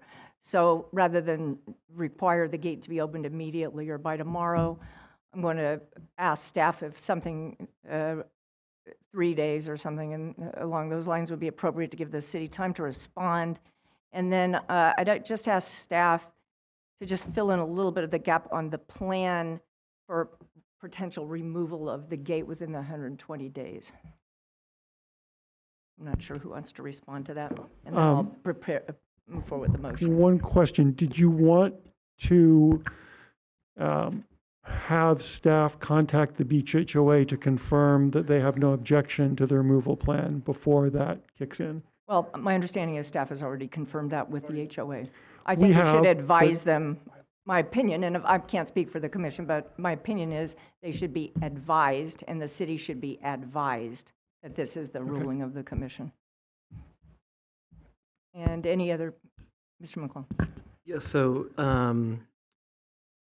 how, if I'm hearing the question correctly, how this could be structured is we could add in a new 7.1, and this is in the orders page 4, to remove within 3 days, or excuse me, let me back up, to open within 3 days the gate that blocks the beach access easement. And then the rest of 7.1, 7.2, and actually there's a typo, there's 2 7.2s. The rest of that language would remain because we feel that because there's pillars and potentially electrical lines connecting the code box and other things, that we would still want a report to be submitted to us for our review and approval so we can ensure that everything within the easement area is actually being removed. We would strike 7.3 and the second. What page is that on? Sorry, page 4. Thank you. Of the orders. So let me back up. There is a typo. There's 2 7.2s. We would strike the second 7.2, and we would strike 7.3. And then 7.3a would say it shall include, and then continue on through all of 7.3b and 7.3c. We would then strike all of 7.4, and that was the option to open it. And then we would retain 7.5, 7.6, and 7.7, and the rest of 7.8 as well. And we would be deleting any reference to the option which we call the beach access opening plan. So all reference to that part of the plan would be removed. Thank you. All right. And with those changes, as you've just, and we'll call that as amended or as, in the motion, you can tell me where to place those changes as I make the motions. Yeah, we would recommend that you make the motions listed in the staff report originally, and then when you get to the, let's see, it would be I guess even for the first motion, you would Yeah. That's make what I'm an amending thinking, the motion. cease and desist. Mm-hmm. And then, if I'm hearing you correctly too, we would also be striking in 7.a, the last phrase within 120 days. Because the option to pay is in 7a, b. Right. So to clarify and simplify, the result of those changes, which I will be including in the motion 1, obviously as, I don't know exactly say, as amended by staff, as amended as described by as staff. amended and described by staff. And then you Yeah. may have to go over those descriptions one more time, I would say, as part of the motion, just to clarify. But the Yeah. result will be the removal of, the opening of the gate within 3 days, and the plan for complete removal of the gate within 120 days. If it's not removed within 120 days, then the fine as identified would then be Mr. Levy then would have the fine to deal with it. If he Yeah, did, I would just clarify that the time period to remove isn't 120 days, just for the record, that the time period is listed in 7(8)(b).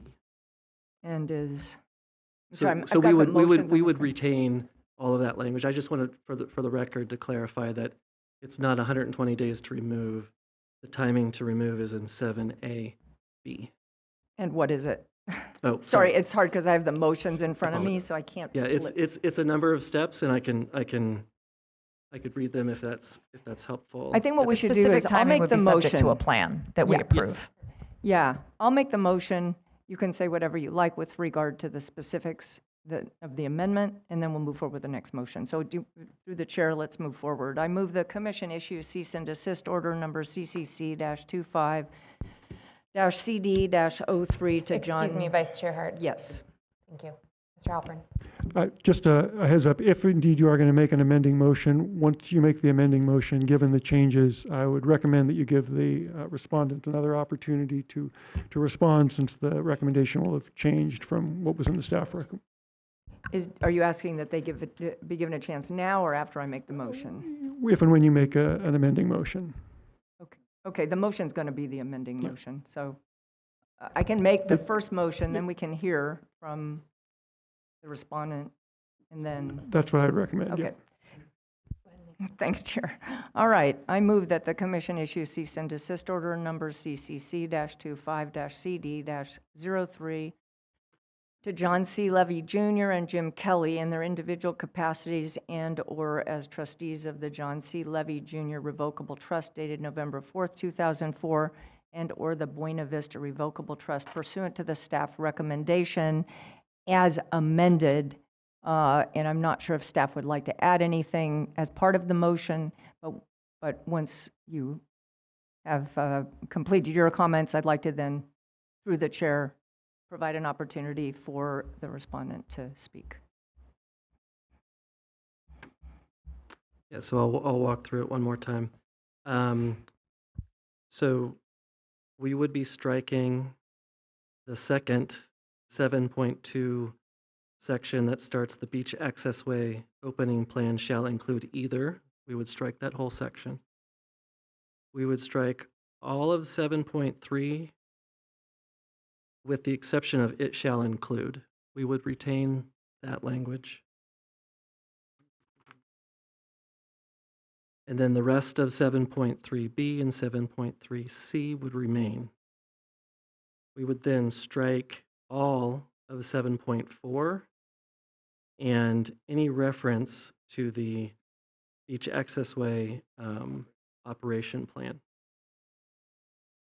And then we would retain all of 7.5, 7.6, 7.7, and 7.8.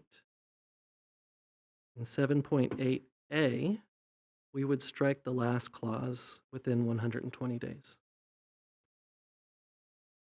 And that is, I think that is it. So if you strike the 100, go ahead. Sorry, Chair. thank you. And I would just add that that is our recommendation.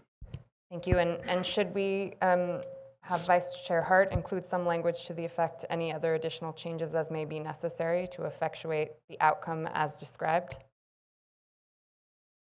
Yes. Okay, let's do that. We have a motion by Vice Chair Hart, a second by Commissioner Preciado, and at this point, I'd like to turn the floor back to Mr. Levy and his representatives. Ms. Slavin. Yeah, thank you for the opportunity. We continue to still have the same objections to the cease and desist order and the related orders. One other thing we did want to note is to make sure that you communicate with the City of Carlsbad. Again, it's our opinion that they see this matter differently, so I would request that you speak to them to make sure they understand the full implications of everything that's been discussed today, since they weren't here today. And I would probably say the same for the Beach HOA. And thank you again for your time and opportunity. I know this was a very long day, so thank you all. Thank you. Any further comments from the representatives on Zoom or Mr. Levy? Hearing none. Okay, thank you. Thank you, Ms. Slavin. Yeah, Oh, excuse me, can you hear me? yes, we Can you can. hear Go me? ahead, sir. Thank you. Yeah, I really have no other comments. Thank you. Thank you. I have a clarifying question through the chair. Commissioner Wilson. Speaking of the city of Carlsbad and the fines that we're talking about here, I'm just wondering, could we give instruction, or what I want to know is, can they avail of some of those fines through the commission in order to have some capital improvements for that specific space, so that something's happening to improve the access on their end? Because I would like to make sure that if there's resources available, that they can avail of those. The city would need to apply to the State Coastal Conservancy for a grant to use any, or to have any of the funds allocated out of the violation remediation account that they hold. And, we would certainly support it, because this is obviously a great public access improvement, or could be a great access improvement. But that would be through the State Coastal Conservancy. Thank you for that clarification. I encourage the city to apply. Madam, Commissioner Jackson. thank you, Madam Chair. Just for my edification, could we clarify the fine component to your motion? Vice Chair, please. Through the chair. Thank you. Sure. So what I'm proposing as part of my motion, so I have to go back and look at the exact fines. All right, the fine that was being, the fine that would apply if the gate were not opened and then removed, as staff has just indicated, would be $1,071,562. Is that correct? The fine that will be imposed as a result of the violations that have been described not related to the gate is $1,428,750, and that'll be part of my series of motions. I appreciate that clarification. Thank you. Mm-hmm. Okay, so Okay, back to any you. further comments? None? Okay, we have a motion by Vice Chair Hart and a second by Commissioner Preciado, I believe. Any objections to a unanimous yes vote? Seeing none, the motion passes. We'll move to the second motion, please. Thank you. Motion 2 is with regard to the restoration order. I move that the commission issue restoration order number CCC-25-R0-02 to John C. Levy Jr. and Jim Kelly in their individual capacities and/or as trustees of the John C. Levy Jr. Revocable Trust dated November 4th, 2004, and/or the Buena Vista Revocable Trust pursuant to the staff recommendation, and ask for a yes vote. And does the restoration order, would that also be subject to the amendment, or is that fully contained in the cease and desist? It's fully contained. That's Okay. correct. So as written. Second. Some motion by Vice Chair Hart, a second by Commissioner Wilson. Any objection to unanimous yes vote? Seeing no objections, the restoration order has been issued. Third motion, please.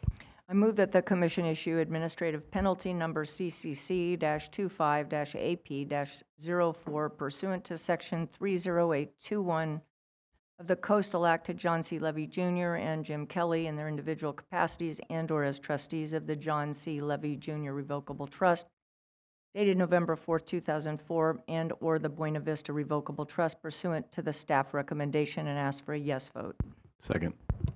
Some motion by Vice Chair Hart, a second by Commissioner Wilson. Any objections to a unanimous yes vote?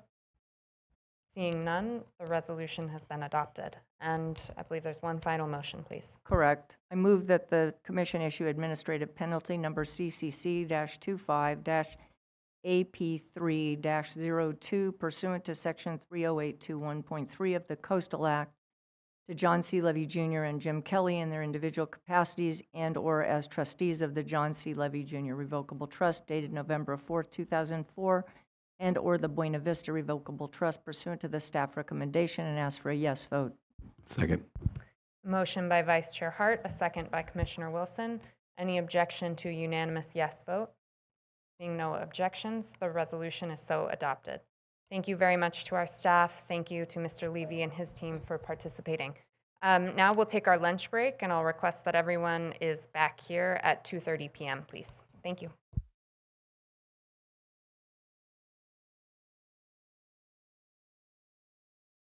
Okay, welcome back. Hope everyone had a good lunch, and we'll continue on with the calendar. And we are on item 8, the Deputy Director's report for the South Coast District. Mr. Schwing. Thank you, Madam Chair. So our Deputy Director's report for South Coast Orange County. In this packet, we are reporting the completion of the LCP amendment certification for the City of Newport Beach's updates to its short-term rentals program, as well as other changes that were part of that submittal. Here, the executive directors determined the city's action is legally adequate to complete the certification process. We're also reporting out on 7 waivers for projects in Seal Beach, Newport Beach, Laguna Beach, and San Clemente. We're not no known opposition on those items, so we're asking whether 3 or more commissioners object to any of the waivers or the amendment in the report. Thank you very much. Any ex partes? Any public speakers? We have 2. They're only available for questions. Great. Thank you very much. Do 3 or more commissioners object to any item on the Deputy Director's report? Okay, seeing no objections, the commission concurs. Thank you. And now we will move on to item 9B, please. Great, thank you. And Vince Lee with our Long Beach office is going to do that staff presentation, so go ahead.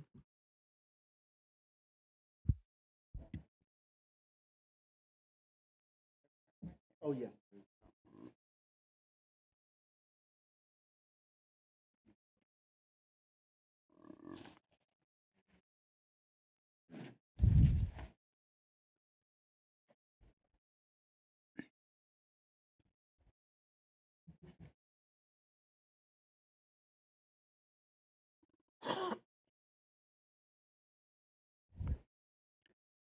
All right, good afternoon, Commissioners. This next item is 9B, which is a coastal development permit application to demolish an existing 1,440 square feet, 2-story duplex, merge existing 5 lots into 1 development parcel, rehabilitate an existing historic building, and construct 2 new 2-story over basement, 33 feet high structures that in total encompass a 28-unit hotel, including 6 lower cost units, a roof deck, and a 130-seat restaurant. A total of 2,400 cubic yards of grading is proposed, and the applicant is SLC 200 LLC.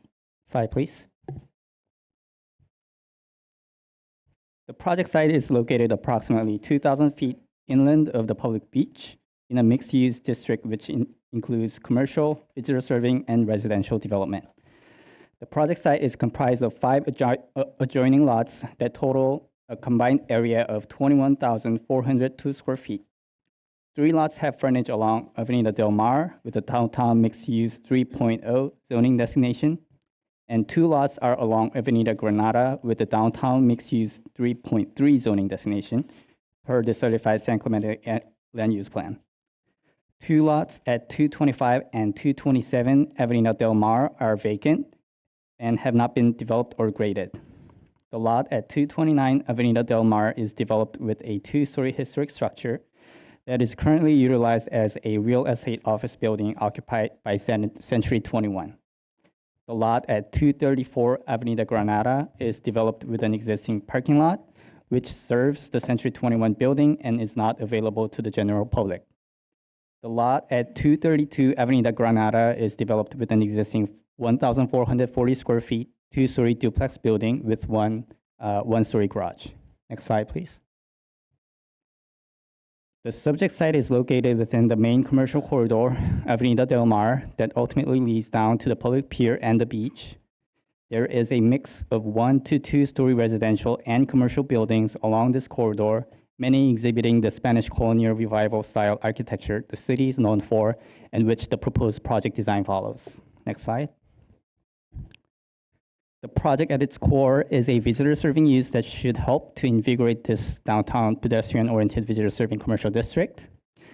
In conformance with the Coastal Act's and the LUP's lower cost of night accommodation requirements, the applicant proposes to provide 6 rooms at the lower cost threshold on site, which is 27% of the number of proposed high-cost rooms that they propose. Additionally, the proposed project would provide other no-cost public access benefits, including new landscape promenade and closure of a curb cut to provide 2 new on-street public parking spaces.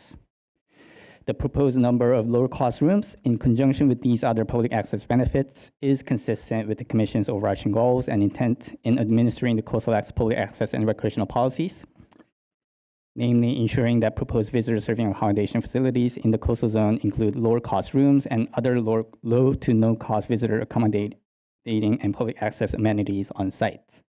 Staff recommends Special Condition 2 to ensure that the designated rooms remain low cost over time by memorializing the applicant's proposed rate cap subject to annual rate increases consistent with the California CPI. Slide, please. The proposed development would demolish an existing 1,460 square feet duplex on one of the 5 lots at 232 Avenida Granada for the construction of a new hotel and a restaurant. Therefore, the project would result in a loss of 2 residential units for the construction of visitor-serving commercial uses. However, the city determined that the project is consistent with state housing laws because the existing duplex has never been income restricted and is not a protected residential unit within the meanings of the Housing Crisis Act of 2019. In addition, the applicant provided an analysis which determined that the loss of 2 residential units at the subject site will not affect the city's ability to achieve its regional housing needs allocation goals and does not violate housing laws which seek to prevent a net loss in residential density. Commission staff consulted with the California Department of Housing and Community Development to confirm that the removal of the 2 on-site residential units would be consistent with the state housing laws. The HCD staff clarified that because the existing duplex does not meet the criteria for affordable housing, there is no concern with the land use change from residential to visitor-serving commercial. Therefore, the proposed project appears to be consistent with the state housing laws, which prohibit demolition of protected residential units and require local government to meet its regional housing needs allocation obligation. Staff would further note that the project represents a development of a relatively higher Coastal Act priority use, namely the coastal visitor serving accommodation adjacent to a popular visitor area. Staff would note that after the staff report was published, Commission staff received 1 public comment opposed to the project, raising concerns about the project's insufficient parking, increased and diverted traffic, excessive noise, non-conforming structure height for the elevator towers, and ultimately requesting approval of a smaller project. Staff also received another comment today addressing similar concerns. Commission staff published a staff report addendum responding to these concerns, but to summarize, the applicant provided a parking study which found the project's on-site parking supply of 36 parking spaces, along with the implementation of the parking management plan, which includes staff parking policies, bicycle program, Metrolink subsidization, and valet service plan for the proposed project during all hours will be adequate in meeting the parking demand estimates for the project. Staff further recommends Special Condition 3 to secure 12 off-site parking spaces for employees of the hotel and the restaurant as required by the City Council, and require a public transit fare reimbursement program for the hotel and restaurant employees, and a publicity program to distribute the information to the employees. The parking management plan also proposes to properly train valet staff to minimize traffic and congestion around the hotel premises. With the concern about noise, the City Council action conditioned the project to comply with the city's noise ordinance and to require all exterior noise to terminate at 10 p.m. and when amplified music is played after 10 p.m. Within the interior of the restaurant, all windows and doors must remain closed. Staff believes that the proposed commercial use is consistent with the mixed-use zoning district and that the project is consistent with the certified LUP, which require that commercial projects abutting residential neighborhoods be designed and operated to protect residents from the effects of noise, lights, odors, vibration, traffic, parking, and other operational impacts. Lastly, the City Council approved a minor conditional use permit to allow the 2 proposed elevator towers to exceed the maximum height of 33 feet for the zoning district to 39 feet. The council found that the location of the elevator towers and the architectural features are towards the center of the building to reduce their apparent height, and supported the height exceptions due to their architectural integration into the project. Staff believes that the project site is not located within the LUP designated public view corridors, and the height exceptions for the elevator towers would not have a significant visual resource impact on the area. Next slide. So in closing, staff recommends approval of the proposed project with 9 special conditions, preserving and promoting the proposed lower cost overnight accommodation on site, protecting water quality during and after construction, prohibition of single-use plastics, protection of nesting birds in the area during construction, and protecting paleontological, archaeological, and tribal cultural resources during ground disturbing activities. The motion to carry out the staff's recommendation is on page 5, and this concludes staff presentation. Great, thank you very much. Are there any ex partes to report? I have one on Tuesday night. That's October 7th, I think. Thank you, October 7th, yes. I spoke via phone very briefly at 8:30 p.m. to Ann Blemker and Susan McCabe, representatives of the applicant. They just informed me that they are in support of staff recommendations, and we briefly discussed whether this item was moving to consent, to which I responded that I didn't know. That was the balance of our conversation.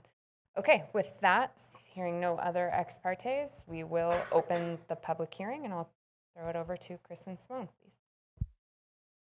Okay, so we have 1 applicant that wishes to speak, and then we have 4 speakers. So we'll start with Mike Sims. He should be here.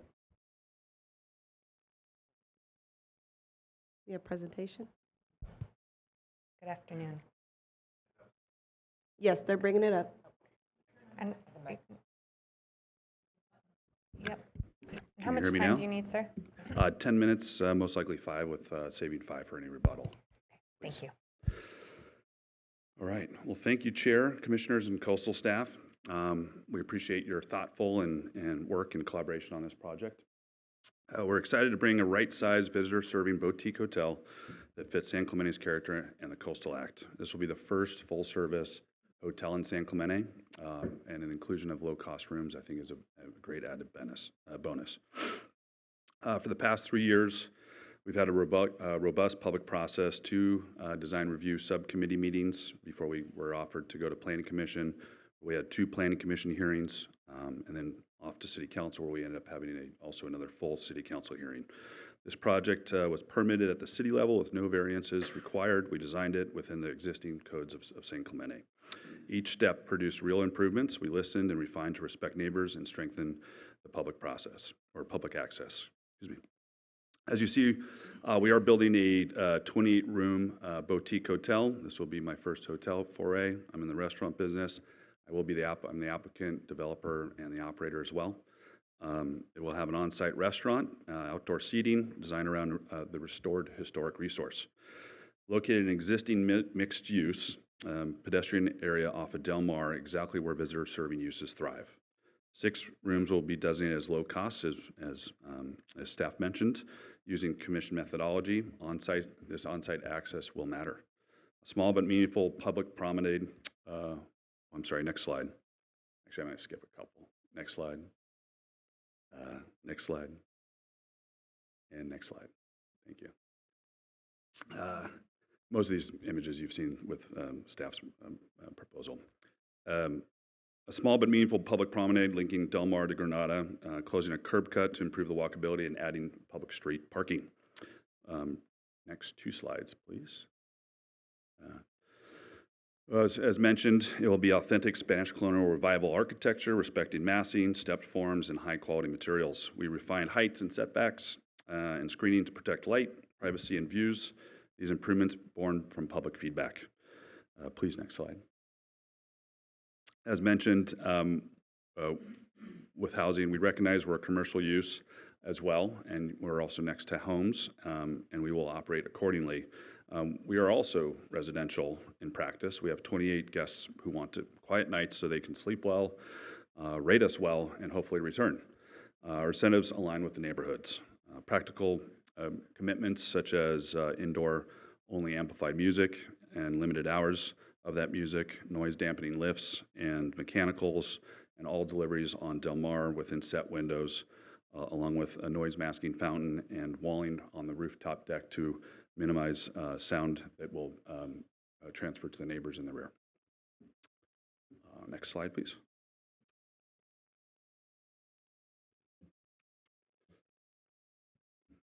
So some tangible benefits, as I mentioned, include the low-cost room component on site, the promenade and activated sidewalk patio, and improve the pedestrian experience along Del Mar from 2 vacant lots to, I think, a gorgeous facility.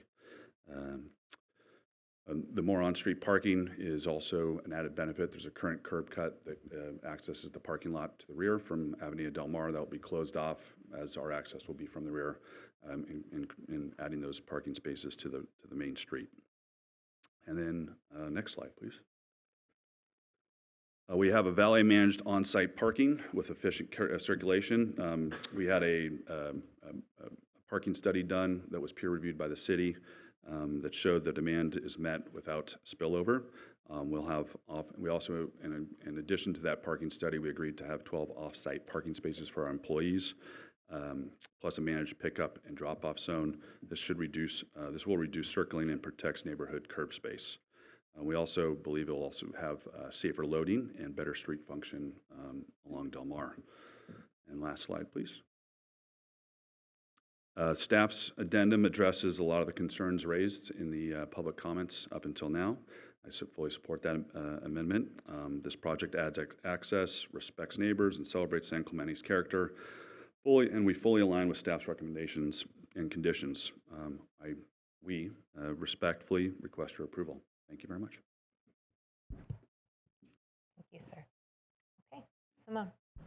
Okay, so we have George Alvarez, followed by Sherry Little, followed by Matt West and Tom Carmichael. They should be here in person.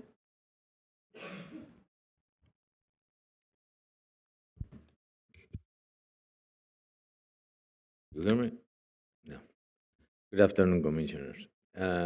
My name is George Alvarez, and I live at 230 Avenida Granada, which is the property right next door of the duplex that they are planning to demolish. And also, the back of the building facing Del Mar is facing my backyard. So I am wrapped around by this, like an L shape, by this massive unfeasible building in such a small pad for 5 lots. I live in this house since 1991, so it's about 34 years. I seen in that street the parking issues that we have on downtown Del Mar, which have been increased after the pandemic. City of San Clemente allowed restaurants to build all these decks using parking spots.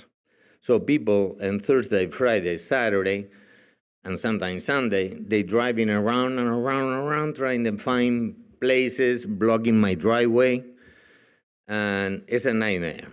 I don't think that this project has been properly studied for the area. San Clemente is a sleepy town. We are not Manhattan Beach or Redondo Beach or Dana Point, because Dana Point has room to expand. They need, one of the conditional approval was 12 more parkings. They need to provide that parking. We don't know who is going to supervise that. And then the problem with cars, I don't know how many valet parking they're going to have.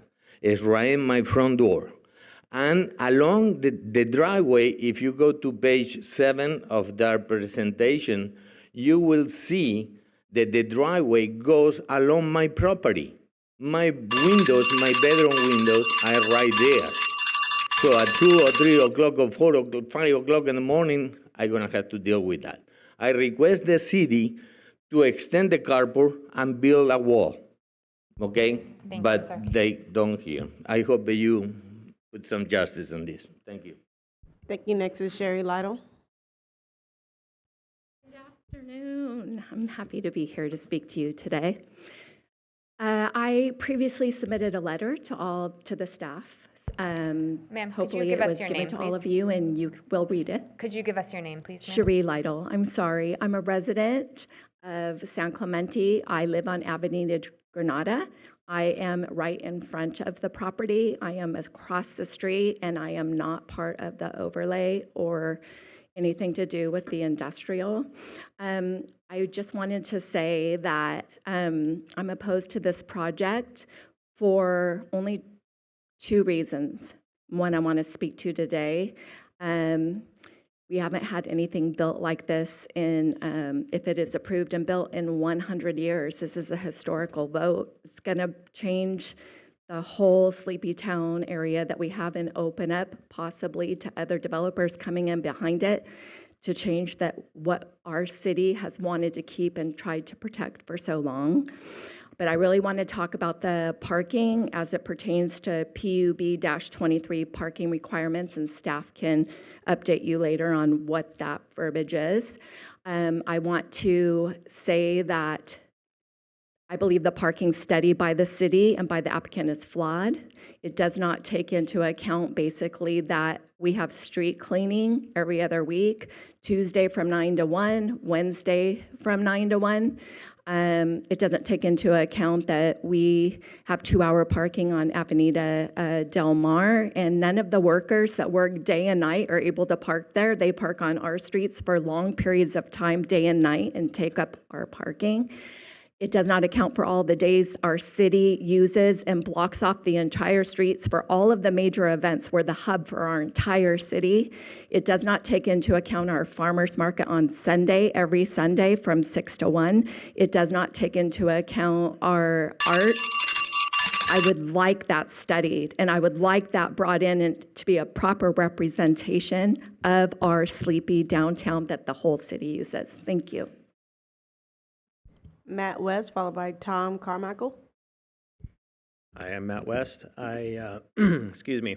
I am actually going to hit on pretty much all of the same points, but I want to also point out the fact that while obviously, what they're doing is in code to where they're building this, but you have to remember on the other side of Granada, that is 100% residential. This is not a mixed-use neighborhood. So when cars are queuing at check-in and check-out, this is something that hasn't happened before, but all of you, and we're in a hotel right now, we all know that when you go during check-in and check-out time, it's not like a restaurant where you have reservations that just kind of flow through. This is huge influxes of cars that are arriving at one time and leaving at one time.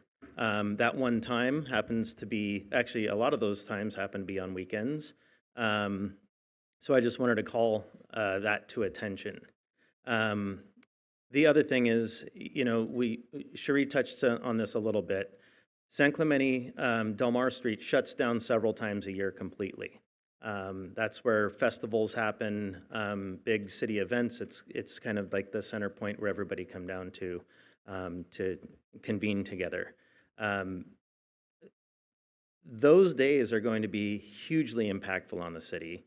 And I truly believe that a proper parking and traffic study needs to be done in San Clemente, for San Clemente. The one, as I understand it, was taken from a model done in Manhattan Beach, which is a completely different town. It's not an island. We're more like the city of Avalon, right? We're not like Manhattan Beach.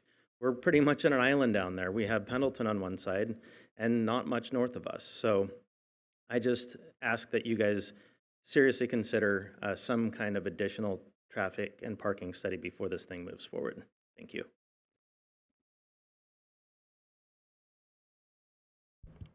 Tom Carmichael.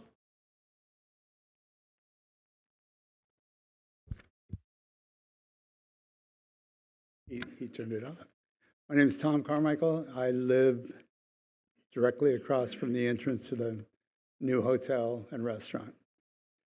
I think that the whole parking scene, and what skipped over a little bit, is all of these 36 parking spots are lifts. They're stacking cars. They don't have the room for what they're trying to do. They're going to stack them. And from what I've looked at, one of these parking deals have beepers on them. OSHA approved. You have to have those go anytime they're in motion. Living straight across the street, I feel like it's quiet. It's very quiet at night. And if they're doing any of that stuff at night, it's going to be beep, beep, beep, beep, and it's going to be consistent all the time. So that's my biggest issue. But like they said, we have a lot of times where they shut off Del Mar 100%. The parking, even on the days of street sweeping, you can't find a parking space. And I've watched the people that work at the restaurants say, forget it. I'm leaving my car there. I'll pay the $70. I got to go to work. And they go around them, which leaves debris in our gutters. And where does it wind up? The bottom of the hill. I just think that we really need to look at, it's a small town. I don't mind if it's a restaurant. I don't mind if it's a hotel, but I think they're cramming a lot into this little space. And there's enough room to stack 4, maybe 5 cars in the entrance of it. And if more than that come, I think we're in trouble. And so please, just take a close look at what we're at. And if we get any help, we get help. Because we've lost a lot of spaces. A lot of the restaurants have decks out in front. Thank you for your time. Thank you. That concludes our speakers. Okay, thank you very much. I believe the applicant had some time reserved, if you wish to use it. Okay, thank you very much. Appreciate that. So I'll close the public hearing and return to staff. They have a response. Thank you. Just a moment. Amrita Spencer with our Long Beach office. She's our manager for this area, and she'll be doing the staff response.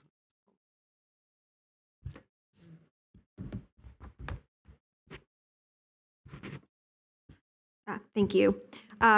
Staff just has a few quick comments. With regard to parking, staff would like to reiterate that the applicant did conduct a parking study, which concluded that the on-site parking supply of 36 spaces is adequate for the project when considered along with the proposed bicycle program, Metrolink subsidies, and valet service plan. Just a few notes about the valet service plan. That incorporates a long driveway loading to minimize congestion. There are parking lifts for the on-site 36 spaces, a 24/7 attended valet, and I would also note that the applicant is available to provide any more responses and information about that program. With regard to noise, staff would note that the city does have an instituted noise ordinance for the area, which sets a 10 p.m. curfew for all major noises. So staff determined that the noise ordinance would address any concerns pertaining to noise. I think that concludes staff's comments for now, but we are available to answer any additional questions. Great. Thank you very much. Okay, I'll return to the commission for comments, questions, or motion. Vice Chair Hart. I have a question with regard to the lower cost rooms. So I was really happy to see that the commission now has a page listing lower cost lodging that's available on our website. I think that's great, where you can go and you can see and link to where people can find these rooms, because that's always bugging us, that how do people find them. So what I would ask is, could it be included in the permit that both on their online, when you go to the hotel's website as well as in the hotel lobby, that there's some kind of a notice made that lower cost rooms are being provided. I guess this goes to you, sir, or I'm not sure where it goes to, just to indicate that there are low-cost rooms, and it could, just to make it easy and obvious to people that this is an option. I'm not sure how we could do that from staff's perspective. That's thing one that I wanted to talk about. And then just thing number two is that the beeping sound of the up and down of the car system, the parking system, I'm sure, so that would be violative of the noise ordinance if it was on at night. Could it be turned off, or how does that work? I think questions about the functioning of the lift system might be better directed to the applicant. Maybe we start there, and then we can come back and address your other question. Please. So thank you very much.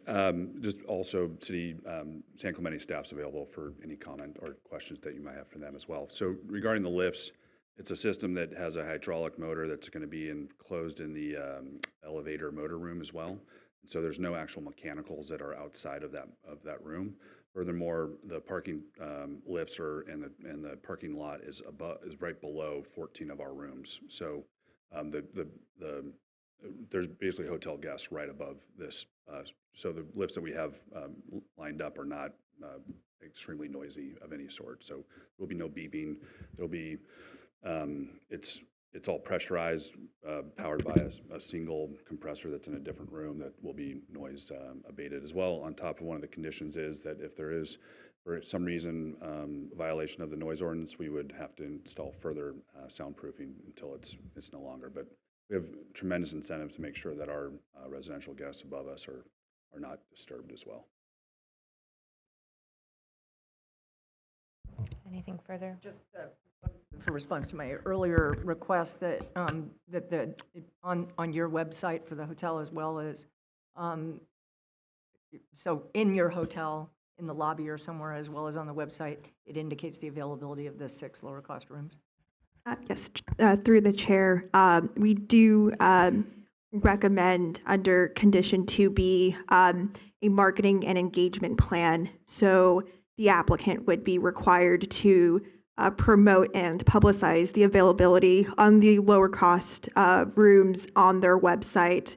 And we've also, outlined prior to issuance of a permit outreach that the applicant would need to detail in such a marketing plan. I would also note that marketing plan will come to staff for review. So we'll be looking into those, all the elements of it, and we'll make sure that we get it on our website and really, because again, that's a huge component, is making sure that the folks that really need these rooms the most know that they exist. So that's where this condition comes from, and something we're really going to be focusing on improving in the long run. Thank you. That's very helpful. Any other? Commissioner Wilson. Just a question on the housing part of this. And so can you just give me a little bit more on that? HCD says these units are not worth protecting.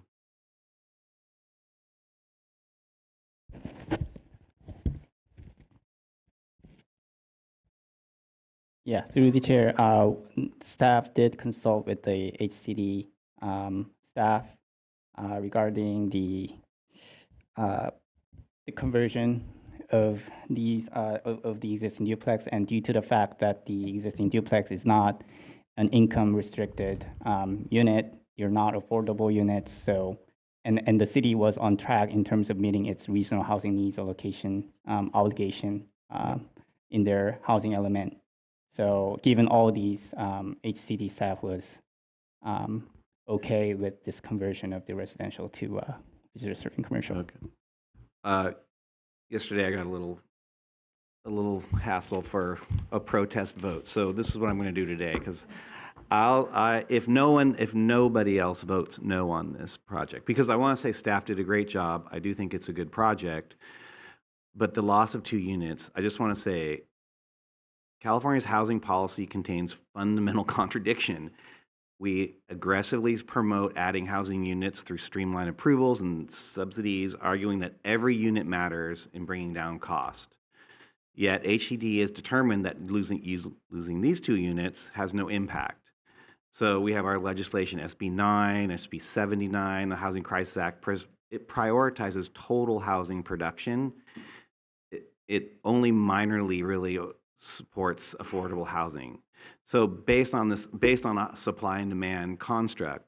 So the state overrides local control oftentimes, and I often agree with the policies really actually, and provides these, these entitlements because it's too expensive to build, and we are desperately low, 22.5 million units. But when existing housing is demolished, no cost, no mitigation, no replacement requirement, just no impacts, if they don't meet this narrow definition of income restricted. So it's just an asymmetry in that discussion. For me, it's just a very uncomfortable space to be. So building housing deserves subsidies and all in all these things because it's expensive and supply matters, but demolishing it, in this case, has no cost or no impact. So these are 2 real homes. You can look at them on a thing, already built, already paid for. There are people living in them. They're not huge. Maybe they don't meet that criteria, but you can tell that it's not fancy and people live in them. So either every unit matters in the housing crisis or it doesn't. And so for me, I agree with the staff's analysis on this. I just want to say that I just have a real concern about the loss of these 2 units in the context of what we keep talking about, the pressure on this organization around housing and what that means, and also all of our local jurisdictions as well. So if nobody else votes no on this, because I will be at the end because of the way we do this in alphabetical order, lucky me. There's only one instance in my life where being last on the alphabetical order actually has any benefit. But if no one else does, I will. So that's all I got. Thank you. So don't follow Commissioner Wilson off the cliff is what As I he's say, don't saying. follow me off the cliff, but you won't have to because I go last. Okay. Commissioner Preciado, then Commissioner Natoff. Commissioner Wilson, I must apologize if I insisted too much that your support for a ficus tree was exciting. Did we hear that the city of San Clemente is available to answer? I believe they are. In hearing the public's testimony, I was interested about Avenida del Mar and how the city views this important new use that is coming to these spaces. And I'm somewhat interested in their perspective because the residents seem to have a different view. So if the city could just comment on how this supports their vision for that area, if appropriate. Thank you. Could we promote a representative from the city, please? We do have one in person, Andy Hall. Okay. And then we do have one on Zoom, Jonathan Lightfoot. I believe Mr. Lightfoot is Okay. the appropriate person. Moving to them respond. in right now. Thank you, Chris. And if I could just expand my comments, so there's discussion of closing Avenida del Mar, of all of the civic activity, et cetera. And so I don't have a conflict with the project itself, but it just seems like the residents have a perspective of that corner, and maybe I just need to hear from the city. And Jonathan Lightfoot is in as a panelist now. You should be able to unmute.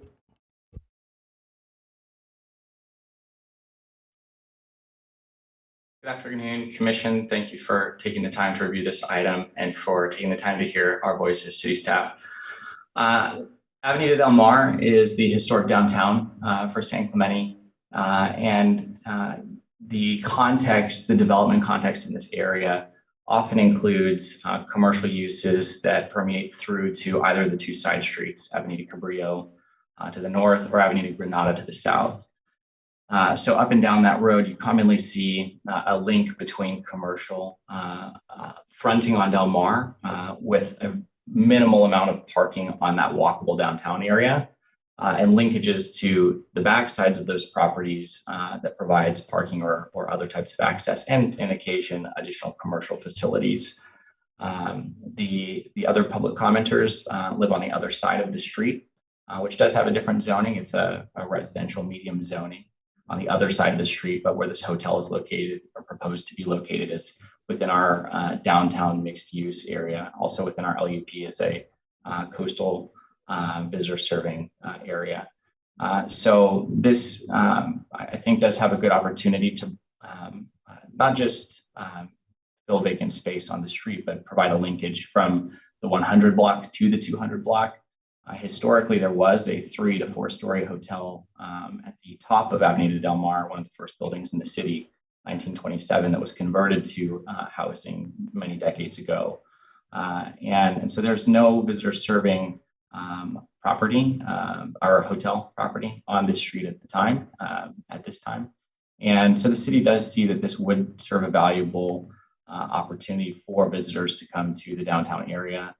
It's a short walking distance to our local circulating trolley as well. So it has that access that would provide further connections throughout the town to our pier and other areas.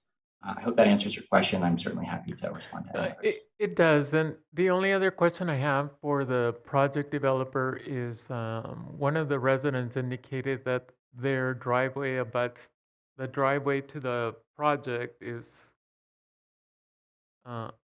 right next to the one of the residents, and I'm just wondering if there's any screening or anything like that that could help the project not impact that particular resident. But I don't, as I visualized everything, I was trying to see, but I was just interested in that. I don't know if the developer can comment if there's any screening or any shrubbery that could be helpful. Sir. Please turn the mic on. Thank you. We will have a wall that will separate the properties, just as, and it will be landscaped as well. The neighbor, Mr. Alvarez, has wanted to have a separation between what our operations are. So I think we feel that's the best way to protect his quiet enjoyment is having a part of our retaining wall will be just elevated so that any noise or anything of that nature would protect his property as best as possible. Thank you. Commissioner Nada. I was prepared to make the motion. My husband graduated from San Clemente High, so maybe take this. So it sounds like the developers are listening to the neighbors. It's in the zone. It's zoned for what the use is, and I certainly, if there isn't a specific requirement for building this wall to protect the neighbor, is that in the conditions, or should we add it to the conditions?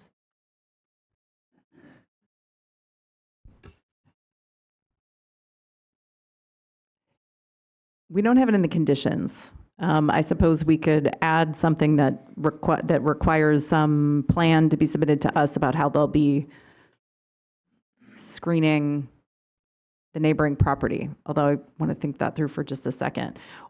It sounds like the project proponent is adding that to the project, but. He's made a commitment, but I'd like to see it in the conditions. Okay, we will, a final plans condition. Okay, do you want to describe that?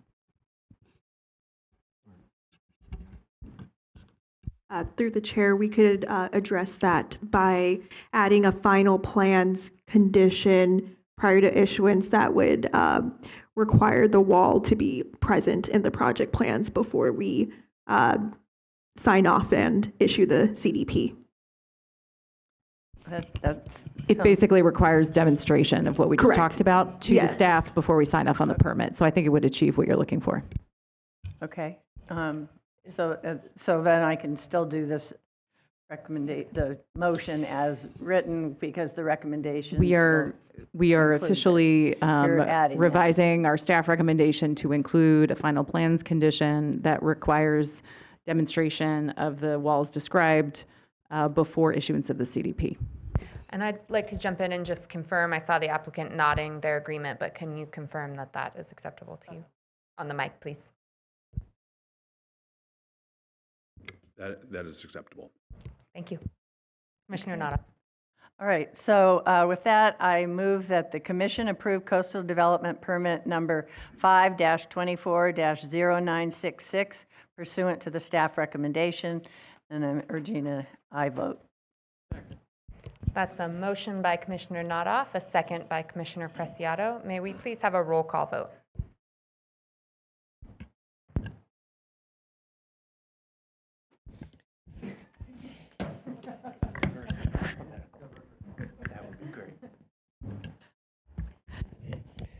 Commissioner O'Malley? Yes. O'Malley, yes. Commissioner Escalante? Yes. Escalante, yes. Commissioner Hart? Yes. Hart, yes. Commissioner Jackson? Aye. Jackson, yes. Commissioner Kelly? Yes. Kelly, yes. Commissioner Lee? Yes. Lee, yes. Commissioner Lopez? Yes. Lopez, yes. Commissioner Nadoff? Aye. Nadoff, yes. Commissioner Preciado? Yes. Preciado, yes. Commissioner Wilson? No. Wilson, no. Chair Harmon? Yes. Harmon, yes. The vote is 10 yes, 1 no. Thank you. The motion passes. Thank you all. Okay, now the last item on the calendar today is item 10. That does take us to item 10. Thank you. Which is the Deputy Director's report for our San Diego Coast District. We're reporting 5 waivers for projects in Oceanside, Solana Beach, and San Diego, and 1 CDP extension for a project in Encinitas. I do want to note that an addendum was posted this week removing a waiver from the report from the City of San Diego regarding relocation of certain fire rings in Mission Beach. And while staff moved quickly to get this request in front of the commission, the city requested the item be delayed while they work out some issues with their local approval process that could result in some changes to the project. So that particular waiver will not be acted on today. Second, there is correspondence in the report related to the City of Oceanside's pilot dune habitat creation project on several public beaches up coast of the municipal pier. One of the commenters makes several suggestions related to signs at a community known as North Coast Village that is near one of the restoration locations. However, North Coast Village is not involved with this project, and the suggestions are outside the scope of the city's proposal or project. There were also comments with suggestions about the type of sand that ought to be used for the dunes. However, it's important to note that no sand is being brought to the beach to build the dunes.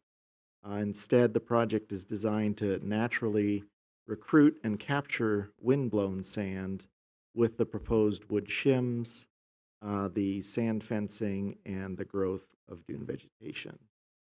So other than that, there's no known opposition, and we're asking whether 3 or more commissioners object to the waivers or the extension in the report. Thank you very much, Mr. Schwing. Are there any ex partes? Any public speakers? Yes, we have 2 that are in person, Charlie Bowen and Mitch Silverstein.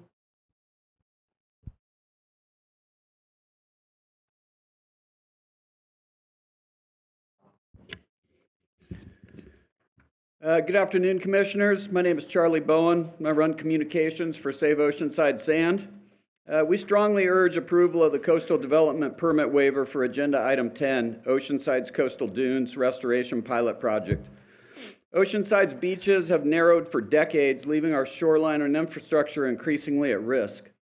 This project represents a forward-thinking, nature-based solution, restoring small vegetated dunes that absorb wave energy, trap sand, and reduce flooding while creating habitat for coastal wildlife. It becomes another tool in Oceanside's coastal management toolkit, the main component of which is rebeach. The pilot is supported by a U.S. Fish and Wildlife Service grant with no cost to local taxpayers. Acceptance of the grant was unanimously approved by the Oceanside City Council. The pilot also helps Oceanside meet the goals of Senate Bill 272, requiring local governments to plan for sea level rise.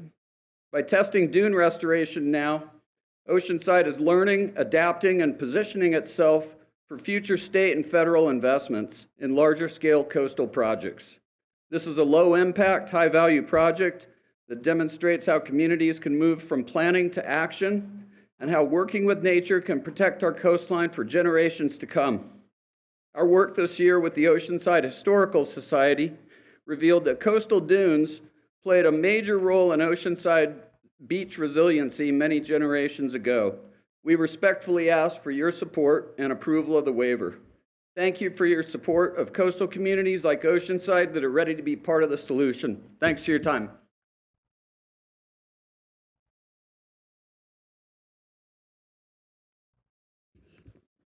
Good afternoon, Commissioners. Mitch Silverstein again, California Policy Senior Coordinator for Surfrider Foundation. I just want to echo what he said. It's a lot better than anything I prepared. And I'm out of time. It's great job, Charlie. 100% agree with all of that. And, I was just reading, me and a couple of Surfrider employees, the draft guidance for nature-based solutions that I think will be before the commission at some point. December. Yeah, in December. So I just wanted to speak on behalf of this project. It's really cool to see. I mean, of course, as Surfrider, as a member of the public, we always want to see a lot of public engagement and public review. But this is such a small project, and it went through so many iterations locally and so much engagement. I mean, it almost got killed multiple times, and I'm so glad to see it here. It's about 1 acre of dune restoration across 3 separate beaches, so very small. As Mr. Schwing said, no importation of sand, no reductions of access. And so it's nice to see that this can be streamlined here at the commission. I mean, this is probably like 2 years maybe at the city level, and only 3 months here because Jamie Timberlake, the coastal zone administrator, she submitted this in July, so my math isn't great, but about 3 months. So it's really cool to see this can get a waiver here at the commission and stream through and get Oceanside, again, on this path towards nature-based solutions and being proactive instead of just reactive to kind of retain sand on the beach and bring back much-needed natural habitat in a very, very urban beach. So just stoked to see it and glad to see it's a coastal development permit waiver in this case as well. Thank you. Thank you. That completes our public speaking. Awesome. Thank you very much. Okay, do 3 or more commissioners would object to any item in the Deputy Director's report? Seeing no objections, the commission concurs. And before we move to closed session, I'm going to just circle back to the trailed statewide items from yesterday. And I think we have some minutes to approve. Looks like the June meeting minutes. So August. June August and and June. August, excuse me. So I'll entertain a motion, comments, okay? Moved by Commissioner Lopez. I'll take a second. Second. Thank you. Moved by Commissioner Lopez, second by Vice Chair Hart. Let's do a roll call vote on this, please.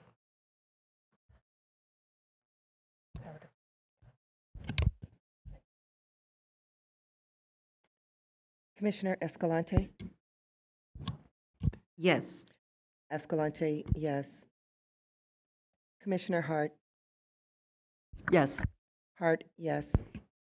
Commissioner Jackson? Aye. Jackson, yes. Commissioner Kelly? Yes. Kelly, yes. Commissioner Lopez? Yes. Lopez, yes. Commissioner Lee? Abstain. Lee abstains. Commissioner Nuttall? Aye. Nuttall, yes. Commissioner Preciado? Aye. Preciado, yes. Commissioner Wilson? Yes. Wilson, yes. Commissioner O'Malley? Yes. O'Malley, yes. I'm missing somebody. Chair Harmon? Yes. Harmon, yes. I'm still missing somebody. Who am I missing? Wilson, did I get you? Okay. The vote is unanimous. Yes, again. Okay. The minutes are approved for sure. Okay, very briefly, one last thing. We had a Conservancy meeting this month, and I don't think Madeline Cavallari is available. She attended in my stead, but I want to encourage everyone to look at the report. A lot of great work was done, and I also had the immense pleasure of participating in a field trip to view some Santa Barbara County projects that have been funded by the Conservancy, and just a huge amount of expertise and good work that is happening, and so much value statewide is being produced. And it's one of the things that really stood out to me in this field trip is, though a lot of these grants are for specific locations, the learnings are really teaching us a lot that have application across the state. So my gratitude for the Conservancy, for all they do, and for arranging that really, really wonderful field trip. Okay, Commissioner Escalante.